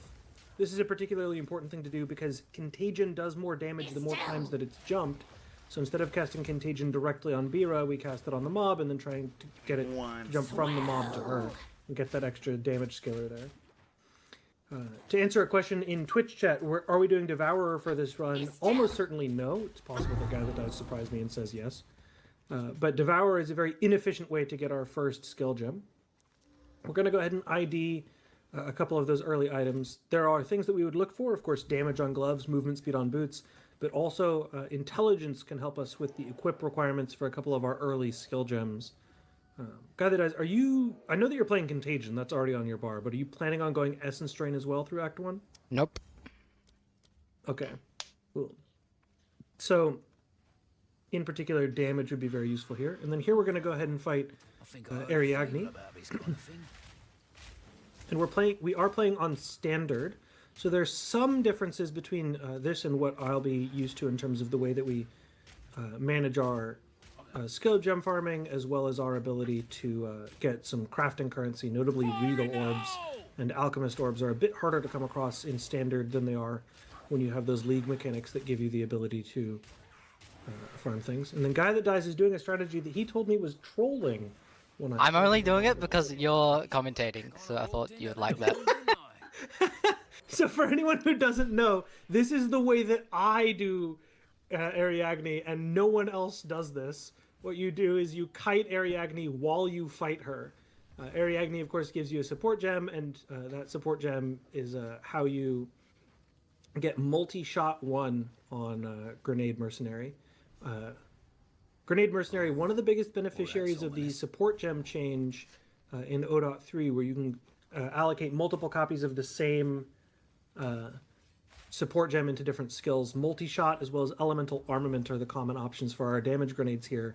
And the ability to put multi-shot into gas grenades as well as oil grenades is extremely, extremely, extremely valuable. Now we are out into the Red Veil. And I wonder if this guy, commonly known as Hook, did this exact speed run. Like, with, I'd be curious if he did this like exact speed run on like, I don't know, something that's generally considered like not super great for leveling, like Spark or something, like a spell. Speedrunners, especially top-level speedrunners like Guy That Dies. What the difference in time would be. Mid-level speedrunners like myself will memorize all the different layouts that exist for different campaign zones. There are 8 possible variations. Your 8 hours was on Arc. The Red Veil. And this one, known as Hook, we preemptively know where all of the different rust obelisks are going to be, and that allows us to path super efficiently. What do you do for a single target? Just like Orb of Storms, Arc? Now, what we're doing for our combat cycling here is kind of interesting. You throw down Contagion, and then you put explosive grenades under the feet of the contaged monster, and allow the Contagion to jump from monster to monster so we can efficiently clear this mob. You can see that Contagion damage is going to be super duper effective for us, and that means that we'll be able to get through this zone very, very efficiently. Now we're level 4, we're able to swap to those higher flasks that we got from Ariadne's hut. We just take a little bit of junk damage along the way, and we will be able to get onto the final Rust Obelisk, where we will fight the Rust King. Also, I got a Tense Crossbow drop, which is like super important for this fight. Yeah, Tense Crossbow is the level 4 crossbow base. We'll be talking a little bit, especially as we reach the end of Act 1 and the early part of Act 2, about how we manage our crossbow bases, but just know that this is about a 40% more damage multiplier for our base damage against Rust King, which shortens the fight by around 40 seconds, which is a 40 huge seconds deal this early on. Rust King fight can take up to about 2.5 minutes on its own, and getting a Tense Crossbow, especially if we have a Tense Crossbow with one of those good damage prefixes like additional fire or lightning damage, can be a huge, huge, huge deal for us to be able to get out of our fight here efficiently. Need to do that fight pretty quick. For the clan. Then again, we're using that Contagion as well as our grenades in order to clear these junk mobs that the Rust King summons. Going to be pretty easy for us to get out of the fight here. We should be able to go back to town pretty quickly with these rune shards. Couple of good drops for us there. Most importantly, that rune, we of course get the quest item there as well. And we should be good to go. That is a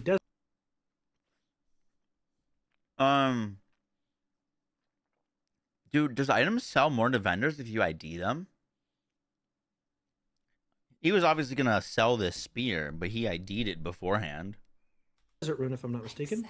Sell a couple of items. We get They do sell more if they're identified? Gold. That is We're good to gonna do know. a I did not quick know bit that. of regex shopping, I imagine, to look for a better crossbow.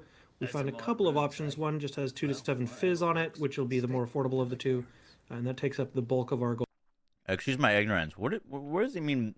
You guys multiple said that, and then he said that. What is regex? What's that an abbreviation for?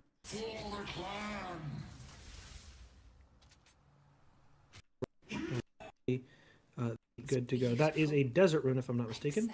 Sell a couple Regular expression? What is that? of items. We get 550 gold. We're going to do a quick bit of regex shopping. I am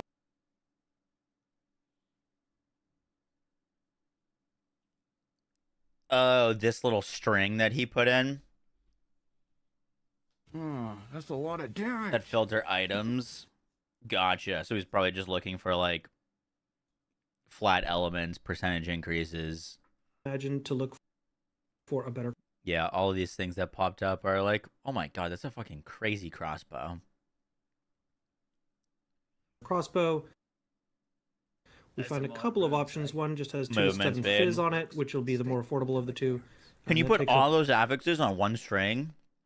Like for all the different pieces of gear, the gear slots? the bulk of our gold, so we're unable to Yeah. afford movement Oh, speed shit. boots, which would generically cost between 210 and That's 350 crazy. gold. And then we could have also looked for some damage gloves, which would cost, if they had a prefix only, 154 specifically. Now we go back to What are you the eating? Grellwood. It's a little salad I made from leftover Thanksgiving turkey, where plus we are able cucumber, to onions, quite Greek quickly yogurt, summon Sin, the and Shade. some seasoning. And from there, we can jump back into town, complete that little quest dialogue, cancel our way out of it, and get into the Grim Tangle. We're on really, really good pace so far, and we should be able to continue this. We have 2 to 7 fizz and a little bit of crit chance on our tense crossbow. Kind of like which chicken should carry salad, us but through all turkey the way and to Greek yogurt. Lachlan, which is the Instead of boss fight that mayo. we're going to be doing roughly around level 8 at the end of the cemetery. In the meantime, though, we're going to be able to go all the way through the Do you guys still have Grim Thanksgiving Tangle. leftovers? Quick We still question have for you so guys, many. Do we? But it was just me and take Steph for the Thanksgiving support dinner. We made gem like from the Rotten Druid all in the your stuff. If I find Like I've it, still got, I will go. we've maybe gone through like I don't half find of the it, you find turkey. it. Cool, cool. Good to mention respawn time save there. Sure, it's a very commonly known trick, even among just sort of the general player base. 10% movement speed, 8% fire resistance on those boots. That's about as good as you can hope for.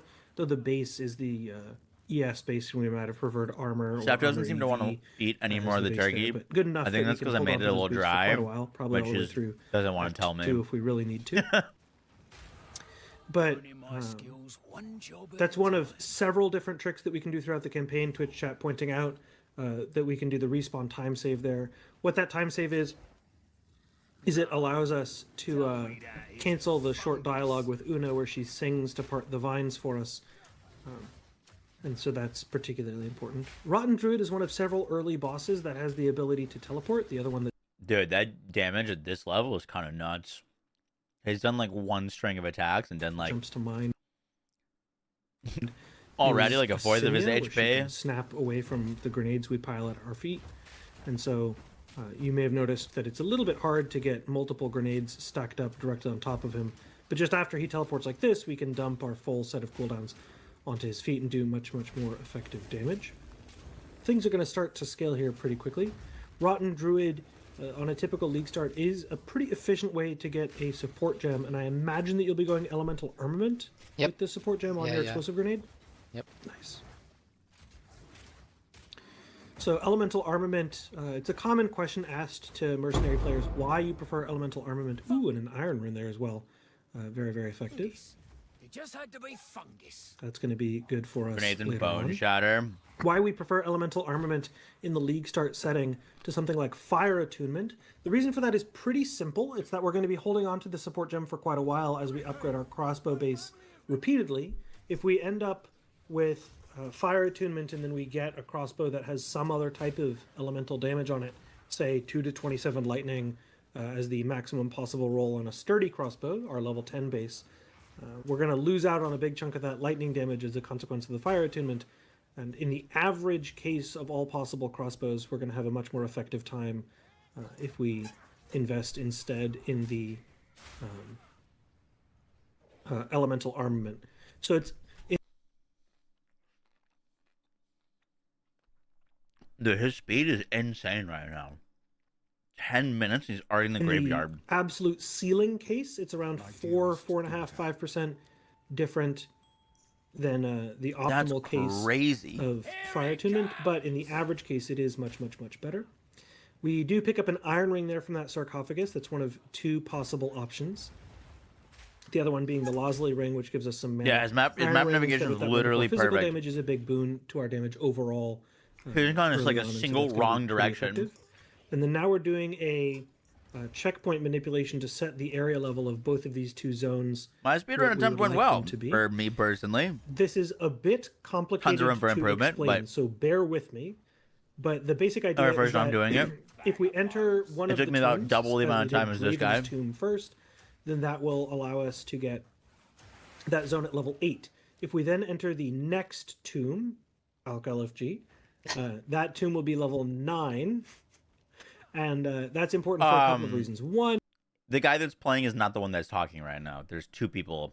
One of them is a commentator. One of them is the speedrunner. Is that we have better XP in the higher level zone, and 2. But the guy who's commentating is also a speedrunner. He's just not the one playing right now. Builds in general, getting up to that level 9 breakpoint is important because we are able to get possibly up to level 11 base drops. So, for example, on Warrior, where the important 2-handed mace base is the Forge Maul, which is a level 11 base, getting the chance to get that drop from 2 different bosses at level 9 is very important. Bosses in PoE2 can drop items that are up to 2 levels higher than what the boss's level is. But actually, Guy That Dies, are you doing this to force Draven to be the lower HP of the 2 bosses, or are you going to reset when you get to that other zone and force it to be level 9 as well? I'm honestly not worried about Mausoleum. It's more about just making this zone level 9. Cool. Yeah. Cool. So now we fight Assinia. Assinia has a couple of interesting attack animations here. This is what I call the sigils. The sigils, particularly important for the Grenade Mercenary because it's a time where she's guaranteed to be standing still. Her teleport attack like that can mean that if you pile up grenades on her feet inefficiently, she'll move away. All right. TFD is doing a dev live stream, so we are going to continue this later. We'll be back on some PoE stuff after their little live segment. Go this sweaty. Dude, this is so impressive. This is the video in chat if you guys want to go show them some love or watch it yourself. Crazy, crazy, crazy speedrun.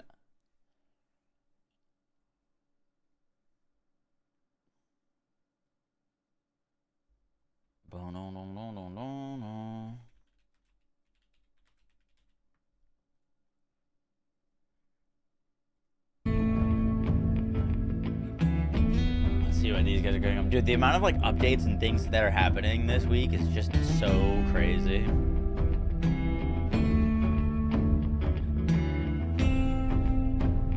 Are you thinking of getting into the speedrunning scene? No. I wanna get better at the game, and there's no place to look to get better at the game than the people that are the best at the game, you know what I mean? But no, I'm not, like, I don't think I'm gonna be, like, competing for speedruns. I just wanna learn what they're doing and how we can improve our own gameplay. Headshot, thank you for the 38 months, appreciate that, thank you, thank you, thank you. Bio Thrasher, oh god. Mover.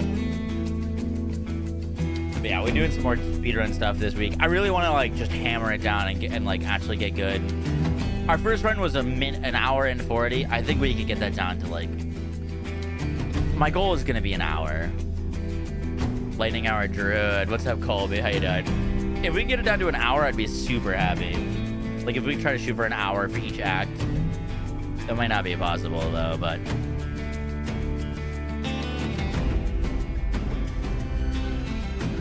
Just throwing some armor and call it a day. Hi, Yoshi. Colby, I'm so excited for the Hey new everyone, season. Jason here, community I had a manager Path of for the Exile first dream Descendant. last night. I'm here with our producer and director for Wow, that's loud. DevLive. 예, 안녕하세요. 버스 디센던트 커뮤니티 매니저 제이슨입니다.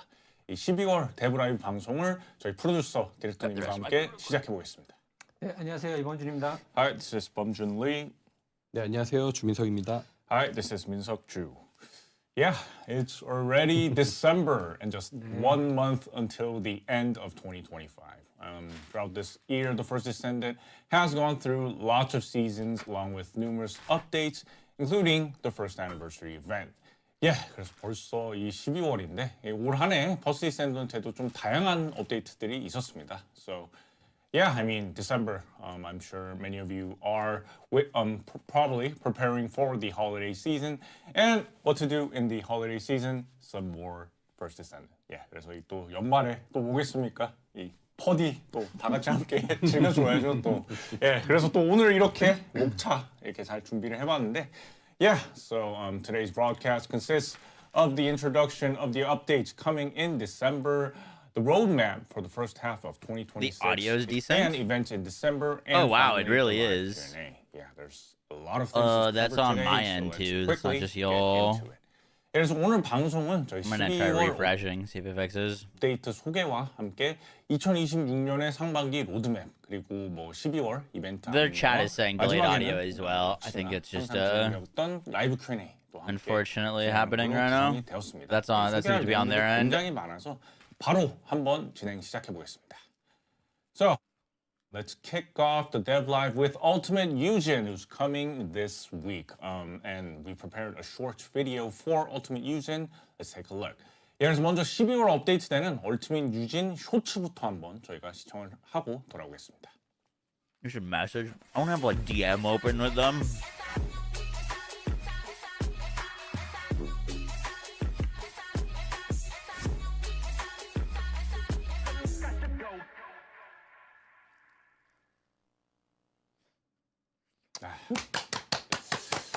Wow, that was such a stylish video. It also fits Ultimate Eugen very well.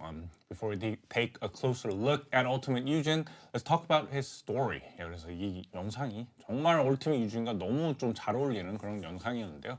디렉터님, 이 먼저 좀 그 스토리에 대해서 좀 말씀 부탁드리겠습니다. 네, 이번에 얼티밋 유진 Wanted to get thrown. 도 멋있게 나왔죠? 너무 멋있습니다. 예. 네. 이번 유진 Why not rock 스토리는 two, get thrown? 얼것으로 살 것인가 아니면 인간으로 죽을 것인가 사이에서 어떤 것이 인간을 규정하는지에 대한 이야기를 다루고 있습니다. So Eugen's story explores what defines humanity, caught between living as a Vulgus or dying as a human being. 네, 저희가 벌써 6번째 계승자 스토리더라고요. 네. 직전 계승자 스토리였던 블레어 그리고 루나 스토리는 조금 가벼운 분위기를 다뤘었잖아요. 네, 이번 유진의 스토리는 조금 더 진지한 분위기에서 샤렌 스토리만큼 무거운 주제를 다루고 있습니다. So this is already our 6th Descendant story update, and since Blair and Luna's Descendant story had like a light-hearted tone, Eugen's story tackles a theme as heavy as Sharon's story set in a serious atmosphere. 근데 이게 사실 저희 계승자 스토리가 완료율이 그렇게 높지 않거든요. I feel like all of their stories have been pretty tragic. 많은데 끝까지 No? 완료하지 않은 분이 많다는 그런 얘기예요. 사실 계승자 스토리는 시네마틱부터 해서 푸름성 더빙까지 해서 비용이 많이 투자되는 콘텐츠인데 완료율이 좀 낮아서 슬프지만 그래도 계속 꾸준히 계승자 스토리는 업데이트할 예정이고요. 뭐 저희들 개발팀에서는 요 가치를 계승자의 가치를 높이는 투자라고 생각하고 있어서 계속 열심히 진행하려고 합니다. 네. So the completion rate for the Descendant story is actually not very high. In other words, many players start the quest, but not many players complete it. The Descendant story is content produced with significant investment from cinematic sequences to full voice acting. Despite the low completion rate, we still plan to continue updating the Descendant stories, and the development team views this as an investment to enhance the value of the Descendant, and we intend to keep moving forward. Yeah, I would recommend playing the previous Descendant stories for those Their of audio you is very who off. haven't completed it yet. I was, particularly impressed by the gory direction in Sharon's story, and yeah, I mean, let's look forward to Eugen's cinematic as well. 예, 그래서 아직 이전 좀 계승자 스토리를 플레이하지 않은 분들도 꼭 좀 이렇게 플레이를 해보셨으면 합니다. 이 샤렌 스토리의 그런 좀 고어한. They should honestly probably just make that required content.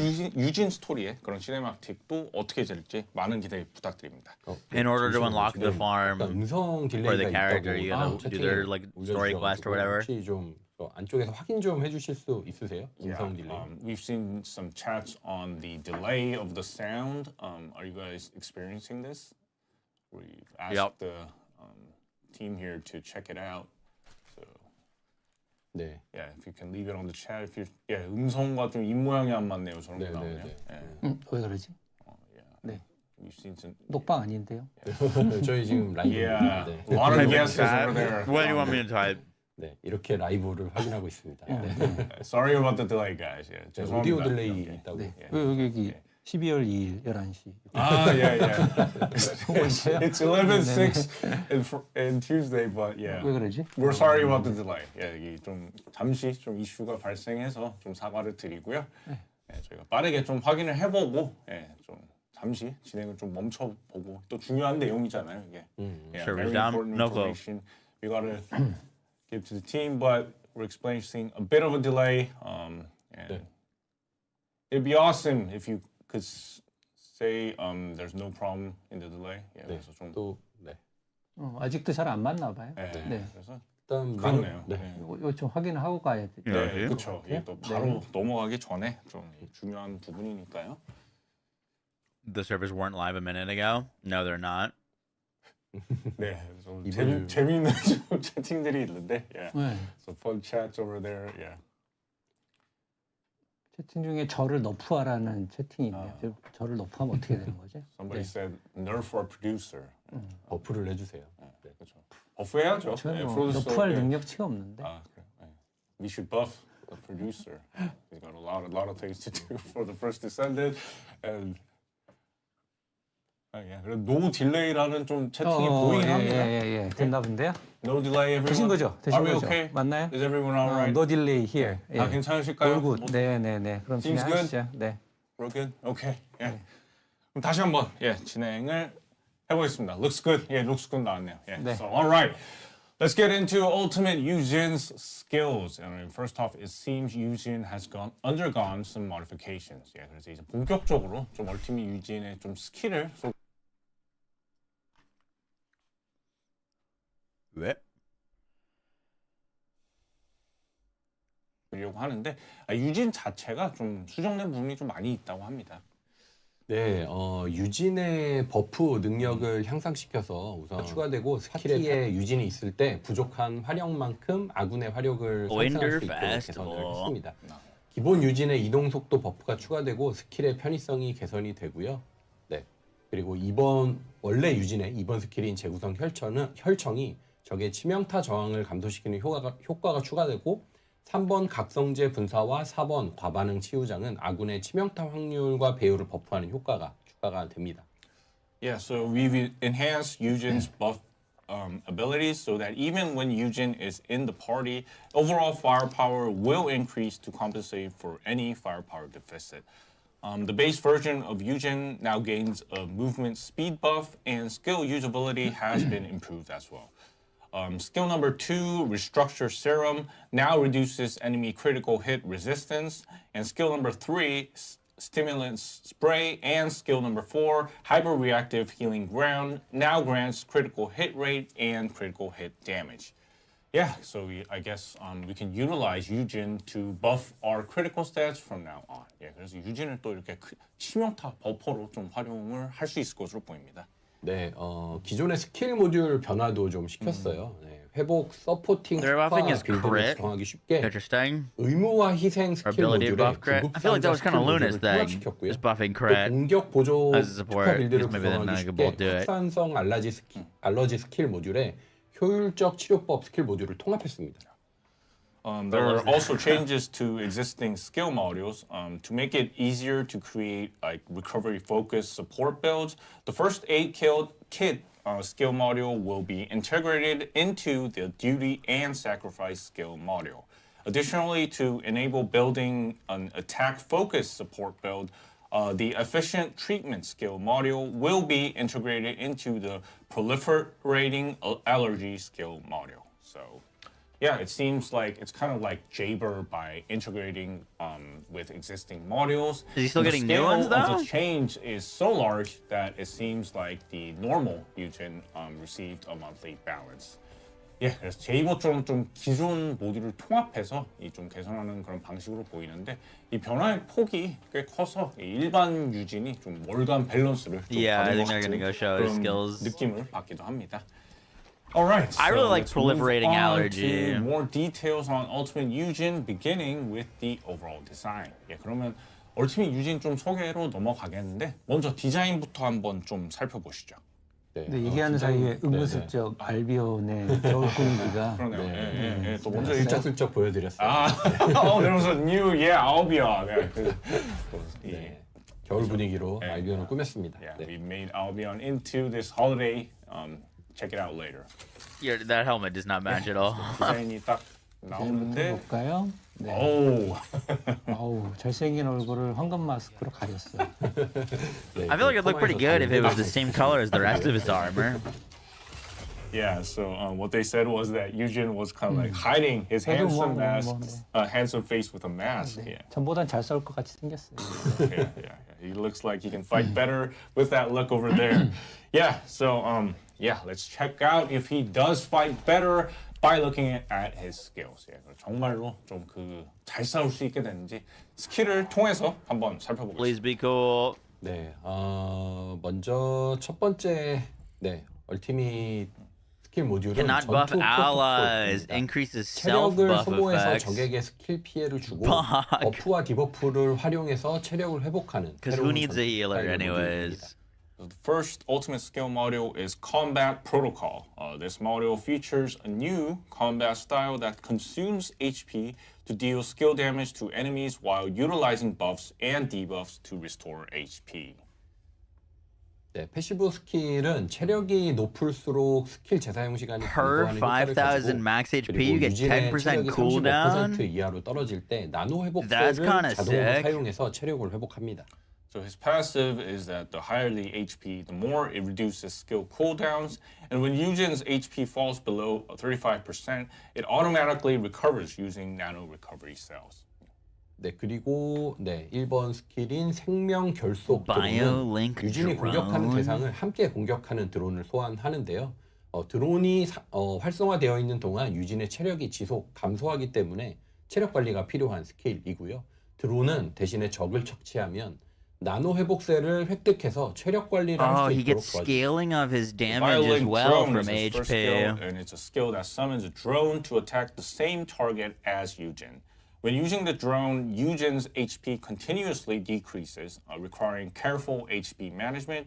But when the drone eliminates enemies, Eugen can acquire nano recovery cells to manage his HP. 네, 그리고 두 번째 스킬 That's 재부선 cool. I dig 혼합물은 that. 해로운 효과에 걸린 적을 사격할 때 유진의 체력을 회복하도록 변경이 되고요. 그리고 해로운 효과에 걸린 적을 처치할 때 유진에게 총기 공격력이 증가하는 버프를 부여하는 스킬입니다. The second skill is Restructure Compound, which now only restores Eugen's own HP when shooting at enemies afflicted with harmful effects. Additionally, defeating enemies afflicted with harmful effects grants Eugen a buff that increases his firearm attack. 네, 그리고 혈청 I 분사 don't see by how 스킬은 much it 체력을 increased it. 소모해서 주변의 적들에게 데미지를 주고 적을 처치할 Oh, 때 확률적으로 6K 나노 damage 회복세를 skill. 획득하는 그런 스킬이고요. So his third skill, Serum Spray, is a skill that consumes HP to deal damage to surrounding enemies. And when defeating enemies, Eugen has a chance to obtain nano recovery cells. That's on a 5-second 그리고 cooldown, 마지막 and they're not even 긴급 using 제속 the 스킬은 like 사용할 때 cooldown 대기 mod that 모드가 decreases 없고 your 즉시 MP. 사용하는 형태로 변경이 They're 됩니다. using time 대신에 distribution 유진 and nimble. 자신에게만 효과를 걸고 자신에게 걸린 디버프를 제거하고 해로운 효과를 면역하고 그리고 추가 효과를 부여하는 형태로 바뀌었습니다. So the fourth skill, Emergency Decontamination, removes the standby mode and changes it to use immediately. But the effect applies only to Yujin himself, removing debuffs on him, granting immunity to harmful effects, and providing additional effects as well. 네, 그러면 한번 스킬을 사용하면서 보면 일단 이렇게 Yeah, he's got HP scaling. 쓰면 체력을 소모하면서 데미지를 주는 스킬이 있고요. 그리고 정신력을 소모해서 체력을 회복하는 스킬이 있어서 자원 관리가 핵심인 그런 계승자가 되었습니다. Yeah, so Yujin has become a descendant in which resource management is key, with skills that consume HP to deal damage and skills that consume MP to restore HP. 네, 그리고 적을 처치하면 얻을 수 있는 나노 회복 셀이 체력 회복 역할을 That's cool. You just 자동으로 keep the 하고 one 있기 때문에 going as like a 체력 관리에 drone 스트레스를 hitting 좀 things 낮춰놓는 constantly 것도 as long as you can manage your HP. Another feature is that the stress of managing HP is reduced as nanocells obtained by defeating enemies restores his HP. 네, 이런 식으로 운영을 할 수가 있고요. 네, 두 번째 얼티밋 스킬 모듈은 전장의 군의관입니다. Serena HP 이 전장의 balance. 군의관 스킬 모듈은 파티에서 서포트 역할을 수행할수록 Definitely should use some different abbreviations. 파티에서 서포트 역할을 수행할수록 공격 성능도 함께 강해지는 파티 플레이를 서포팅하는 buffing 모듈입니다. allies further The increases second ultimate offensive skill module is capabilities. Battlefield Medic. This is a party play kind of module that enhances attack performance, the more support roles Yujin fulfills within the party. 네, 먼저 유진은 아군에게 버프를 부여할 때마다 결속력을 얻게 Holy 되고요. skill 결속력 description. 구간에 따라서 아군의 스킬을 강화할 수 있는 결속 버프를 You 얻게 get 됩니다. 30% skill Every critical hit time rate, Yujin gives a 30% buff crit to damage, an ally, he 30% gains bonding cooldown. energy. And depending on the bonding energy tier, Yujin gains the bonding buff, which enhances his skill power of the party members. 네, 생체 반응타는 유도 Everyone gets 발사체를 발사해서 30% 아군을 cooldown. 회복하는 스킬이고요. 편의성이 좋아졌죠. So the first That's skill kinda is nuts. Bioreactive Round, which is a skill that fires a guided projectile to heal his allies. 네, 그리고 두 번째 스킬 재생 파동 전개는 전방을 향해서 천천히 진행하는 드론을 발사해서 아군을 이 범위 안의 아군을 회복하고 적에게는 피해를 입히는 스킬입니다. 회복의 편의성이 좋아진 스킬이죠. So the second skill is Deploy Regenerative Wave, which is a skill that fires a drone moving slowly forward, restoring party members' I like how they just entirely health while changed all of dealing his damage abilities. to other enemies. 네, 그리고 3번 스킬은 That's a cool looking ability, though. I wonder if you could make that into a full build on that ability alone. Probably Third not. skill, Looks Bonding cool, though. Amplification, buffs Yujin's movement speed, skill effect range, and skill power. 네, 이중 반응장 4번 스킬은 아군의 체력을 회복하고 적에게는 디버프를 부여하는 범위를 생성하는 스킬입니다. Fourth skill, Dual Reaction Field, is a skill that creates an area that restores party member health and inflicts debuffs on enemies. 네, 원거리에서 아군의 체력 회복과 30% resistance strip. 피해를 입힐 수 있는 형태로 되어서요. 서포터로서의 편의성이 대폭 개선이 되었습니다. Yeah, the ability to restore a party member's health from a distance while simultaneously dealing skill damage to enemies has greatly improved Yujin's ability as a support. 네, 그래서 아군을 버프할수록 유지 자신도 강해지기 때문에 It doesn't look like he's lagging in damage that much. Those are hitting hard. 가능합니다. The more Yujin buffs his allies, the stronger Yujin himself becomes, enabling him to function as a support who elevates the entire party's peak performance. Yeah, I mean, That's the skills, sick. they That seem looks much sick. more convenient, the supporting allies, compared to the normal version of Yujin. Yeah, so now let's move on to Ultimate Yujin's premium skins. Yeah, 그래서 이 유진의 그런 다양한 좀 능력들을 볼 수 있었는데 이번에는 그 Ultimate Yujin의 좀 그 프리미엄 스킨 한번 살펴보겠습니다. 네, 지금 보시는 스킨은 극한의 구원자라는 스킨이고요. 얼티밋 유진이 그 구조 활동을 할 때 네, 부상을 입지 않도록 데슬린이 만들어준 방어 보트라는 설정입니다. 데슬린. 네. 네, 데슬린. This is the 그 데슬린. Not crazy about that. So this is the Extreme Savior skin. It's actually a protective suit, Descendant, made for Ultimate Yujin to prevent injuries during rescue operations. 근데 사실 이제 유진은 기존에도 Helmet. 멋있는 I don't know why the 스킨이 helmet 많아서 is like 개인적으로도 always 되게 just an 괜찮았다고 entirely 생각했는데 different vibe and 여기 color. 모르시는 분들도 있을 수 있으니까 뭐 딴 것도 한번 잠깐 볼까요? Is it to sell cosmetics? 네, 악몽의 군인. 네, 악몽의 군의관. 악몽의 군의관. Like that one is synced up. Those look normal Yeah, I mean, together. honestly, Yujin already has like plenty of cool skins as you're seeing over there. Nightmare on Medical Officer, which is that. I own that I'm sure skin, many of you actually. may not have known about that skin, but yeah. That's been in the game. Yeah, I own it. 네, That's what my 그리고 Yujin's currently rocking. 개인적으로 제일 좋아하는 네, 미지와의 조. 네, 미지와의 조라는 네, 스킨입니다. 네, 우주복. 네. Yeah, so that's 네, a skin. 게임의 거의 유일한 네, 우주복 컨셉의 스킨인데 이것도 되게 잘 만들어졌거든요. 그래서 약간 Space 네, Yujin. 남자 계승자라 그런가? 네. 많이 안 알려진 것 같아요. 그래서 I like the 굉장히 ultimate 아쉬움이 skin. 있어서 얼티밋 유진이 나온 김에 한번 네, 소개를 해드렸습니다. Yeah, so that skin, that spacesuit was encountered with the unknown, and which is a high quality skin. And our producer wished that it The would helmet's terrible. be Yeah, but like the out, known. yeah, And I good actually now. agree with him. I hope players will show interest in our male character skins as well. Yeah, 네, 그래서 이 They're calling y'all out. 스킨도 많은 분들 좀 관심을 보였으면 하고요. So, okay, let's move on to the next topic. Yeah, 그러면 이제 좀 다음 소개로 넘어가 볼 텐데. Yeah, 이 화면이 뜨면. Yeah, moving on. So this is the new Forbidden Sanctuary infiltration operation. The Forbidden Sanctuary can be entered using the infiltration operation menu, just like the Supermassive Receptor dungeon. So producer, could you share more details on this? 예, 그래서 바로 이제 금지된 성소 침투 작전이 이제 새롭게 추가가 되는데요. 이 초거대 수용체와 동일하게 침투 작전 메뉴를 통해서 진입을 할 수 있습니다. 그래서 PD님 좀 자세한 내용 설명 부탁드리겠습니다. 금지된 성소는요, 엑시온에서 발견된 진리의 교단 실험 시설이고요. 진리의 교단과 함께 실험체인 군일의 군단이 함께 등장하는 침투 작전입니다. 역시 호버바이크를 활용할 수 있는 던전이고요. The Forbidden Sanctuary was discovered in Axion as an experimental facility for the Order of Truth. It's an infiltration operation where the Order of Truth and their experimental subjects, the Legion of Breach, appear together. It's also a dungeon where players can utilize the hoverbike.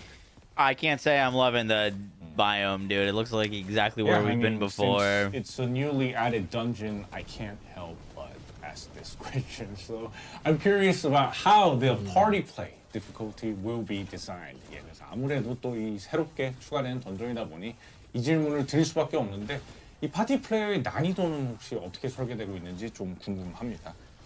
네, 인원수에 적용되는 배율 밸런스를 좀 새롭게 진행을 했습니다. 중규모 설비 구역과 초거대 수용체가 좀 볼륨 좀 조금 근데 네, 줄여주세요. Lower the volume a bit. 네, 중규모 설비 구역하고 그리고 초거대 수용체가 멀티플레이 난이도가 이제 급격하게 높아져서 공개 매칭의 실효성에 대한 논란이 좀 있었잖아요. 네. 이번에는 멀티 중심으로 난이도를 좀 설계를 해놓고 여기에 솔로 플레이를 마치는 방식으로 I can't say I'm particularly excited about that. 변경을 해서요. 멀티플레이가 솔로 플레이보다 과도하게 불합리하지 않게 느껴지도록 조율을 하게 되었습니다.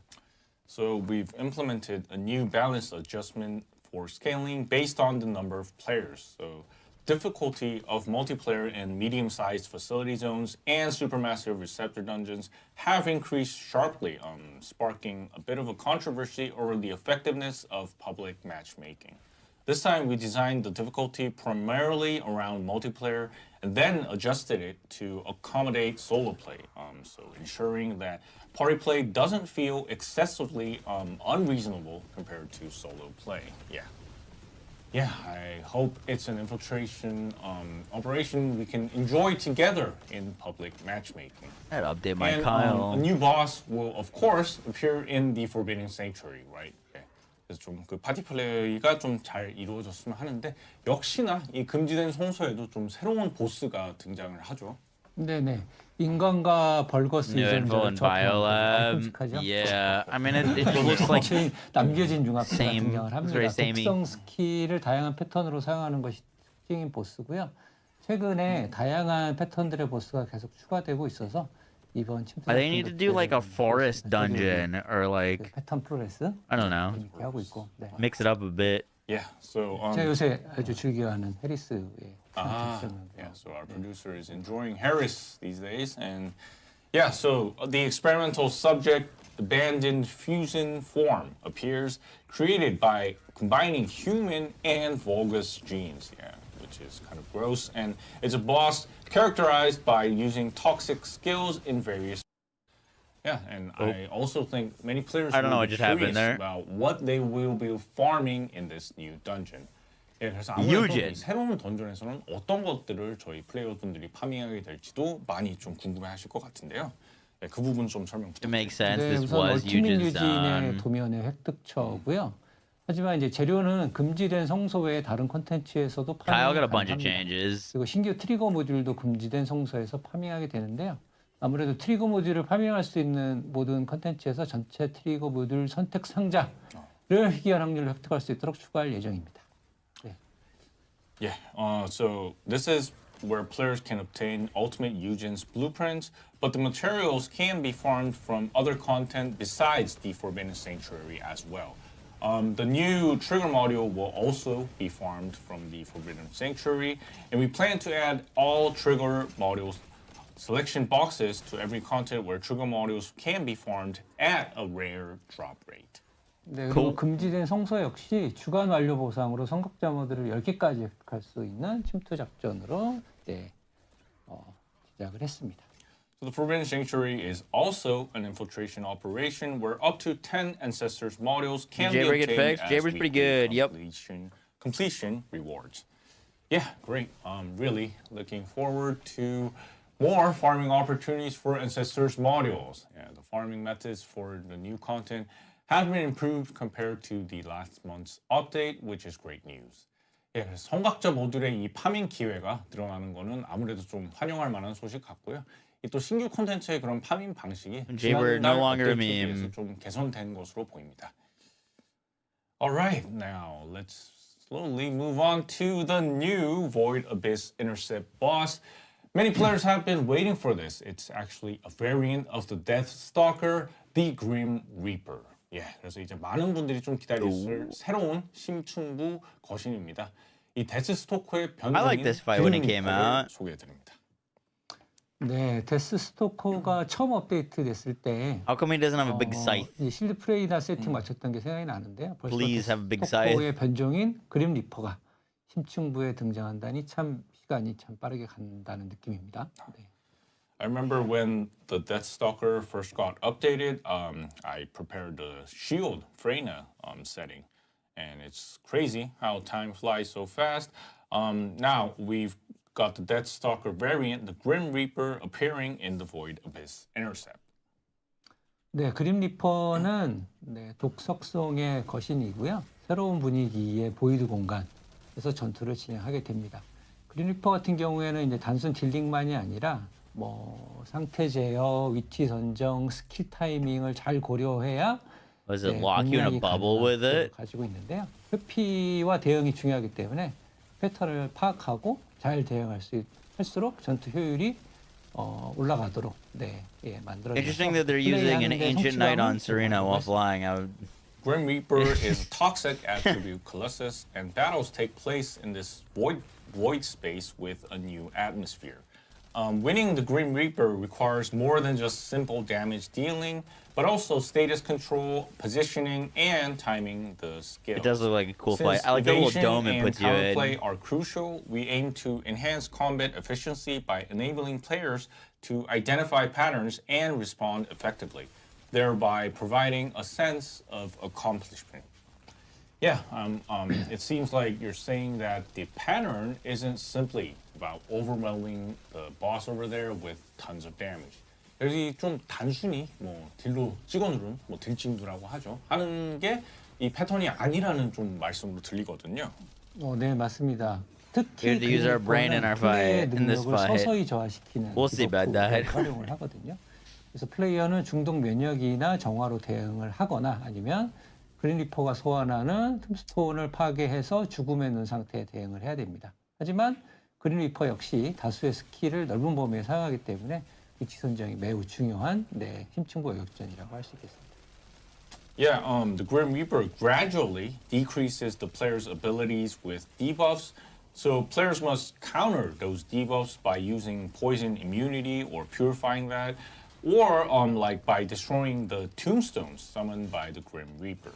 However, the Grim Reaper also uses numerous skills with wide area effects, making positioning a crucial strategic element. Sorry about that.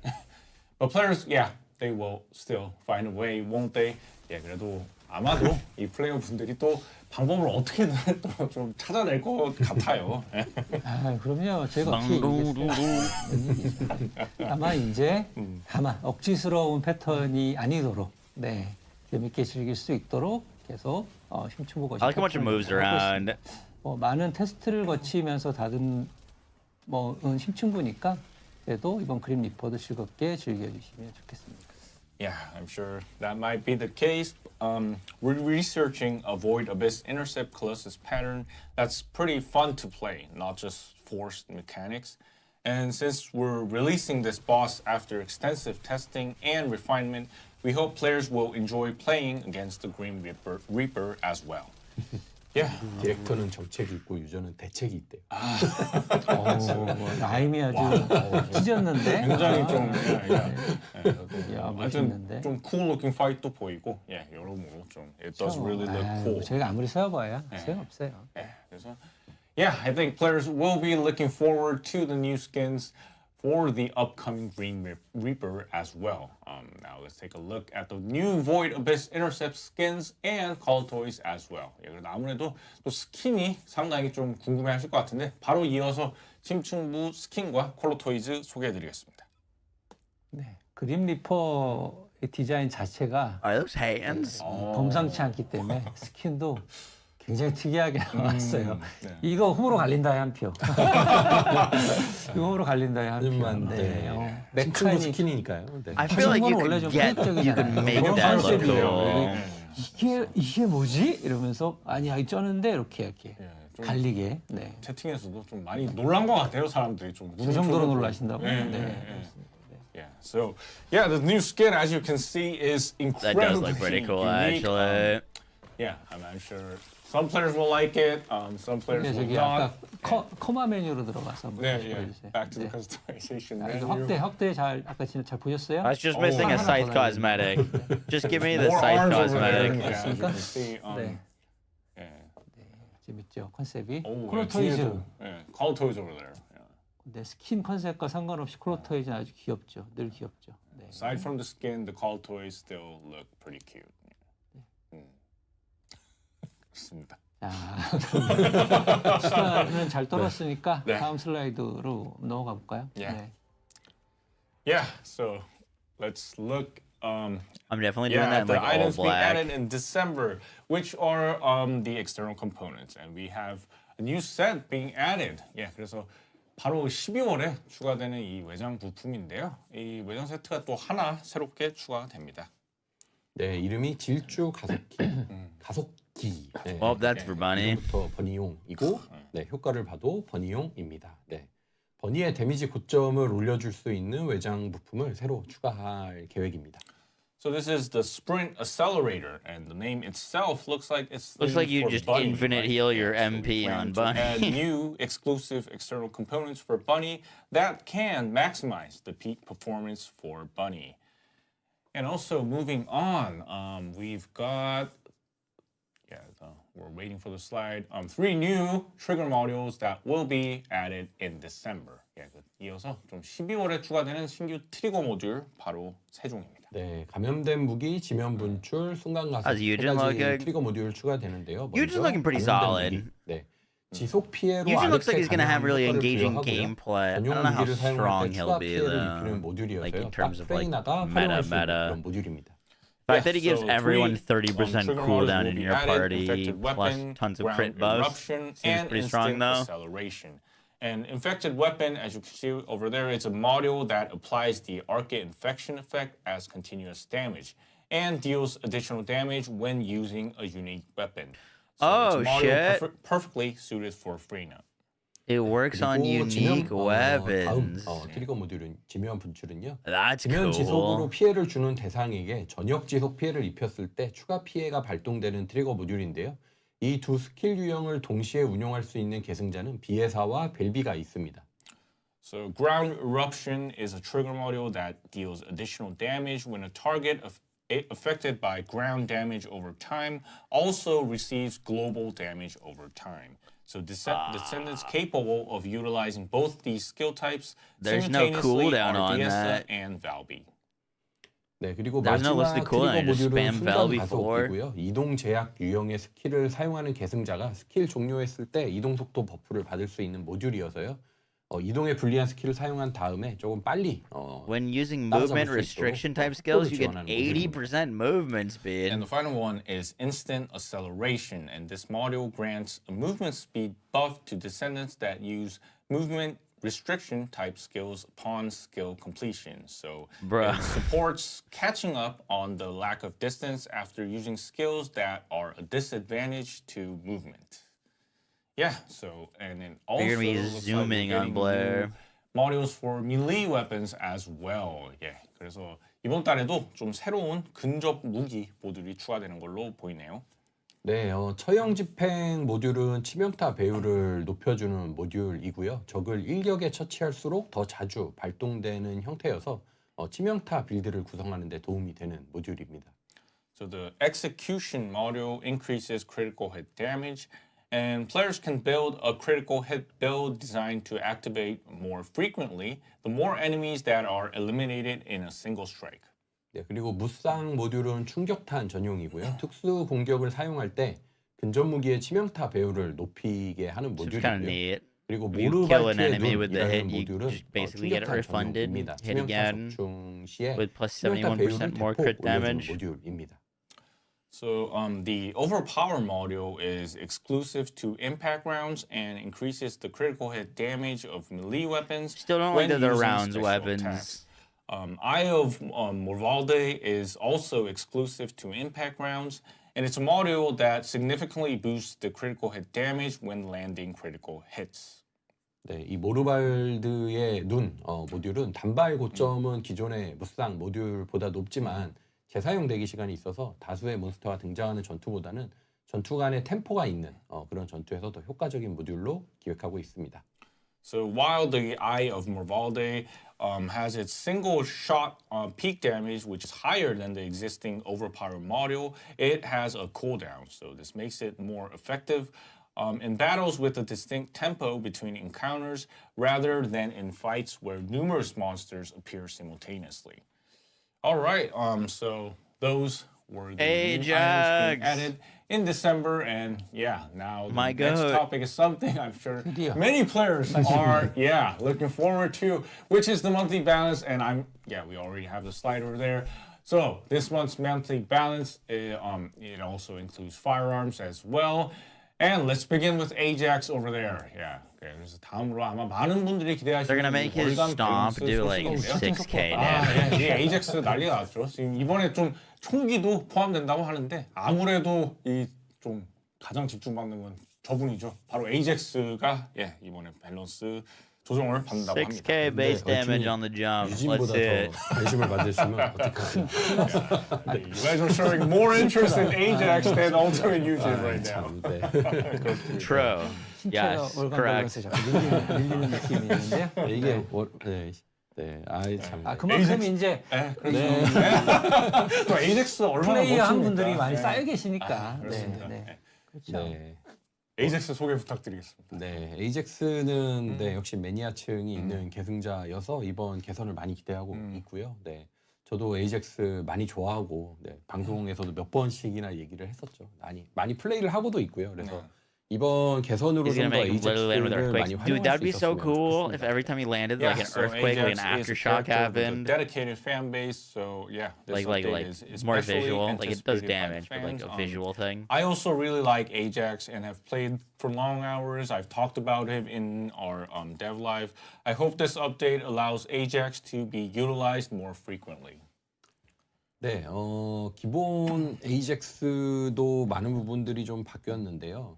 일단 AJAX가 총기와 반사 데미지를 활용할 수 있는 여지를 더 키웠습니다. 그래서 궤도 방벽에 닿은 적 혹은 반사 데미지를 받은 적을 총기로 사격할 때 자동 재장전을 해주는 기능이 추가되었거든요. 그리고 반사 데미지의 계산식도 바뀌어서 스킬 위력과 방어력 기반으로 데미지를 더 많이 높일 수 있도록 개선이 되었습니다.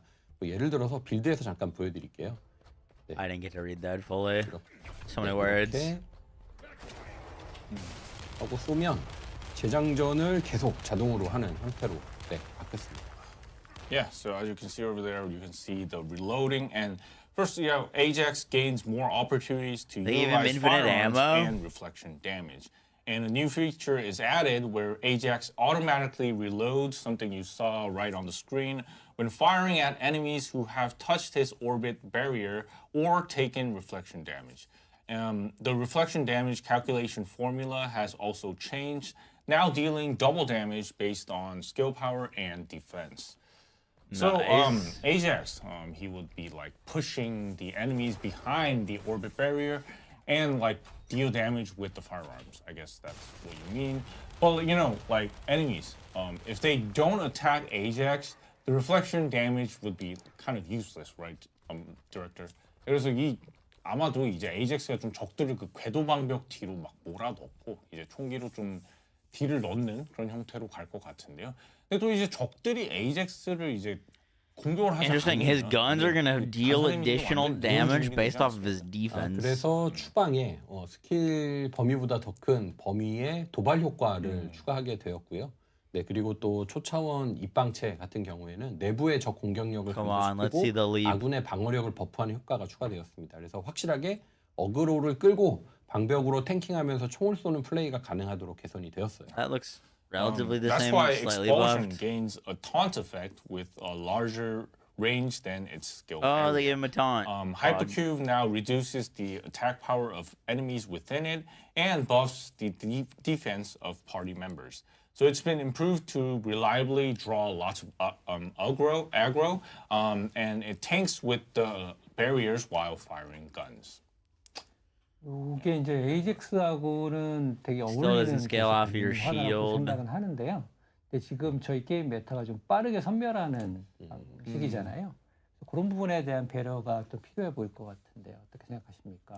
Yeah, so this design, yeah, it does fit Ajax pretty well, but honestly, our current game meta is all about quick annihilation. So I think we need changes that fit that style as well. I think you're about to get your wish, Zendoria. 골드 스킬 모듈을 사용할 때 피해량이 더 늘어날 수 있도록 개선이 되고요. 그리고 추방 스킬이 방벽과 근접 무기와 시너지를 발휘해서 마치 근접 공격을 활용하는 광전사 같은 컨셉으로 계승자를 AJAX를 운영할 수 있도록 탈바꿈했습니다. 예를 들어서 네, 먼저 도약을 해서 방벽을 설치하고 그리고 추방을 하고 하면 여기 보시면 이제 네.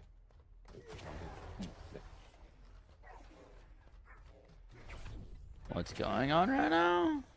네, 이렇게 하고 근접 공격을 때렸을 때 보이드 폭발이 일어나면서 추가 데미지를 입히는 이게 이제 실제 플레이를 하면서 데미지를 측정을 해야지 되는데 네, 네 그렇게 근접 공격을 운영할 수 있는 형태로 개선을 하게 되었습니다.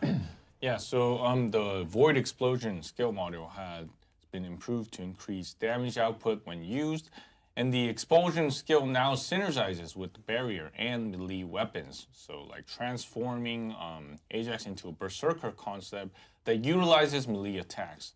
So that combo you saw is structured as follows, like leap to deploy the barrier, followed by the Expulsion skill, and then using swords, melee you attack get like to an trigger explosion. Explosion. Yeah, the berserker kind of concept. I can't say I noticed it there, seems but to that fit sounds well cool. and looks interesting. But you know, Ajax is all about barriers, and I'm really up for the barriers. 예, 그래서 이 광전사 컨셉이 좀 잘 어울리기도 하고 좀 매력이 있어 보이는데. Probably on enemy 그래도 deck. 에이젝스는 True. 역시나 이 방벽으로 좀 이루어진 그런 계승자잖아요. 그래서 예, 좀 저는 좀. Alright, show us the leap build. 네, 그래서 그런 분들을 또 위해서 방벽 돌진 스킬 모듈이나 아니면 기동 요새를 연구할 수 있도록 좀 준비를 했고요. 먼저 방벽 돌진 같은 경우에는 1번 스킬을 이렇게 돌진하면서 쓰는 방벽으로 바꿨습니다. 네, 그래서 적에게 피해를 입히고 돌진하면서 그리고 보이드 노출 효과를 부여해서 이 적을 타격을 할 때 이렇게 검게 지금 붙었죠. 네, 적들을 타격할 때 자동 재장전을 또 얻을 수 있고 그래서 돌진하고 자동 재장전을 얻고 뭐 이런 형태로 운영할 수 있는 빌드로 구성을 했고요. Kind of Kyle-like, Yeah, but so I think for those players, you know, researching a barrier charge or like mobile fortress would be a possibility. And barrier charge changes from carrying a barrier to charging forward with it, dealing damage to the enemies ahead. Changes the one. It's actually a build where the players can charge through enemies with the barrier, dealing damage and applying void leakage effect to gain an auto reload effect. 네, 그리고 auto reload, 기동 not 요새, infinite 기동 ammo. 요새 Though. 같은 You can still 경우에는 blast all your ammo real fast. 네, 먼저 생명 방벽 Unless they 기존의 give them away 스킬 for 모듈의 ammo 이름을 as well. 바꾼 모듈입니다. 네. 그래서 기동 요새는 Mobile fortress. 방벽이 에이젝스를 따라 이동하면서 활용할 수 있는 형태로 이렇게 바뀝니다. 네. 그리고 궤도 방벽은 에이젝스 주변을 회전하는 그런 방벽으로 바뀌고요. 또 초차원 입방체도 에이젝스를 따라서 이동하는 형태로 그래서 내가 움직이면서 파티원을 지원할 수 있는 형태의 빌드로 개선이 됩니다. Well, now his shields fall like him. Yeah, so Mobile Fortress is essentially a renamed version of the Life Barrier skill module. So it changes the barrier into a form that allows Ajax around and can be utilized while moving. An orbit barrier becomes a rotating barrier that spins around Ajax, and Hypercube is also a build where the barrier follows Ajax as well. Yeah, so today we focus primarily on the What about the changes to jumping the overall build? mechanics. There are many internal parameters and buff changes, so please refer to the patch notes for more details. I'm really looking forward to this as it opens up new opportunities to utilize skill modules that we've hardly ever used before.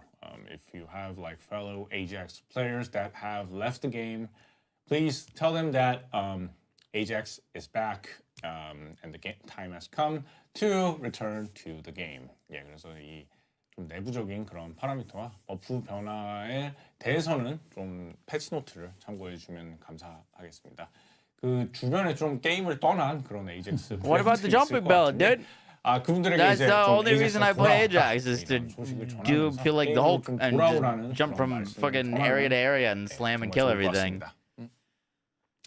And aside from Ajax, there are other Descendants targeted for numerical balance Freyna, adjustments. And Descendants Valby, and targeted for Viessa. slight balance adjustments are Freyna, Valby, and Viessa. 예, 그래서 이어서 또 That's Ajax crazy. 이외에도 프레이나, 벨비, 비에사의 밸런스가 소폭 조정된다고 합니다. Dude. 네, 이 세 캐릭터의 스킬 메커니즘이 지금 잘 맞기 때문에 수치 밸런스만 조정하는 것은 아니고요. 이 캐릭터도 다른 우선순위가 높은 계승자들의 개선 후에 스킬 메커니즘의 개선을 진행할 예정입니다.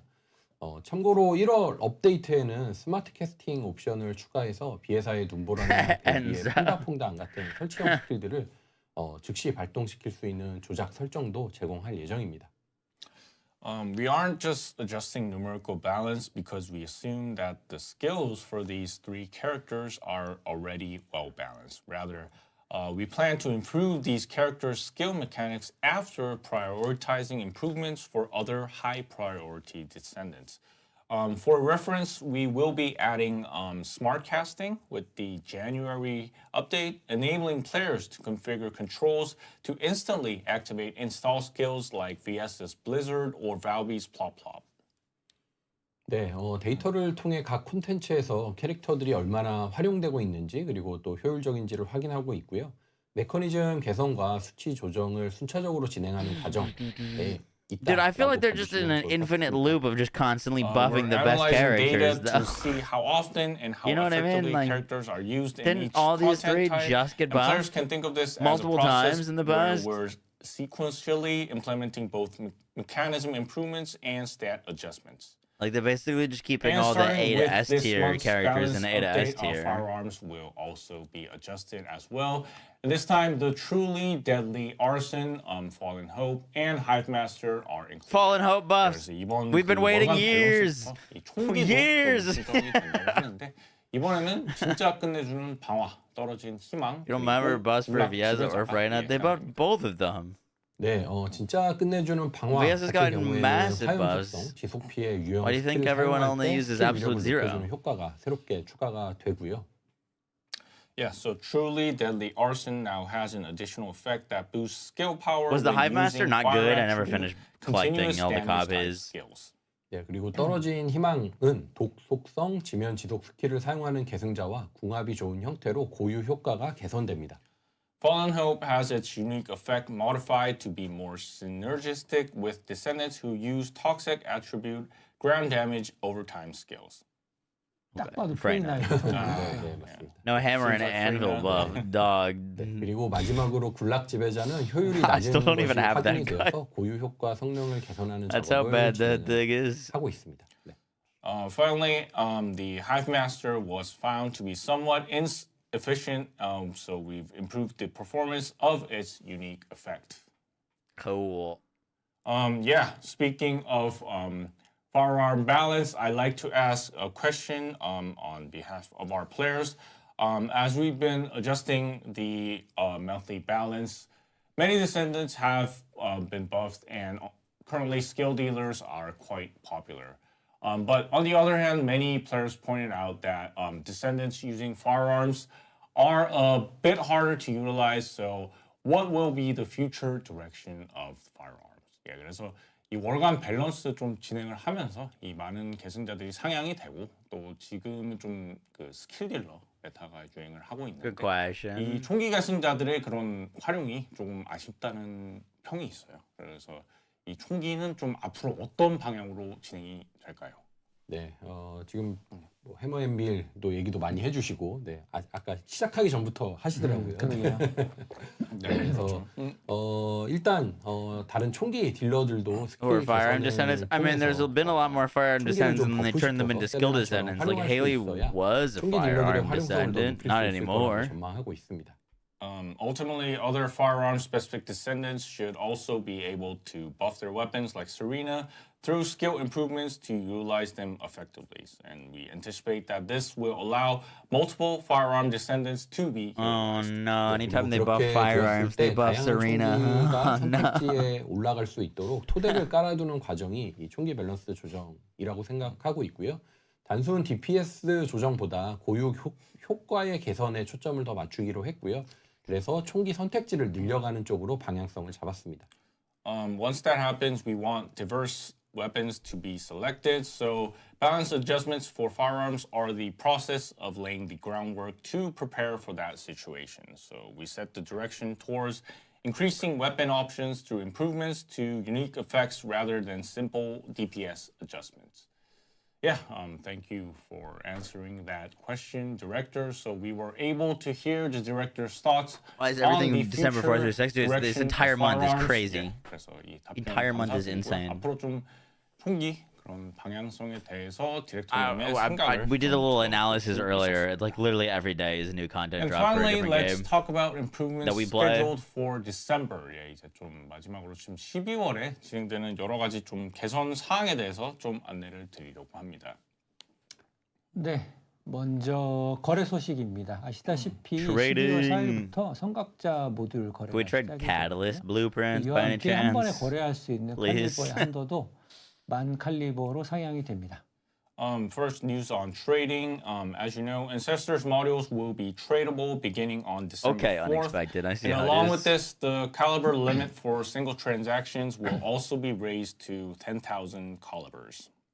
네, 그리고 성각자 모듈의 Wait, what he 마스터리 say? 랭크 장착 조건 최대치가 25로 What's 변경이 10,000 되는데요. caliber? 이미 26 이상의 장착 제한을 Oh, 가지고 like the 있던 maximum 성각자 you can 모듈은 pay.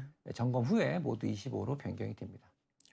Additionally, the maximum mastery rank requirement for equipping Ancestors modules will be changed to 25, and all Ancestors modules that previously had an equipping requirement of 26 or higher will be adjusted to 25 after the maintenance. 네, 그리고 뭐 앞서 컨텐츠 업데이트 등등으로 해서 주간 획득량이 증가를 하기 때문에 보유 가능한 성각자 모듈 최대 개수도 That's good. 상향을 하는데요. 마스터리 랭크 And 30일 have the 기준으로 TFD like 152칸. cartels smuggling.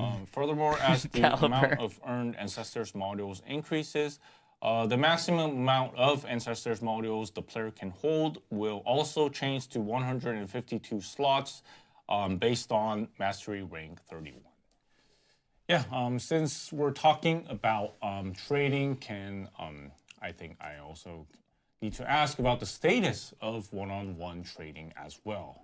또 거래 이야기가 나온 김에 또 이 현재 1대1 거래 그런 상황에 대해서도 좀 그 질문을 드릴 수 있을까요?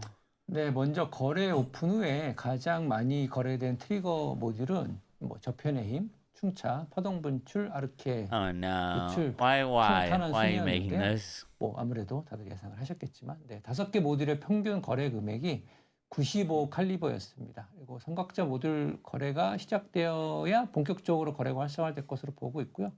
뭐 거래 시스템 편의성에 대해서도 많은 피드백을 주고 계신데 뭐 여러 가지로 검토를 해보고 있는 상황입니다. After we opened trading, the most frequently traded trigger modules were in order of Power Beyond, Battering Ram, Wave Eruption, Arc Leak, and Storm Bullet. The average trade amount for these 5 modules was 95 calibers.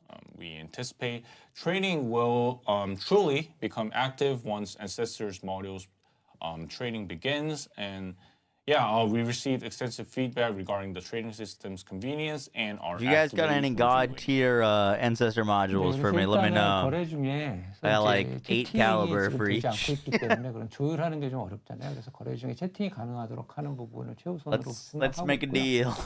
웹 거래소 역시 지금보다 편의성을 좀 개선을 할 예정에 있습니다. For now, enabling chat functionality during trades is our top priority, and we also plan to continue enhancing the convenience of the web trade market. One more thing. The statistics menu will open on the web trade market on December 4th, and this menu will allow players to check each item's trading volume and the average trade amount, helping players monitor the overall market prices. I like that. 12월 4일에 이 웹거래소 통계 메뉴가 오픈이 된다고 합니다. 이 통계 메뉴에서는 각 아이템의 거래량과 평균 거래 금액 등의 그런 부분들을 확인할 수가 있어서 이 시세의 전반적인 그런 확인에 도움을 좀 제공하게 될 예정입니다. 네, 그리고 다음으로는 이제 파티 찾기 시스템이 개선이 추가적으로 되는데요. 지금 파티 모집 UI가 개편이 되고요. 파티 모집 상태의 채팅창이 Most players 추가돼서 haven't 파티원과 seen this screen 채팅을 before. 하면서 다른 파티원을 기다릴 수 있게 됩니다. Next, the party finder system will be improved. The party recruitment UI will be revamped, and a chat window will be added to the party recruitment status, allowing players to chat with other party members while waiting. 네, 그 외에도 대부분의 컨텐츠 진입 메뉴에 파티 찾기 버튼이 추가가 되어서요. 굳이 파티 메뉴로 들어가지 않고도 각 컨텐츠에서 파티를 찾아 함께 플레이할 수 있는 기능이 제공이 됩니다. Additionally, a party finder button will be added to most content entry menus. So this feature will allow players to find parties and play together directly from each content screen without needing to go through the party menu itself.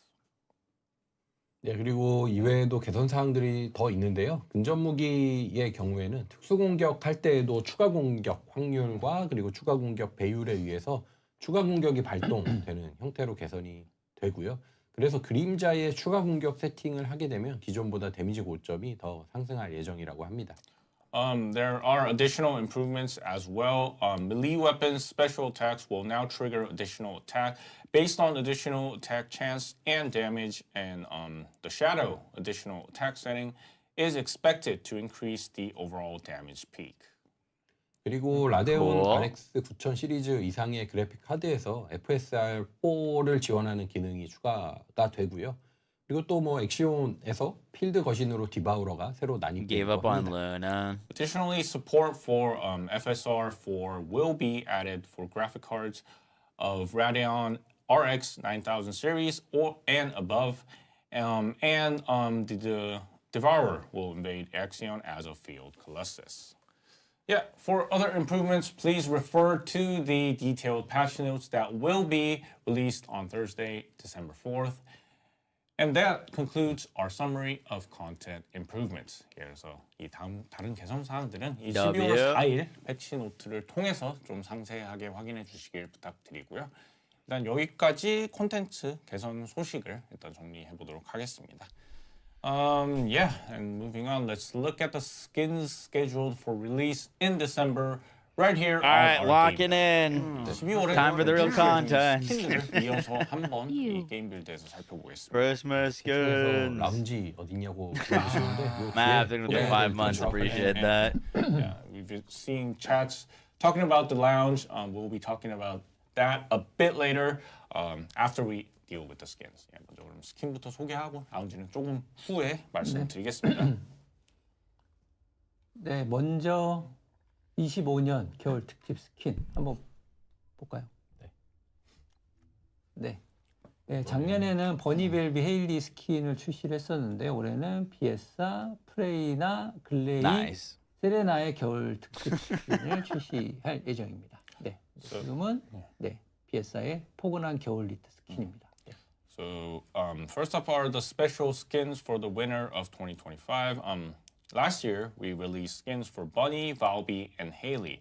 This year, we're releasing skins for Viessa, Freyna, Glay, and Serena. And the first one you're seeing over there is the cozy winter sweater for Viessa. 귀엽네요. 네. 노르딕 양이라고 하는데. I don't know if I would say that's cozy. 좋습니다. 네. It's like a little chilly. 프레이나 스킨. 네. 귀여운 술록 코스튬. 네. 맞나요? 네, 맞나요? 네. Winter 한에게 귀여운 reindeer 귀엽니다. costume. Winter reindeer set for Freyna. 잘 어울리네요. 제 개인적으로 얼굴이 제일 예쁘다고 생각하는 계승자는 프레이나예요. So our producer thinks that Freyna is the best looking female descendant. 그렇습니다. 그리고 그 다음은 이제 세레나. 세레나의 세레나 바로 오른쪽에 있는데. 네. 세레나. Peak content. I drip Zane. 겨울 병정 코스튬. 네. Winter soldier. Skin I was gonna say toy soldier. Yes, is immune to cold. True. Instant swipe. 그리고 하나 빼먹었어요. 그러게. 글레이. 글레이 어디 갔어? 네. Where's the one more skin? Oh yeah. 굉장히 젊게 입으셨네요. 네. That one's definitely more tame than the first Christmas sweater. 괜찮네요. Yeah, looks great. 마치 처음 보는 것처럼. 네. Nice. Love Christmas. Like we're looking at the skins for the first 처음 time 보는 and 것처럼 얘기를 하고 있어. 예. 좋습니다. 네, 반응이 좋네요. 네. 그리고 다음은 남자도 있습니다. 네. 남성 모형 스킨. Asimo got a skin. For the males. Fuck yeah. 마우스 컷을 이상한 데다 자꾸 돌리고 있어. A Coca-Cola polar bear. 코코 스킨이죠. 네. Polar bear skin. For 이와 네네네네. 코코 스킨이고요. 정식 명칭이 뭐였지? 극지 위장. 극지 관찰용 위장 수트. 네. 아우 어려워. 네. Polar observation 아이템 이름들이 안 camouflage. 외워지나 모르겠어. 네. 극지 관찰용 위장 수트입니다. 네. 저런 거 관찰하면 잡혀가지. 네. 총 맞아요, 총 맞아요. Won't be much of a camouflage. 네. Yeah. 네, 뭐 그리고 네 이런 스킨들과 함께 아까도 얘기했지만 네 크리스마스 느낌이 나도록 알비온도 역시 BS가 제일 이쁜 것 같습니다. Yeah. So. 잘 어울려요. Yeah. 잘 VS. 어울리네요. 네. So our producer likes Fiesta, and you can see that this atmosphere shows Albion is in its holiday state. Yeah. 네. 그리고 빌드를 켠 Dude, imagine if Borderlands 4 got like half the decorations that they put into Albion every seasonal 이벤트 event. 보상 스킨도 한번 보여주시죠. God While damn we're it. looking at the game build, let us briefly show the event reward skins as well. 루나의 겨울 특별 무대. 네. That one's cool. I like that one. Special winter stage skin. 네, 이벤트 내용은 좀 이따 It's like a 소개해드리도록 하고. goth Christmas. 되고 그리고 Oh yeah, Ajax and the bear. 그리니까 Bear 아니고, jump. 네. 네, 의료 지원 드디어 나온 헤일리 의료 지원. 이거 이제 이벤트로 지금 될 예정입니다. 네. So we'll be talking about events a bit later, and this one over here is Haley's medical support skin that's finally being added. Yeah. And on December 18th, additional skins will be updated as well. 2 new common skins for male and female descendants will be added. 예, 그리고 12월 18일에는 또 추가 스킨이 업데이트가 되는데 남성, 여성 각각 공용 스킨 2종씩 추가가 된다고 합니다.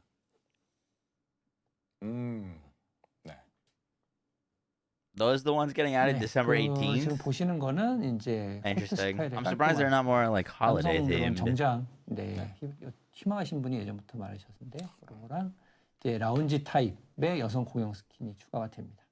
Yeah, so kind of like a suit styled common skin for male descendants, the classic mood, and that lounge style common skin for female descendants, the wet shirt will be added.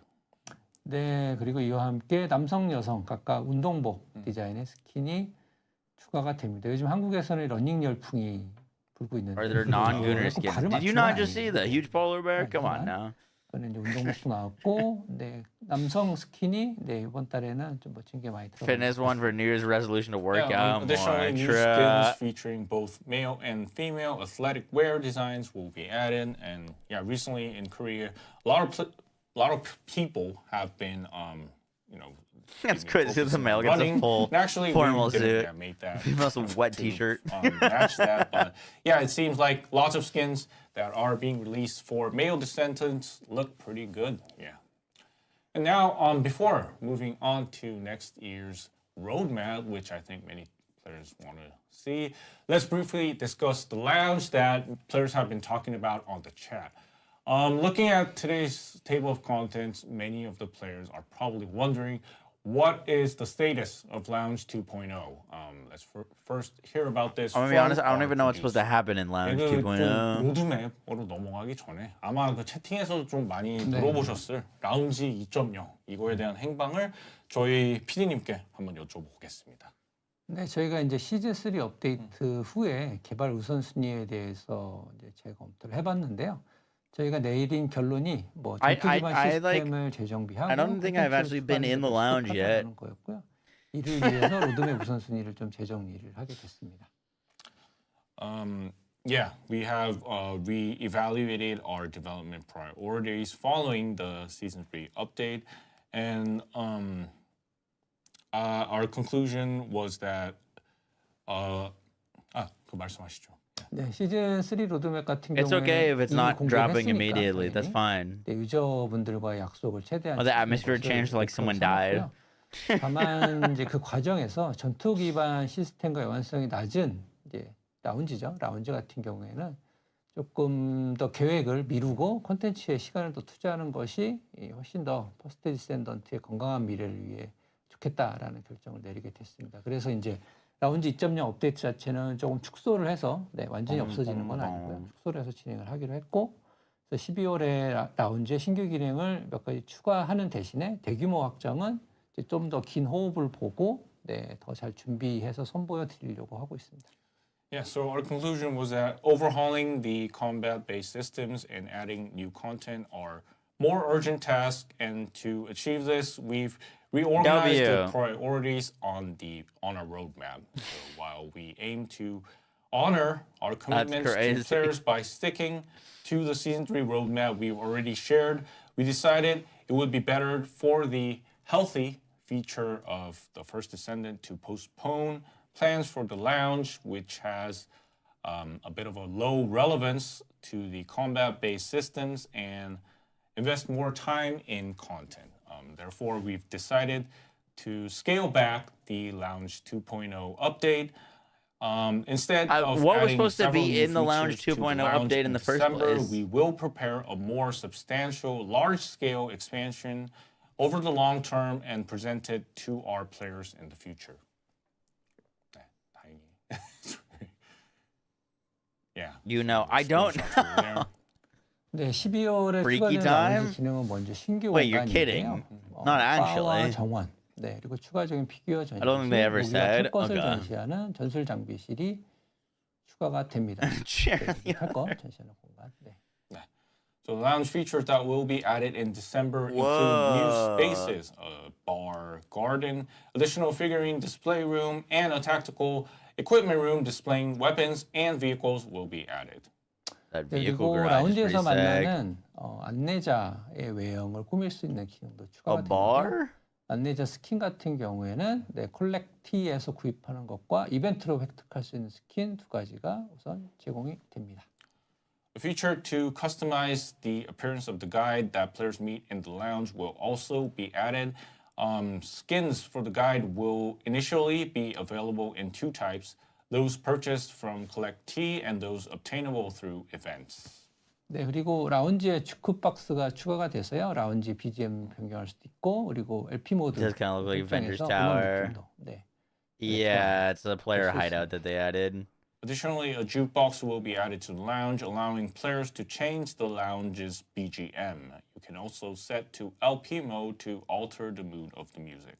네, 그 외에도 라운지 포토 모드의 개선, 그리고 피규어와 장식품 자세히 보기를 더 잘할 수 있도록 개선하는 내용도 12월에 적용이 I need 됩니다. to 그리고 purge chat 12월에는 with a 적용되지는 fucking 않지만 다른 flamethrower 플레이어 after 라운지를 this. 방문하는 이들도 추후에 제공할 예정입니다. Additionally, improvements to lounge photo mode and enhanced viewing for figurines and accessories will be implemented in December. Although not included in the December update, the ability to visit other players' lounges is also planned as a future improvement. 네, 라운지 2.0 업데이트 규모를 축소해서 기다려주셨던 분들께 죄송하다는 말씀을 드리고요. 대신에 더 알찬 인게임 콘텐츠로 보답하도록 노력하겠습니다. We apologize to everyone who has been waiting for Lounge 2.0 as we have scaled back the update's scope. Instead, we There's will no repay our players' challenges for the patience with DLC more guns for substantial phosphine in-game weapons. content. Yeah, all right. It's not a now bug, let's take there a just look isn't any. at the roadmap for the first half of 2026. Yeah. 그럼 이어서 이 내년도 상반기의 로드맵을 좀 살펴보도록 하겠습니다. 예, 좀 잠시 좀 이거 지켜보면, first, what stands out is that the first half Enzo in January. won't Hey, they be didn't forget about him. the first half will continue Hey, with look season at the new 3, episodes Descendant. 3 and 4, with season 4 Oh, arriving in shit. the summer of 2026. So, director, what could be the reason behind this? They did it. They direction? actually did it. 그래서 먼저 이 로드맵을 보면 좀 눈에 띄는 거는 내년도 상반기가 이제 시즌 4가 좀 아니라는 점이 보이고요. 이 26년도 여름에 이제 시즌 4가 찾아오는데 혹시 이렇게 결정하게 된 계기가 혹시 어떻게 될까요? 전부 다 다이아. 아, 예. 눈에 띄는 게 그게 아니고 다이아인데. We're getting 4 episodes of season 3. 채팅창이 너무 과열돼서 잠깐. 모두가 기대하고 있죠. 예. 26년 상반기는 이제 게임의 핵심 루프를 좀 재정비하고 콘텐츠를 Undersea 보강하는 base 데서 하려고 합니다. dungeon. 그래서 현재 기반에서 콘텐츠를 더 많이 쌓기보다는 Onslaught 재정비를 mode 통해서 beta? 게임의 완성도에 더 투자를 하고 다음 단계로 넘어가는 게 좋겠다라는 판단으로 26년 상반기는 시즌 3를 이어가기로 결정했습니다. The first half of 2026 will focus on reorganizing the game's core loop and strengthening its content. Rather than adding more content on the current foundation, we've decided it would be better to invest more in the game's completion through reorganization before moving on to the next stage. Therefore, we've decided to continue with Season 3 during the first half of 2026. 네, 26년 상반기에 개발팀이 목표로 하는 루프의 모습인데요. 게임의 목표가 되는 동기로부터 파밍과 다양한 빌드를 시도하는 과정을 거쳐서 엔드 콘텐츠에 도전하는 사이클을 what's 재정비하는 this? 것을 주요 목표로 삼고 있습니다. 이 방향성을 중심으로 26년 상반기에는 새로운 콘텐츠와 기존 시스템의 개선을 준비하고 We need to 있습니다. get some water. I ran out a while ago. This is the loop that the development team aims to achieve in the first half of 2026. The primary goal is to reorganize the cycle of gameplay, starting from the motivating objective. So like progressing through the process of farming and experimenting with various builds, and ultimately challenging endgame content.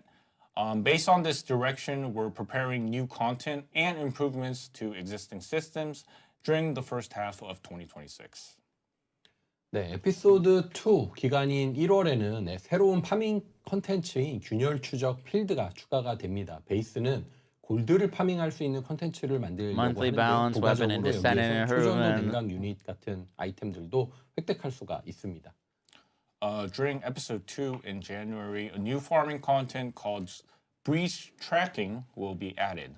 The base content allows players to farm gold with additional rewards like superconductive cooling units. 네, 랜덤하게 cool. 필드와 미션이 선택되는 구조를 Farming 가지고 loop 있어서 반복 플레이의 renewal, 지루함을 보완하는 official 컨텐츠로 onslaught 준비를 하고 mode. 있습니다. So it's structured to randomly select fields and missions, Holy shit, transcendent mitigating the weapons. tedium of repetitive play. 네, 그리고 2월부터 이어지는 에피소드 3에서는 신규 엔드 Yeah, I 콘텐츠인 see it, I see 격돌 it. 모드 베타를 Is that 'cause 선보일 the second 예정입니다. boost 정식 pass? I 버전은 think a 5월 season 업데이트를 pass. 목표로 하고 있고요. 네, 에피소드 3 중에는 베타 버전을 선보여서 코어 플레이를 다듬고 5월에 출시하는 것을 목표로 삼습니다. During episode 3, which will be running from February to April, we plan to introduce the new endgame content Onslaught mode as beta. The official version is targeted to be released for the May update, and the goal is to launch the beta version during episode 3 to refine the core gameplay before release. 네, 격돌 모드는 여러 난이도 단계를 진행하면서 점점 강해지는 적을 상대하는 콘텐츠인데요. 격돌 모드에 등장하는 적들은 강력한 정예병 효과를 가지고 있고 플레이어가 4인 파티를 맺어서 적들을 공략하고 플레이 중에 획득하는 자원으로 전투를 지원하는 터렛이나 버프를 설치하면서 Get the 전략적인 game more 공략을 sorted 즐기게 되는 out before 콘텐츠입니다. they put out season Onslaught mode is 4. content where players face progressively stronger enemies across multiple difficulty tiers. Enemies appearing in Onslaught mode are equipped with powerful elite effects, and players they will form a party of 4 to strategize against them. And using the resources acquired during gameplay, players can deploy turrets or buffs to support combat, enjoying strategic gameplay through this. W. 네, 그리고 에피소드 4 Finally got like a horde 막바지에는 어려운 mode. 유격전 리뉴얼도 준비를 하고 있습니다. 그래서 새로운 유격전 콘텐츠 역시 여러 난이도 단계를 가진 엔드 콘텐츠로 선보일 When did they say the 예정이고요. Christmas skins were dropping? 에피소드 December 3부터 4th. 새로운 유격전 콘텐츠가 추가되기 전까지는 심층부를 월간 로테이션 하게 될 예정입니다. And towards the end of episode 4, we're also preparing a renewal of the Void Intercept battles of hard difficulty. The new Void Intercept content will also be introduced as endgame content, featuring multiple difficulty tiers. Until new Void Intercept content is added, starting in episode 3, Alt the Void Haley. Intercept will be a monthly rotation. Alt Haley and Alt 그래서 Asima. 여기에서 기존 스킨과 콜로토이즈를 다시 파밍할 수가 있고요. 이전에 출시되지 않아서 파밍할 수 없었던 계승자들, 그러니까 심층부 Is the 이후에 endgame in 추가된 this good? 계승자들이죠. 이 How do you feel 계승자들의 about 심층부 farming? 스킨을 추가로 파밍할 수 있는 기회도 제공하게 됩니다. Here, players can farm existing skins and call toys once again. Additionally, players can farm the Void Abyss Intercept skins that weren't released. Yeah, so the roadmap shows new infiltration operations and Void vessels, new endgame content like the Pog, no new Sigma sector. Hallelujah. Along with farming content like breach tracking. It seems like we can expect a variety of new content updates in the first half of 2026. And also, there's kind of something notable on this roadmap, which is the appearance of Daya in episode 3. Puggies. 보시면 26년 상반기에 좀 다양한 그런 You gotta go to Sigma for die arcade tuning. Don't you remind me. 역시나 좀 많은 분들이 궁금해하실 거는 바로 다이아죠. 예, 다이아가 딱 저기에 그 얼굴도 이렇게 보이고 있는데 이 부분에 대해서 좀 설명 Is it that wild? 부탁드리겠습니다. I feel like it's not that wild. 네, 많은 분들이 지금 보시는 것처럼 기다려주시는 다이아가 드디어 26년 2월 에피소드 3에 출격을 하게 됩니다. The endgame progression is actually pretty good in this Walzer. 스토리가 진행이 될 예정이라서 As a new player, there's just a lot to farm. Yes, Daya, the long An overwhelming amount of stuff to farm. You can spend 1,000 hours farming in this game. Episode 3 on February 2026. Episode 3 will feature a main story centered around Daya, so we hope many players will look forward to that as well.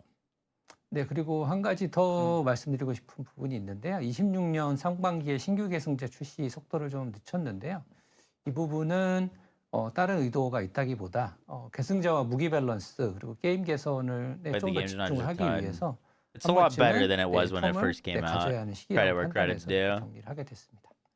They've improved a ton. However, there's like one more point we need to explain. We've slowed down the release pace for new Descendants in the first half. Have you played Warframe? 2026. We hope players will not misunderstand this decision. This decision was made because we judged it necessary to take a break at this point to prioritize the balance of Descendants and weapons as well as overall game improvements. 네, 그래서 에피소드 3에서는 다이아, 에피소드 4에서는 얼티밋 15만 추가가 되고요. 대신에 기존 계승자의 개선 작업, 그리고 무기 개선 작업까지, 추가된 무기 개선까지 더욱더 박차를 가해서 게임의 완성도를 좀 높이도록 하겠습니다. All this delay because they won't So episode 3 will only add Daya, and episode 4 will only add Ultimate Essimo. Instead, we will accelerate improvements to existing Descendants and weapons to enhance the game's overall completion. Yeah, so we do hope that our players will understand this decision. We believe time is needed to regroup and gain new momentum by reflecting on the past. 예, 그래서 좀 살짝 아쉽지만 이 플레이어 분들도 그 이해해 주시면 정말 감사하겠습니다. 많이 아쉽죠. 살짝 아쉬운 정도는 아니고 그쵸, 많이 아쉬운데요. 네. 이해해 주시면 정말 감사드리겠고요. 이 과거를 좀 돌아보고 이 새로운 추진력을 얻으려면 저희가 좀 재정비할 그런 시간도 필요하다는 생각이 듭니다. 네, 그런 의미에서 기존 시스템 중에 이제 높은 복잡도로 신규 그리고 또 복귀 유저분들의 진입 장벽이 되는 시스템도 개선을 하려고 합니다. Yeah, in that sense, we also plan to improve existing systems that unnecessarily create high barriers for new players due to their excessive. Yeah, they will eventually all have an 일례로 ultimate. 에피소드 3에는 Does anyone 아르케 with 조율의 headphones 변이 get like 세포를 개선할 unbelievably 계획인데요. tangled? 변이세포 아이템이 My whole court 많아지면서 just looks like 상자도 this. ABC로 파편화되고 이에 따라 계승자에 어울리는 내가 쓰는 계승자에 어울리는 변이세포를 찾고 또 어느 상자에 있고 이걸 어느 던전에서 파밍하는지 찾기도 까다로워졌습니다. 이를 개선하기 위해서 아르케 조율의 변이세포 시스템을 아이템 방식이 아니라 선택 가능한 모드로 수정하는 방향으로 준비하고 있습니다. That's kind of a good idea. For example, Which wireless episode headphones, out 3 of will curiosity? improve mutant cells from arcade tuning. As the number of mutant cell items have increased, the boxes are also fragmented into A, Why don't B, they run out of and C battery? types. Consequently, finding mutant cells suitable for specific descendants and determining which box or dungeon to farm them has become quite cumbersome. So, to address this, we are planning to modify the arcade tuning mutant cell system from an item-based approach to selectable nodes. 네, 그리고 스탯 정보 표시 개선도 같은 부분입니다. 계승자의 최종 스킬 데미지는 모듈, 반응로, 아르케 조율, 외장 부품 이런 것들을 다 종합해서 결정이 되는데 각 시스템에서 성장한 스탯을 Did they say they're gonna make? I don't understand that correctly. That mutant cells are no longer gonna be like items that you collect and put in. You're just gonna like be able to select which one you want to use, like in the 이런 skill tree. 부분도 스탯 정보 메뉴를 개편해서 보기 쉽게 최종 데미지를 파악하고 어느 성장 시스템에서나 하나의 메뉴를 열람해서 내가 어느 정도 데미지를 입힐 수 있는지 시뮬레이션 해볼 수 있는 형태로 개선하려고 합니다. The stat information display improvements are part of the same effort. The Descendant's final skill damage is determined based on modules, reactors, arc tuning, external components, etc. And it's actually difficult to see easily the stat growth in each system. And without using the laboratory, it's hard to verify how the final damage has changed. So we plan to address this by revamping the stat information menu. This will allow players to easily grasp the final damage output and view all growth systems within a single menu. In-game simulator. Cool. 네. Kind of 이 like 시뮬레이터? Sounds like you really see your damage kind of like formula. an in-game simulator. I 오해 guess. 소지가 있나? 오해 소지가 있는 네. 발언인가? 네. It's a simulator. Yeah. 네. So another notable aspect is the renewal of the overall farming loop and the new operation command system. 또다시 또 눈에 띄는 거는 이 작전 지령 시스템과 파밍 루프의 리뉴얼 그 부분이 좀 눈에 띕니다. 네. 사실 오늘 방송을 보시는 많은 Headsets 분들은 are too heavy for 저희 your 게임의 head. 이런 부분들을 다 I 극복하고 know your head 있는 was a peach. 후반부에 있는 분들이라서 이게 와닿지 않으실 수도 있지만 아니 와닿을 거야. 와닿을 욕하면서 적응해서 information, 하면서 but I mean, if you're able to access it and look into it, I like that. 마음에 들어서 뭐 하겠어. 네. 욕하면서 하는 Yeah, 거지. so our players over here, 누가 이걸 기억한 거야 이러면서 하겠지. You've been with us for a long time. You've been overcoming all these various issues, but yeah, I mean, we feel what's going on. So yeah, 그래서 이제 개선이 된다. So we're getting new improvements to the farming loop, and let's hear that from our producer. Yeah, 어떤 내용일까요? 그러면? 네, How's 26년 Yoshi Bear? 상반기 He's so good. 목표는 뭐 여러 가지가 있겠지만 그 중에 하나가 얘기 드린 것처럼 어려움 이상에서의 파밍 경험을 완전히 개편하는 거고요. 뭐 저도 마찬가지예요. He's still very cute. 두덜 내면서 하는 거죠. 이거 먼저 맨날 물어봐. 옆자리니까. 이거 왜? 네. 그래서 작전 지령 시스템을 통해서 파밍하는 아이템을 먼저 고르고 그리고 이후에 요구하는 미션을 클리어해서 보상을 받아가는 형태로 루프를 개선하려고 하고요. So our goal for the first half of 2026 is to completely overhaul the farming experience beyond the hard difficulty. Yo, level. Leon, think of the So 6 we months. plan to improve the loop by first, players will select items to farm through the operation command system, and then clear the required missions to receive the rewards. 네, 그리고 어려움 이상 구간의 전반적인 파밍 경험. Dude, the thing that this game needs to figure out is they're making so many improvements, changes to the farming systems, changing the endgame from the stuff, but like, 안정도 중요하지만 그 이전에 지금 게임을 how do they attract new players? Because I feel like they're constantly doing things for new players, but I don't really know how many new players they're actually getting. We're preparing a major overhaul of the entire farming experience across all difficulty levels beyond hard difficulty. Our focus on hard difficulty and above stems from the judgment that while new player onboarding is important, prioritizing the refinement of the experience for our current players comes first. 네, 그래서 26년 상반기에는 지금 유저분들의 플레이 경험 재정비와 엔드 콘텐츠의 추가에 힘을 쏟을 They seem to only be focusing on the players that they have. 하반기에는 메인 스토리 리뉴얼을 통해서 대대적인 게임 개선을 도모하려고 하고 있습니다. Like, it seems like they're prepping, what I would imagine is this is all prepping to get the game into a much better place to then do a big marketing push on Season 4, Episode 1. This seems a bit, I mean, it's new content, but it's also a little bit maintenance. Of the main story. Wow, I think players and I myself are also curious about Season 4, which is being prepared for the summer. 또 그렇게 말씀을 하시니까 이 또 여름에 저희를 기다리고 있는 이 시즌 4가 정말 궁금합니다.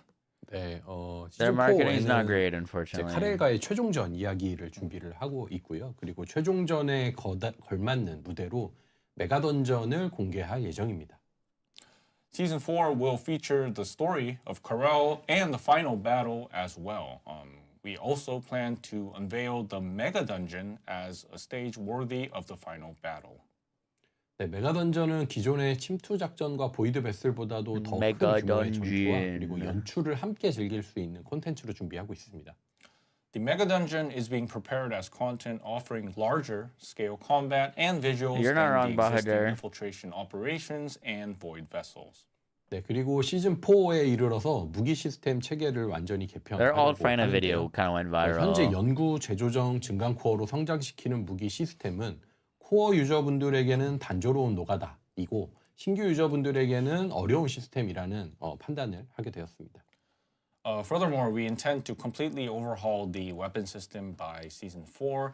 And the current weapon system, which involves research, readjusting, and growth through augmentation cores, feels monotonous to core players and is also difficult for new players. 네, 그래서 새로운 무기 체계 시스템을 준비 중에 있고요. 파밍 중심으로 즐길 수 있고 그리고 기존 성장 방식과 다르게 즐길 수 있는 초월 등급의 무기를 출시할 예정입니다. We're currently preparing a new weapon system, and we plan to release Transcendent tier weapons that can be enjoyed primarily through farming and offer a different experience from existing progression methods. Transcendent weapons, I'd say. Yeah, since there's still some time left for Season 4, let's discuss in more detail about that a bit later. I just noticed something I kind of missed. The roadmap mentions a research time boosting event and the Descendant mission dashboard. So, Director, what are these? Yeah, 그래서 잠깐 좀 놓친 것이 있는데 연구 시간 부스팅 이벤트와 계승자 임무 현황판이란 것들이 좀 보였는데 디렉터님 이건 무엇일까요? 많은 분들이 촉매 연구를 더 많이 할 수 있기를 계속 희망하고 계시잖아요. 그래서 연구를 걸고 게임을 플레이하면 연구 시간을 단축할 수 있는 이벤트를 준비하고 있고요. 이를 정기적으로 진행하도록 준비하고 있습니다. 우선 에피소드 3부터 주기적인 진행을 계획하고 있습니다. Many players mentioned that they should be able to do more research on catalysts. Therefore, we plan to regularly run events where players can reduce research time by starting research and then playing the game. We plan to start this on a regular basis, starting with episode 3. 그리고 계승자 임무 현황판은요. 퍼스트 디센던트에 접속해서 해야 할 일들 저희는 They listened. 숙제라고. That was the idea I pitched them in our meeting. 화면에서 한 번에 모아서 보여주는 기능을 준비하는 것입니다. 그래서 이미 매일 접속해서 시그마 섹터 2판, 뭐 엑시온 격전지 1판, 침공 4판 이런 루틴들이 있잖아요. 이런 루틴과 보상을 하나의 시스템에서 관리하고 있습니다. And regarding the Descendant mission dashboard, kind of related to, we call that homework in Korea, we're preparing a feature that shows all the tasks on one screen when players log into the first Descendant. Players already have like routines like logging in daily to play maybe like 2 Sigma sector matches, 1 Axion mission, and like 4 invasions, right? And we aim to manage these routines of our players and their rewards within this single system. 네, 그리고 이 기능을 통해서 루틴의 변화도 좀 도모하려고 하는데요. 예를 들어서 지금 침공 4판, 이거는 골드 파밍을 위한 콘텐츠잖아요. 네, 임무 현황판 시스템을 통해서 침공의 골드 보상을 예를 들어서 400% 침투 작전으로 옮기거나 이런 라이브 운영들을 좀 도모할 예정입니다. We also plan to use this feature to encourage players to like change the routines. Like for example, 4 rounds of invasions have become the content primarily for gold farming. Through this Descendant mission dashboard system, we plan to implement like live operations such as shifting the gold rewards from invasions to 400% infiltration operations. That's Great. cool. I like that. You know, yeah, I spend a lot of time doing these homework kind of activities, and I'm really looking forward to the first half of next year because so many things seem to change. And Season 3 will continue adding content through monthly updates. So, yeah, we've looked at the overall roadmap for the first half of 2026. We'll cover more detailed information when we talk more about episode 3. And for now, let's move on to the events that are planned for December. 그래서 내년 상반기에도 참 많은 것들이 저희 달라지고 업데이트될 예정이라 기대가 되는데요.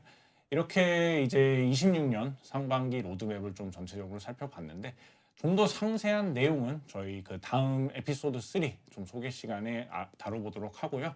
이제 좀 마지막으로 이 12월에 예정된 이벤트 The 소개로 launch update was 넘어가보겠습니다. pushed, but they teased some stuff. And for December, we've prepared a wider variety of events to celebrate the end of the year.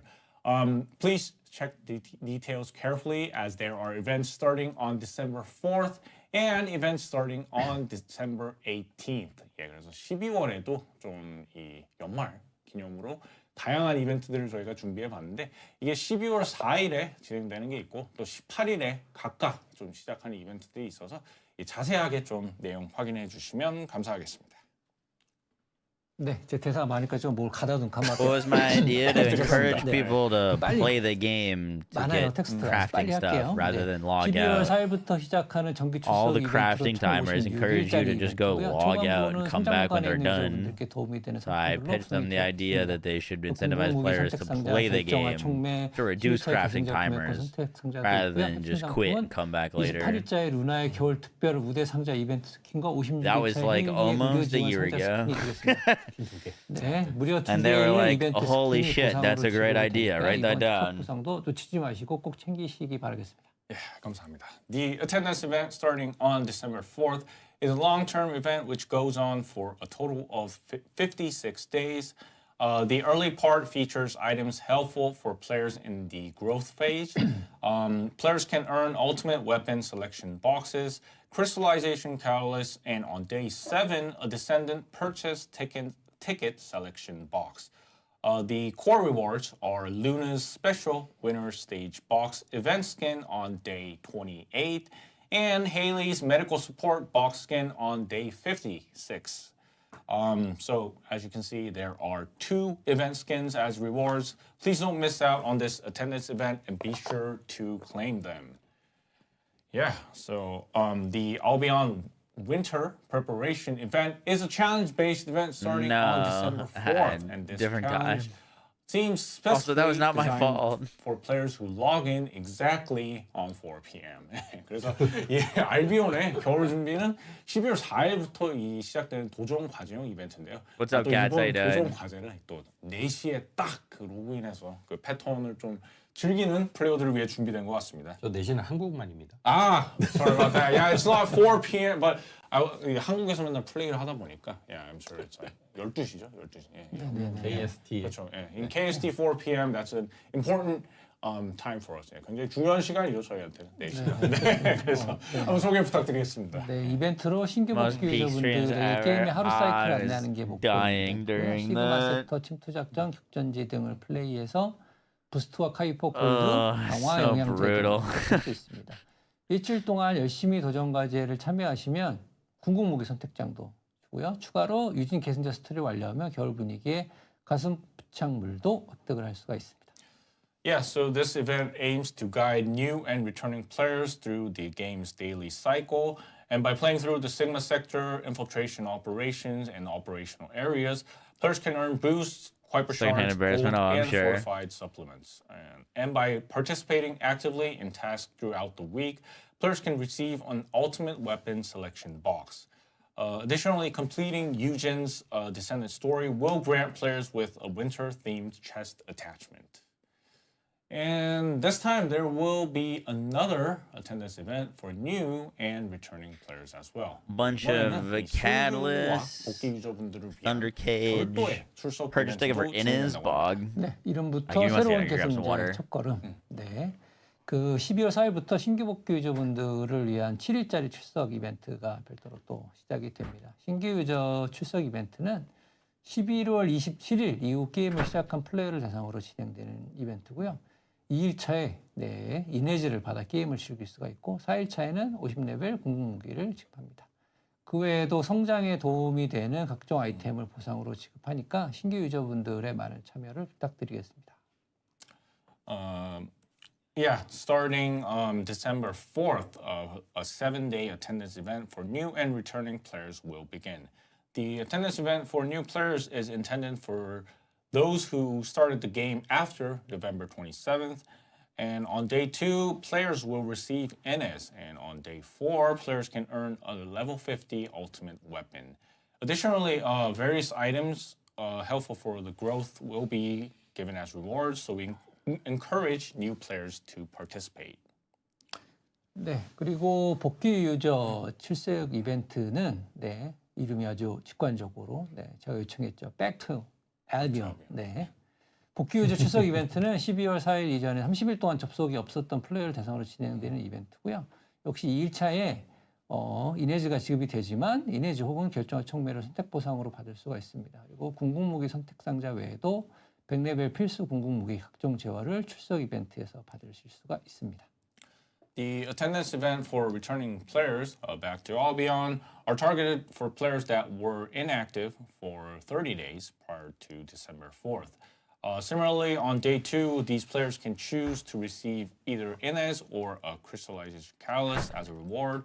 And beyond the Ultimate Weapon Selection box, players can also receive an essential level 100 Ultimate Weapon and various resources through the attendance event. Yeah, so December is a great time to start or return to the first Descendant in the holiday season. The game has been significantly improved since the old days, so for returning players, I'm sure you'll find it much more enjoyable to play. We've also prepared plenty of events for our existing players. Don't be too disappointed. Let's take a look at another event starting on December 18th. 예, 그래서 게임에 좀 이 새로 시작하거나 이 돌아오기에 좋은 그런 시기 같은데요.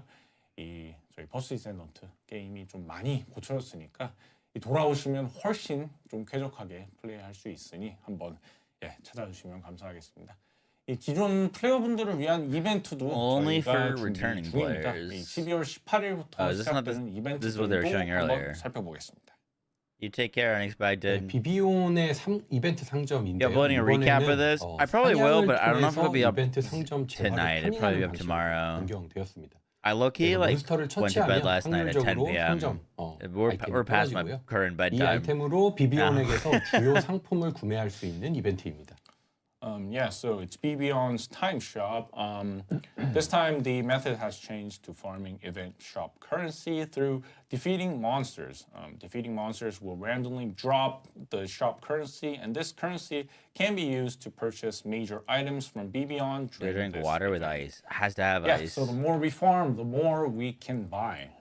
I'm also curious about how the items that can be purchased through these currency will be structured. 예, 그래서 더 열심히 이 파밍에 참여할수록 더 많이 좀 구매한다는 걸로 보이는데 이 재화로 구매할 수 있는 그 상품들이 또 어떻게 구성이 되어 있는지 궁금하네요. 네, 이번 비비온 상점은 지난 상점과 구성을 좀 다르게 준비하고 있습니다. 일단 주마다 초기화되는 성각자 모듈 선택 상자, 그리고 성각자 모듈 노획 물자를 구매할 수도 있고요. 그리고 또 매주 성각자 모듈 재조정 횟수를 초기화시켜주는 아이템을 제한 횟수만큼 구매할 수 있습니다. 이외에도 각종 커스터마이징 아이템이나 출석 증표, 결정화 촉매, 골드나 하이퍼 조각도 구매할 수 있습니다. Congratulations, you're officially old. This time the BBon Time Shop features a slightly different lineup compared to the previous shops. Players can purchase the Ancestors Module Selection Box and Ancestors Module Loot, which resets weekly. Players can also purchase items up to the limited amount each week which resets the Ancestors Module's readjustment count. Additionally, players can buy various customization items, attendance memento, crystallization catalysts, gold, and Kuiper shards as well. Yeah, that item that resets the readjustment count of ancestor models. I haven't my sleep schedule hasn't reset from really when I was in Africa. I was in the gym at like 9 a.m. this morning. Harder during the holidays. Because I woke up at 7:30. I'm on like a real human sleep schedule. And now I'm trying to make the most of it. But yeah, I've gone to bed like 10 p.m., 11 p.m. the past few nights. 네, 그래서 12월 18일부터 주말에는 각종 콘텐츠의 부스트를 in 2 days, 제공하는 it'd technically be a good time to come back. 엑시온 평야와 특수 작전에는 골드 20% 부스트가, 그리고 시그마 섹터와 Last ultimate was alt Luna. 아르케 고유 인자 경험치 Luna. 침투 작전에는 계승자 경험치와 무기 숙련도 경험치 20% 부스트가 적용이 되고요. You had to sleep in 이 부스트는 until 기존 부스트 7:30. 아이템과 중첩해서 사용할 수도 있습니다. 네. Yes, sir. Yeah. 중첩이 된단 말이죠. 네. 중첩이. 50% 만들 수 있죠. 네. Yeah, so starting on December 18th, each of the contents you're seeing above will Sigma receive a Sector! 20% bonus on each corresponding boost only during the weekend. So Sigma Axiom Sector planes and boost. special operations. Surely that they means will be arcade tuning getting XP, 20% right? gold boost. Infiltration operations will receive a 20% boost for Descendant experience and weapon proficiency experience as well. And you can also use your items that boost. You can use That is that, indeed the and they symbol. will have effect together. So yeah. W. I think all Eugen's looking pretty cool. Looks like he's gonna have like an engaging gameplay loop. His damage didn't look like it was slouching. We'll have to see once he comes out. Yeah, so 20% I don't plus know. 30%. He could be like pretty decent for group content. I don't know if he'll be able to upkeep in solo content. He had a 6k AoE on a like short cooldown though. Like So we like should play the first Descendant. it looked during decent. I had to weekends. see what his range values were. Enjoy a lot of boosts along with the BB on Time Shop event. 그래서 이 주말에 정말 좀 퍼디를 더욱더 열심히 달리는 얘기 같고 이 부스트 이렇게 주어진 것과 비비온 이벤트도 함께 달성할 좋은 기회 같습니다. But that's not all. We've also prepared a web event as well. And after all, it is the end of the year. So producer, could you briefly Year-end lounge party. event? Yeah, 그래서 또 이게 끝이 아니고 여기에 나오는 이 연말 라운지 파티 웹 Oh shit, are they selling merch? 네. 연말이니까. 연말이니까요. 또 프로듀서님 연말 이벤트 소개 부탁드립니다. 네, 먼저 연말 웹 이벤트는 12월 18일에 시작을 하고요. 퍼스트 디센던트 공식 홈페이지에서 이벤트 페이지에 접속만 해도 2XP weekends. True. I wonder if it took this long to implement. 연말 운세를 점쳐보는 네, 이런 거 다 좋아하시죠? 네, 연말 운세를 Game dev be like that 점쳐보는 though 이벤트도 준비되어 있습니다. sometimes. 다양한 보상과 함께 타로 카드 디자인의 한정 스프레이를 받을 수 있고요. 마지막으로 플레이어가 직접 파워팀, 슬라이드로 네, 파워팀 그리고 스타일 팀을 선택을 해서 매주 주말 경쟁하는 라운지 파티 이벤트가 있습니다. 총 3주 동안에 그 3라운드로 진행이 되는 이벤트고요. 먼저 스타일 파워 진영을 선택을 하시고 이벤트 기간에 플레이를 통해 비비온 토큰을 파밍하게 되면 선택한 진영의 점수가 쌓입니다. 그러면 승리한 진영의 보상을 모든 PJ, 플레이어가 it's 받을 수 있게 almost 되는데 like they could have let me on that whatever game testing council thing that they had. 파워팀은 Would have been 성장 sick. 아이템으로 네, 지정이 이렇게 되어 있습니다. 네, 즉 플레이어 분들은 원하는 보상의 지정을 참가하셔서 점수를 높여야 원하는 보상을 받을 수 있는 이벤트입니다. 총 3라운드 중 총점이 높은 진영의 최종 보상을 모든 플레이어가 받게 되는데요. 만약 스타일 팀이 승리하면 라운지 안내자 전용 스킨을 That might be hair 보상받고요. 파워 skin. 팀이 승리하면 결정화 총매 5개를 받을 수 있습니다. 어떤 보상을 받을지는 네, 저도 궁금하네요. 네, 커뮤니티가 어느 방향으로 힘을 합치실지 네, 이런 거 저도 궁금하고 그거 중요할 것 같습니다. 네. All year and these web events, they will begin on December 18th, and players can obtain a Descendant purchase ticket, ultimate weapon, and other growth items simply by accessing the event page on our official website. An event that can predict the year-end fortune of our players is also prepared, and along with various rewards, players can receive a limited edition spray featuring a tarot card design. Finally, there's the year-end lounge party you're seeing over there, event where players can directly choose between the power team and style team to compete every weekend.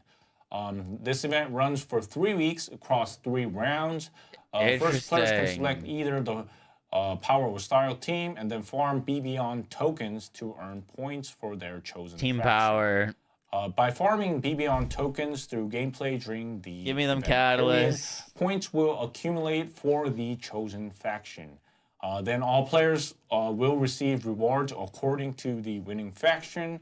The style team's rewards are designated as customization items, while the power team's rewards are designated as various growth items. In other words, this is an event where players must join the faction, offering their desired rewards and boost their score to receive those specific rewards. All players receive the final reward of the faction with the highest total score across all 3 rounds. So if the style team wins, players receive an exclusive skin for the guide in the lounge. And if the power team wins, players will receive 5 crystallization catalysts as a reward. Which reward the players receive will largely depend on which direction the community unites. Style's definitely gonna win though. 지금 다들 스타일을 많이 이미 이제 스타일 그러면 스타일 올드웨이라고. 파워 팀의 보상량을 더 Dude, 늘려서 their YouTube chat 유혹을 is 좀 더 해보도록 spamming 하겠습니다. them to add a pregnancy Since system. we're I hate seeing it a here. lot of style on the chat, yeah, our director just said that there will be more rewards for the power team. 그렇다고 합니다.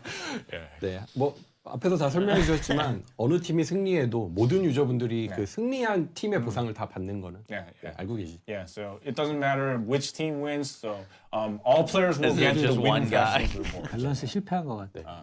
모두가 위너입니다. He's persistent if it's just one dude. 파워 팀에 좀 더 보상이 갈 수 있다는 점 기억하시고 참여해 주시면 좋을 것 같고. So since growth rewards can be earned through the farming within the game. I think most players will choose the style team as you're seeing over here. But who knows? Players currently in the growth phase. The power team rewards, they might be more helpful for those players. 그래서 아마도 이 지금 뭐 채팅을 보시듯이 많은 분들이 좀 스타일 저걸 받고 싶어 하실 것 같아요. 그런데 또 모르는 거죠. 또 보상이 또 조금 약간 더 추가되고 이게 새로운 플레이어들은 굉장히 매력적인 보상이 될 수 있으니까 좀 흥미롭게 저희 참여하고 지켜보도록 하겠습니다. Alright, so the web event starts on December 18th, and don't forget there's also the attendance event. Which is starting on December 4th. On December 18th, the BB on Time Shop opens where players can collect tokens through hunting and obtain items that can reset the ancestors' modules readjustment. Finally adding the BBL also, shop. starting on December 18th, boosts will be applied to various content every weekend. So it's really a great time to farm for the items. And also on December 18th, the various web events will be coming to the game. Don't miss out on the various year-end events and enjoy the first Descendant. 그래서 웹 이벤트는 12월 18일에 시작이 되고요. 이 12월 4일부터는 이 출석 이벤트와 도전 과제 이벤트가 시작이 됩니다. 12월 18일에는 이 비비온 상점과 주말마다 각종 콘텐츠에 정말 또 든든한 이 부스트가 걸려 있으니 많은 관심 부탁드리겠습니다. So this marks the end of part 1 of our December Dev Live. After a short break, we will return with the live Q&A session. So stay tuned to our broadcast. It's been 2 hours. 잠시 쉬는 시간 갖고 라이브 Q&A로 다시 한번 돌아오겠습니다. 근데 넘어가기 전에 저희가 오늘 시간이 좀 별로 없잖아요. 저희가 뒤에 일정이 있어가지고 1시 반 정도까지는 라이브 Q&A를 마쳐야 되거든요. 저희 오늘 점심 먹을 시간이 없습니다. 뒤에 일정이 있어. I think my entire Google Chrome just crashed. Sorry. About 40 more minutes, 한 40분 정도 더 진행이 돼서 그래서 quick break. 빨리 돌아오겠습니다. 그래서 일단 마치고 빠르게 돌아와서 Q&A로 진행해 보겠습니다. 5-minute break and then we'll go to the live Q&A. Thank you.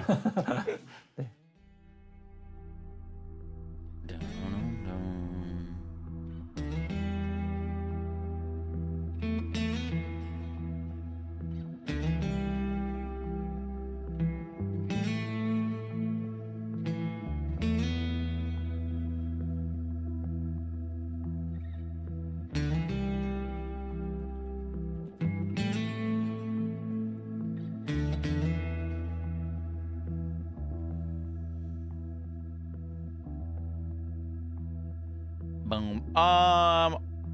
So update coming in the next few days. Adds a new boss, a new dungeon, new mods for Eugen, as well as alt Eugen. There were some new sword modules. Ancestor mod trading is, I think, this update? You just got some HP scaling stuff. What was interesting is he's got this buff that's like for his teammates, but it like looked better than the buff that was for him.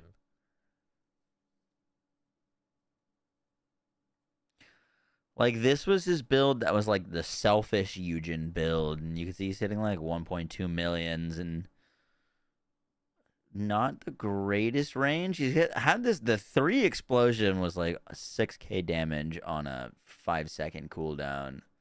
So that could basically be Eugen version of being Haley. But his like if they showed gameplay of it, his like healing thing, the Battlefield Medic, looked cooler to me.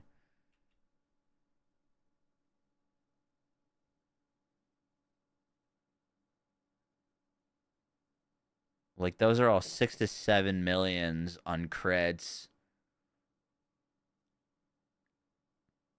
Good night, Ren.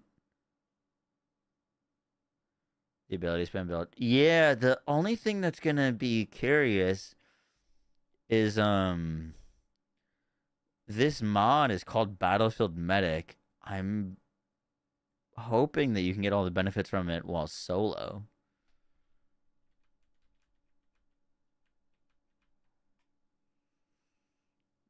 Asked the devs about jumping jacks. True.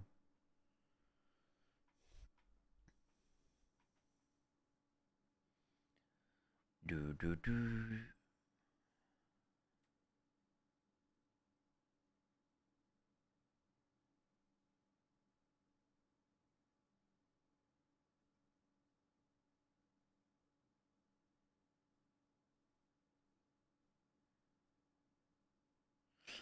So his 4th ability with this gives you 22% firearm crit, 40% skill crit, 37% firearm, 49% skill power, and 35% movement speed. That's crazy. Did they talk about Harris and how mad folks got when she got nerfed? They nerfed Harris? They don't nerf in this game.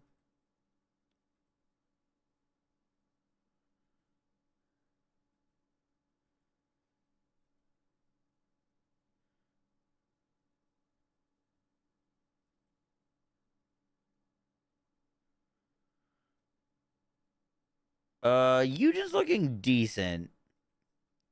I can't say he's the flashiest looking, but his damage is looking good, and he gives some crazy team buffs.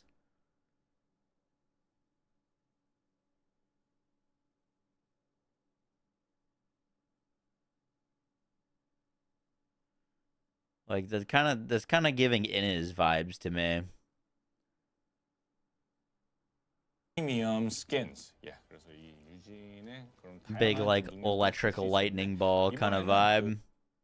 Yeah. So that skin, that spacesuit. 상태 제어, 위치 선정, 스킬 타이밍을 잘. The skybox for this new boss looks pretty decent. I just wish it wasn't in this same like arena as it always is. But like the cosmic skybox is pretty sick. 아니라 뭐 They did this thing where they added like open world bosses or roaming bosses to like Axion. I wish they'd like grab a slice of that and put it in here rather than the same like generic void layout. 잘 대응할 수 할수록 전투 효율이 올라가도록 만들어져서 또 플레이하는데 성취감을 제공하려고 했습니다. Grim Reaper is a toxic attribute Colossus, and battles take place in this void space. Arms. Well, she like all of her damage off of defense was capped anyway, so it didn't hurt her damage. Many players mentioned that they should be. Like it literally did not increase her decrease her damage. Let's see. Are they back? They're back. Yeah, we've seen on the chat about the restart button not working, and it was an issue that was happening to several players. So we've contacted that player, and we're still looking into the issue and trying to take care of that.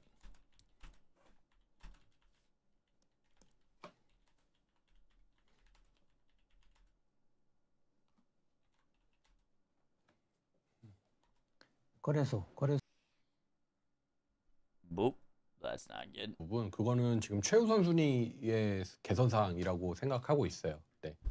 거래소 쪽도 진행할 예정입니다.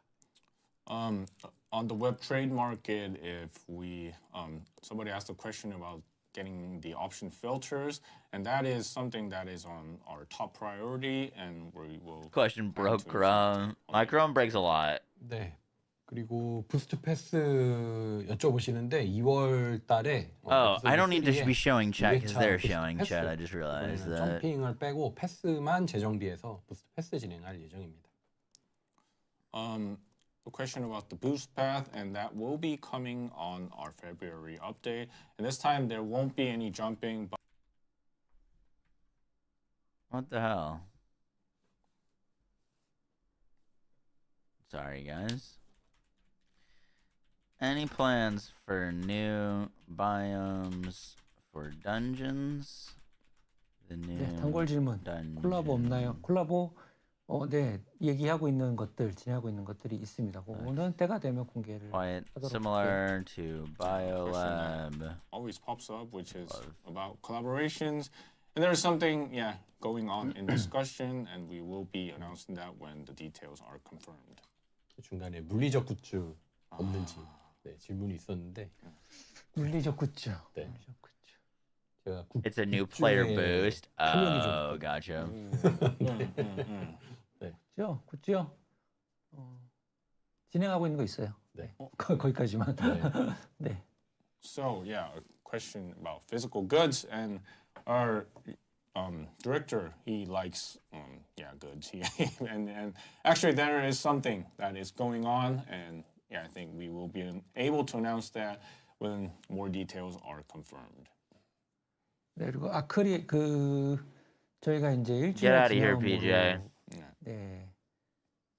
기념품으로 만들었던 아트북하고 아트북 판매도 이제 물어보시는데요. 그거는 다시 한번 좀 담당. Have they talked about what their plans are for the Colossuses yet? And some of our merchandise that we They got rid of their drops, said we'd rework them, and then there's nothing. On whether we will be able to sell that. And our producer said that he'll talk with the related teams about it. They said end of season 3. 콘테스트 스킨 언제 나오는지 질문이 있었는데요. 지금 요거는 준비하고 있고 제작 출시 일정은 조만간 다른 자리에서 발표를 드리도록 하겠습니다. 네, 제작 중에 있어요. 네. A question about when we will be getting the skins from the skin contest, and those are currently in production, and we will be talking about the related dates in a separate different kind of video or live.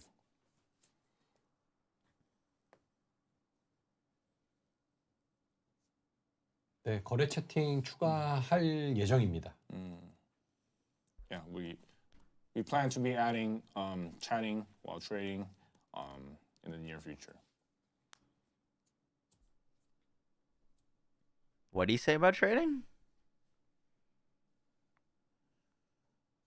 막 대답하면 아까 뭐 쿠노이치. I want to ask if they're planning on adding 만들고 있습니다. like catalyst and stuff to trading. 네. A little bit of chat while trading. That's random. 공개를 할까 말까.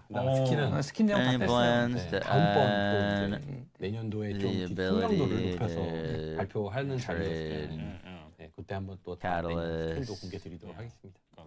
reactors, many skins are being etc. prepared. One thing that our producer talked about, like a female ninja kind of thing. But we will be announcing that at a separate, dev live or maybe at a different place.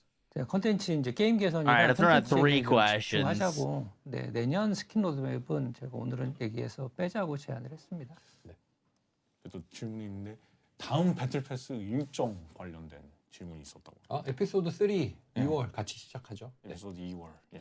So got a question about the schedule on the next Battle Pass, and that will be starting on February in the next episode.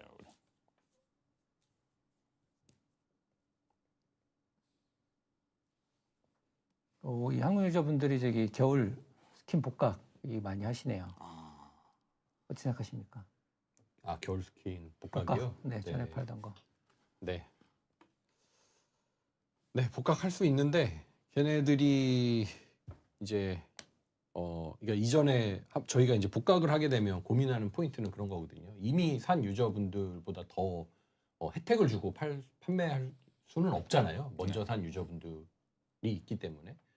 근데 기존 복각들은 이제 개별 스킨이니까 이 부분을 복각할 수 있을까? 뭐 이런 고민들이 좀 있습니다. 네. Yeah, question about whether we can get the winter skins back from last year, and that it is possible, but if we get those skins back, we can't actually give a lot of like benefit to the players that haven't purchased it, because players that already have the skins have purchased it as like individual skins. So yeah, that is one of the issues that our director has a lot of thoughts on. Put one if more we want to get those skins back. thing, and I want to know about the Ajax API jumping build. 확대에 대한 의견도 있었는데요. 뭐 최근에 제가 한국 커뮤니티에서 그 시뮬레이터를 하나 발견했는 그 유저분들이 사용하시는 것을 같이 이제 보고 있는데 굉장히 잘 만드셨더라고요. 네네. 그래서 저도 이용하고 있어요. 개발팀에서 만든 시뮬레이터 말고 그걸로 저도 테스트하면서 이용하고 있어요. Alright, I'm done. 네, 너무 잘 만들으셨더라고요. 그래서 좀 더 API 공개하고 API 최신화하고 하는 부분들에 대해서는 더 신경을 쓰면 또 이렇게 플레이어분들이 좋은 툴들을 만드시는 것 같아서 노력을 더 확장을 하려고 합니다. 네. Yeah, question about expanding our API. Actually, our director found this simulator that was made by a Korean player, and he felt that this was very well made. He himself even used that during his gameplay, so he's very positive about expanding the API and getting it into the most recent state. So yeah, that is, he will expand on that. 네, 시뮬레이터 에 들어갔더니 그 자기 이제 아이디를 입력하는데 그 아이디에 주민석 샵 1004 이렇게 딱 뜨더라고요. 자동 완성이. 깜짝 놀랐어요 처음에. Yeah, so they didn't mention when he Spirit. was using the simulator, the simulator required this putting in your ID, and once he turned it on, he saw his own name. 보고 계신 거 아니에요? 저기 퍼디시뮬 감사합니다. 아우, 네. 저거 맞구나 계속 물어보셔서 너무 감사합니다. 다 했어. 네, 좋은 프로그램 제공해 주셔서 감사드립니다. 네, 저희 이거 참고하고 있습니다 열심히. 네.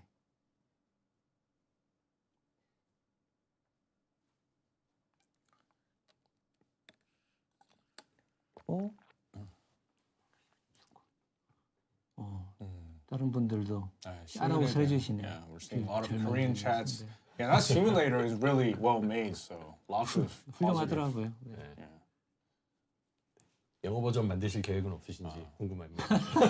그 개발자가 물어볼 질문 As the guy with delay. He asked whether that player had any plans on making an English version for our global players, but yeah. You're not wrong. 프리셋 좀 늘려줘요. 네. 프리셋. A guy with his hand up half the time that he needed to be. 단기적으로는 개수라도? 아마 뭐 최근 많이 말씀하시는 게 그 아르케 조율 프리셋 3개 이거 더 늘릴 수 있는 기능 요구하시는 거 뭐 이런 것들 많이 얘기하시더라고요. 그래서 네, 좀 눈여겨 보면서 생각을 좀 하고 있습니다. 그러네. 스킨 프리셋 얘기도 하시고. 그러니까 그런 통합 프리셋 말고 여기 이제 파생되어 있는 애들. 네, 그거의 개수가 그쵸 적죠. 빌드도 늘어나고 스킨도 늘어나서. Yeah, question about whether we can get more presets, and that is something that our producer and director are both thinking about. Especially for arca tuning, there's only like 3 presets, and not just the overall presets. We have various content that require presets, and they understand that there is probably a lack of presets, and they will be looking into that. 근데 쭉 보니까 헤일리 캐릭터의 스킬이나 뭐 이런 거에 대한 요청이 많으신 것 같아요. 보니까. 스킨이요? 아니 스킬이라든지 뭐 스킬 성능이라든지 메커니즘이라든지 네 헤일리 얘기가 많으시네요. 헬리? 오늘 이제 눈에 보이는 건 글레이. 네, 돌아가 있어. 글레이는 뭐 꾸준하지. 네. 글레이 누가 차별하나 글레이? 차별이요? 아니죠. 네. 예전에는 글레이가 좋았죠. 그 예전은 진짜 예전이잖아. 네, 그건 옛날이고. 세레나 나오면서 이제 글레이. Dude, I'm just sitting here like reading through some of the messages that are popping up on the screen, and like 95% of them are about skins and outfits. 그러니까 개선이 필요한. It's crazy. 보고 있고 개선 계획 안에 들어가 있습니다. So yeah, we've seen a lot of chats on talking about Hayley's skills, the mechanisms, and her performance. And while talking about that, we were also talking about Glay. Yeah, so kind of a joke about whether we were discriminating her, and yeah, of course that's not the case.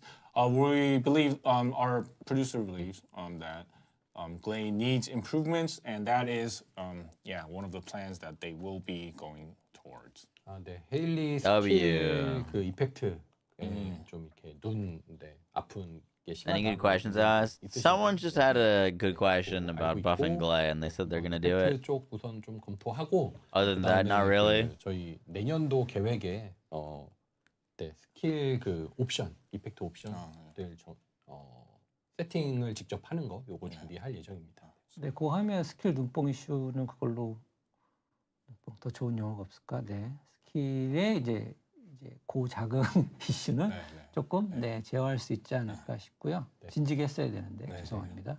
So yeah, about like Hayley's skill effects, several players said that they kind of hurt your eyes. They're really hard to look at, and on next year's plans, that will be something we may be adding like a skill effect option so that can be reduced a bit, toned down overall. Cool.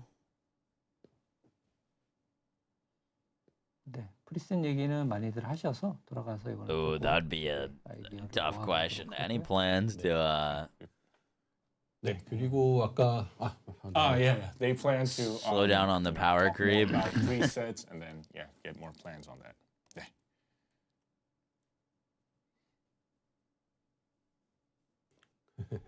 네, 글레이 얘기를 계속 해주고 계신데, 네, 뭐 이거를 의도적으로 비공개하고 짜잔하는 건 아니니까 말씀드리면 개발팀이 좀 얘기해 달라고 하시네요. 네, 글레이는 2월 예정이라고 합니다. 네, 월간 밸런스 대상 2월에 글레이라고 하네요. My eyes hurt right now. I'm ready to go bed. So, yeah, more talks about Glay, and actually the development team, they asked to talk about this. Glay will be within the monthly bans of February 2026, so she is included, and she will be getting new patches. 네, 알겠어. 다이아 There you go. You take care. Have a good one. Yeah, I can't share in the past few months. Used to get something called Super Bowl for the bill I had, which made me think she got nerfed while I was away. 시끌시끌하겠네요. I don't think Sharon's been dodged. 딸이 등장하는데 엄마도. They definitely didn't nerf. They don't nerf in this game. Literally, genuinely, like nothing has been nerfed.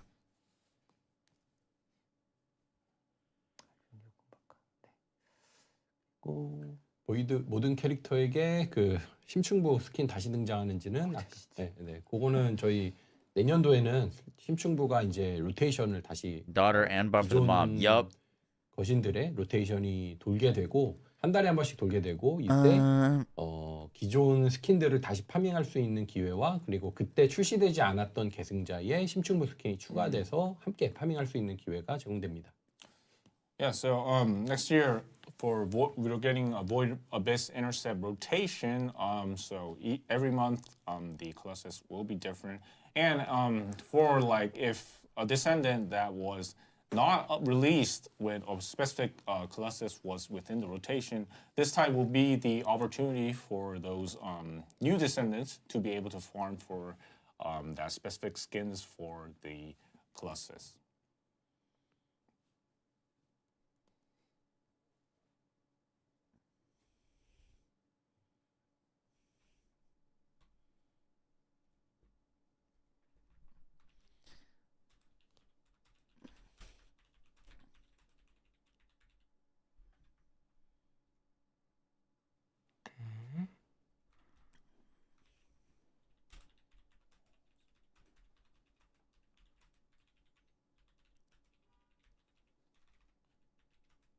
다이나믹 모션 업그레이드 일정에 대해서 예.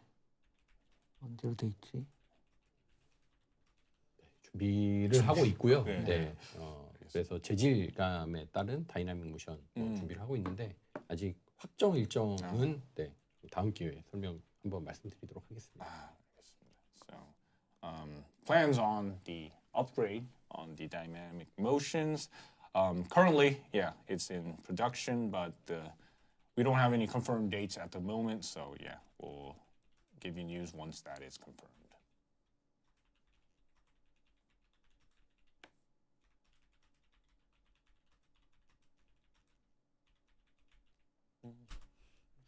That's a question and a half.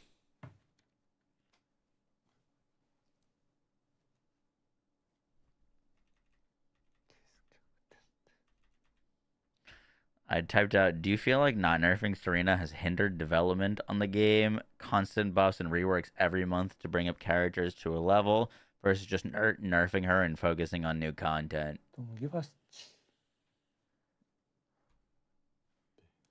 Send, don't send. 계승자 동기화 수치. 네, 동기화 수치 조정 예정이냐고요? 네. 지금 동기화 수치는 이번에도 이제 계승자 밸런스 패치하고 그리고 밸런스 개선 들어갈 때 같이 상향을 받은 계승자들은 동기화 수치가 좀 조정이 될 예정이고요. 또 혹은 계승자의 동기화 수치가 낮고 성능이 떨어지는 것이 판단이 I'm gonna be 되는 pissed if that's the one they read and they didn't read any of the other 그 ones. 동기화 수치를 좀 바꿔가면서 밸런스를 조정할 예정입니다. Yeah, so for the value of with using the ancestors modules, this will be changing based on the balance of the descendants. So that Banned value from is going to be keep on going up or down, depending on the overall performance of the descendant. So yeah, that will also be one of the things that will be changing. 네, 그리고 옛날 맵을 활용할 계획이 있나요? 질문이 있으셨는데요. 일단 그 1월에 업데이트되는 균열 추적 필드가 그 과거 옛날 잉그리스 맵들을 활용한 컨텐츠이기도 하고요. 그리고 이제 저희가 내년도 아까 잠깐 말씀드렸지만 내년도에 메인 미션 구간을 전반적으로 수정할 예정입니다. 시간도 압축하고 미션도 개선할 예정인데요. 그렇게 되면 이 개선된 미션들을 재반복해서 난이도를 높여서 재반복하는 부분들까지도 고려를 해서 그 기존 필드 콘텐츠의 지속적인 활용에 대해서 좀 함께 고민을 하고 있습니다. So coming in January, actually the breach tracking, it's actually going to utilize the maps that were previously within Angris, and next year there are going to be also like revamps of the overall main missions. And since players will have to keep on doing these missions in like higher difficulty levels, that is going to be also considered when we are overhauling all this. And also we are trying to look into field content as well.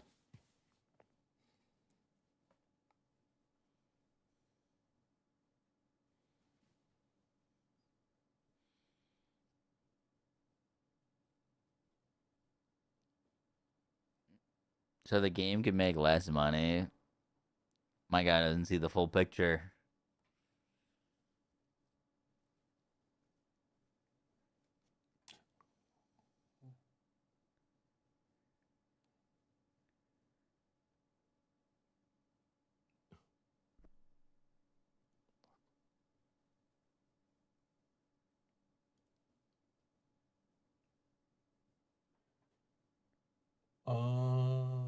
네, 그리고 아까 질문 중에 그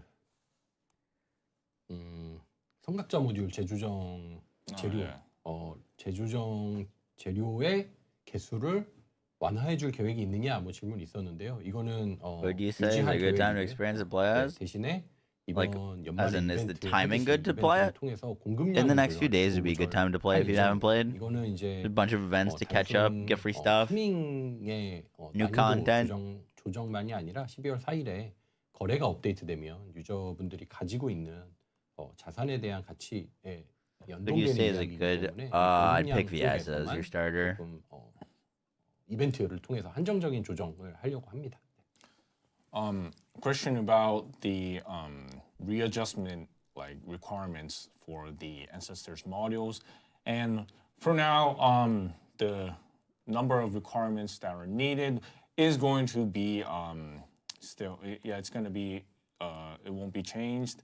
But like through the events, we're going to be giving out those readjustment, like totally getting it back to the original state. So since on December 4th, trading of ancestors modules will be possible, this is an important factor to maintain the overall value of the player's ancestors modules. So we believe that we don't want to, like suddenly patch the readjustments fees, but yeah, we plan to look into that and then overall kind of like maintain this through giving out these event. The trading system for the ancestor modules is very good. I like 성각자 that. 수치, Also gives you a way to 동기화 earn 수치, currency as a 조정되면 free-to-play 기존에 player, 뽑은 which 성각자 is 모듈의 this 수치 game's 바뀌는지 desperately 질문이 needed. 있었는데요. 지금 성각자 모듈에 보여지는 수치가 성각자 모듈 자체의 수치에 그 동기화 수치가 곱해져서 나오는 값이기 때문에 동기화 수치가 바뀌면 성각자 모듈 툴팁에 나오는 수치도 함께 변경이 됩니다. So the value that is being shown on the ancestors modules is kind of different based on the descendant, because as you can see, each descendant has a different value for when using these modules. So the value you're seeing on the screen is the final value for that descendant. Yeah, so when you're using it, please refer to that when using the ancestors modules. 네, 그리고 유진 다음에 얼티밋 계승자가 뭐냐고 많이 물어보시는데 로드맵에 있었는데 모두들 놓치신 것 같아요. 네, 다음에 얼티밋은 저기 에시모입니다. 에시모. 네.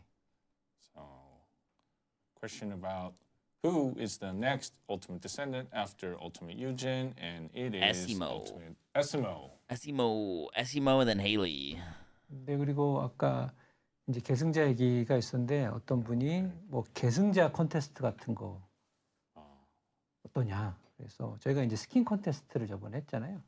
그래서 신규 계승자 콘테스트 같은 것도 재밌지 않을까라는 생각이 문득 들었습니다. 그래서 다음에 콘테스트를 어차피 스킨 콘테스트 같은 건 네, 주기적으로 You're lagging with 할 Freyna and Bunny. 생각이 있어서 네, 그때 같이 검토를 해보도록 하겠습니다. 네.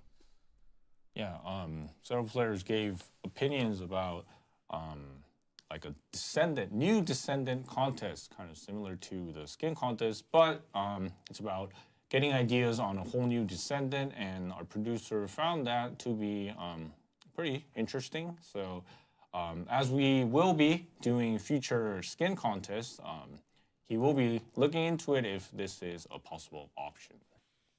No, I'm done with my questions. We asked enough.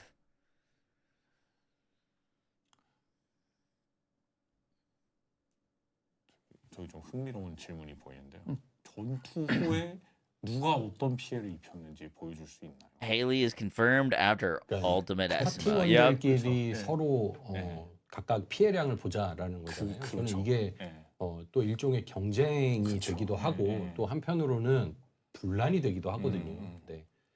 Esimo ult could be cool. 딜을 많이 넣을 수 있는 계승자가 I'd be more excited for like an Esimo ult than an Haley ult, honestly. Just because like Esimo, I feel like has a lot of room for improvement versus Haley's like kind of cracked. You know what I mean? Like it's always more interesting to me when like a bad character, air quotes, gets a ultimate than someone that's already good.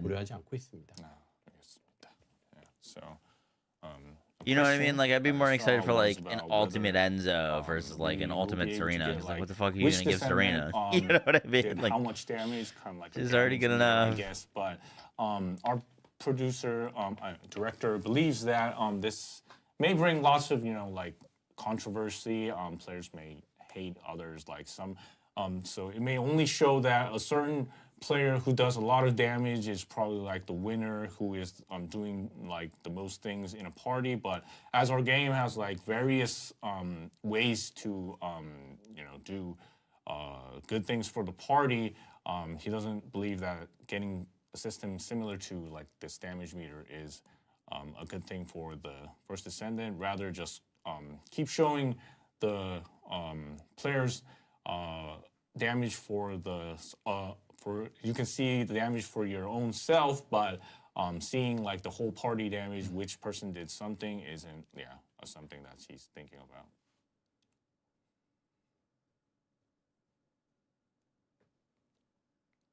스킨슬롯 아까도 물어보셨던 스킨슬롯 나도 늘리면 좋겠다. 늘려도 되는지 좀 네, 돌아가서 물어보겠습니다. 네.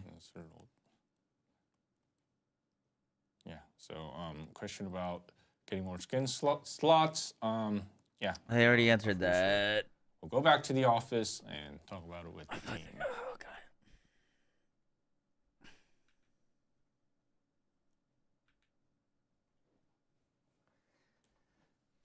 저희 AFK 관련해서는 있나요 혹시 추가적인 얘기? 네, AFK는 지금 그 검출과 이쪽 그러니까 운영 측면에서의 대응을 계속 강화를 하고 있는데요. 네, 실제로도 매주 몇백 명의 유저분들이 AFK로 검출이 돼서 이제 그 매칭 분리를 받고 네네네. 있고요. 근데 조금 더 강화된 강화된 로직 네. 로직과 조건 네, 뭐 이런 부분들이 좀 필요하다라고 평가받고 있고 저도 공감하고 있습니다. 근데 이게 그러니까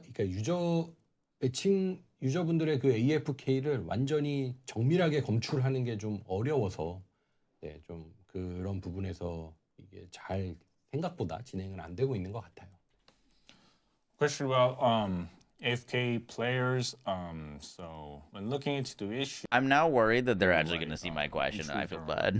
Hundreds of players that are being currently seen as AFK, and they're getting like kicked out of the matchmaking. They get a different kind of matchmaking instead of like normal players who are playing the game. And but still, our director was thinking about like strengthening the overall logic and getting these AFK players.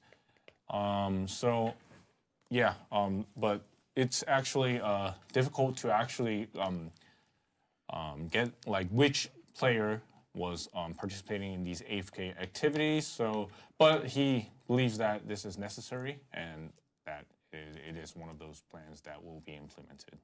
네, 그래서 파티 찾기에 대해서 또 아까 전에 이제 개선 말씀드렸을 때 또 이제 일부 어떤 분들께서는 지금 파티 찾기를 안 쓰는데 이거는 왜 계속 개선되는지에 대해서도 궁금해하셨는데 난이도가 높은 컨텐츠가 되면 될수록 이런 AFK 같은 문제에서 스트레스를 더 많이 받게 되잖아요. 그래서 컨텐츠를 시작하기 전에 맺어서 가는 형태가 좀 난이도가 높을수록 더 맞다라고 생각을 하고 있고 그 방향이 되려면 좀 더 파티 찾기의 편의성과 기능들이 개선돼야 되지 않나라고 생각하고 있어서 이쪽을 계속 보완하고 있습니다. 지금도 파티 찾기를 이용하는 비율이 전체적으로 보면 그렇게 낮지는 않아요. 하지만 좀 더 유의미하게 파티 찾기를 활용하실 수 있도록 VS is getting buffed. 보강을 하려고 합니다. 네.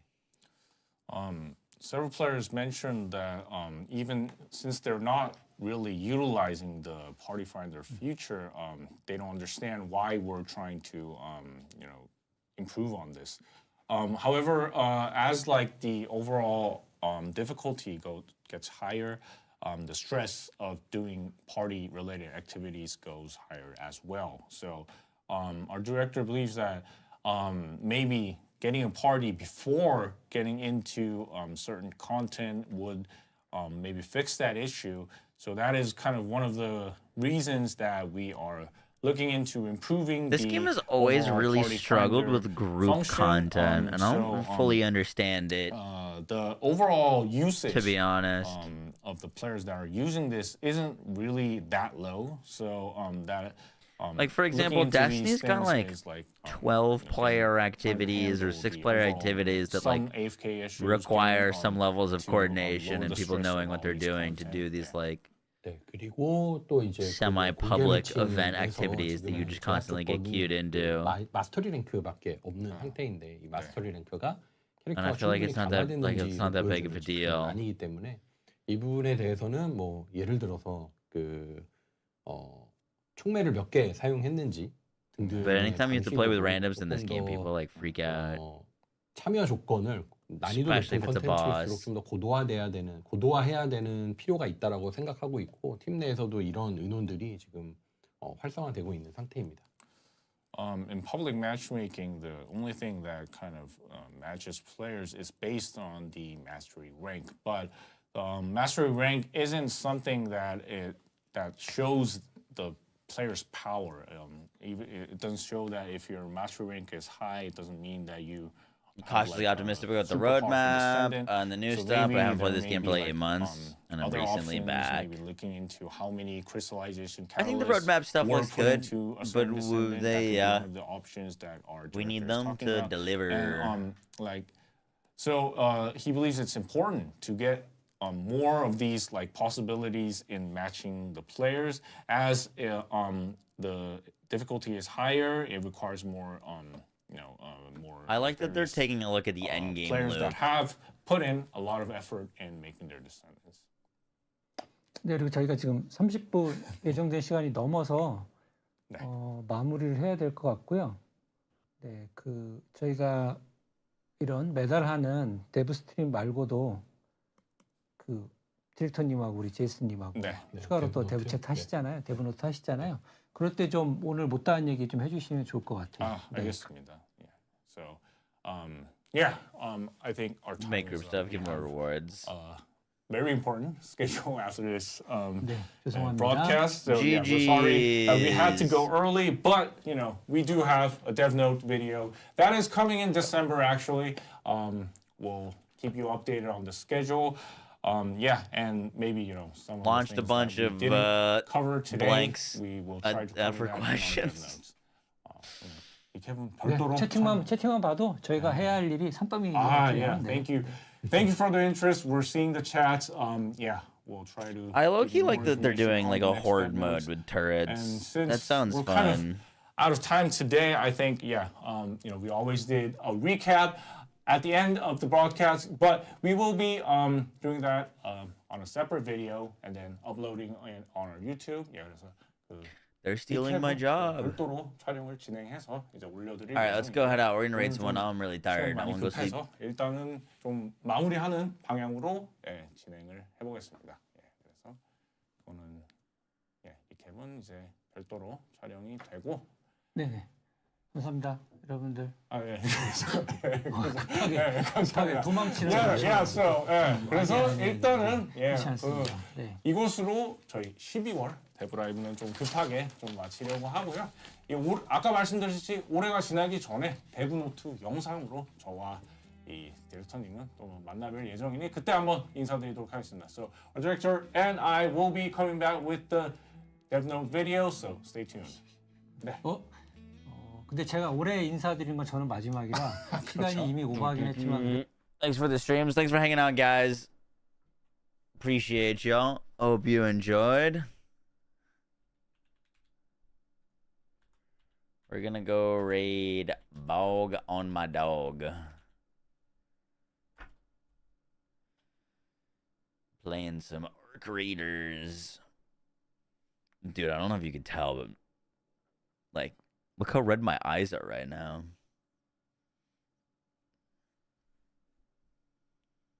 Gross.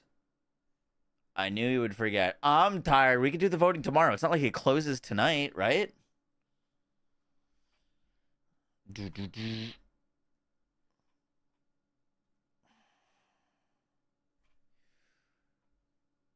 All right.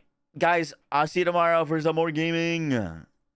Big week. This whole week is just crazy, and then it gets even crazier next week, and then the week after. All right. Good night. Peace, friends. Go show Bog some love.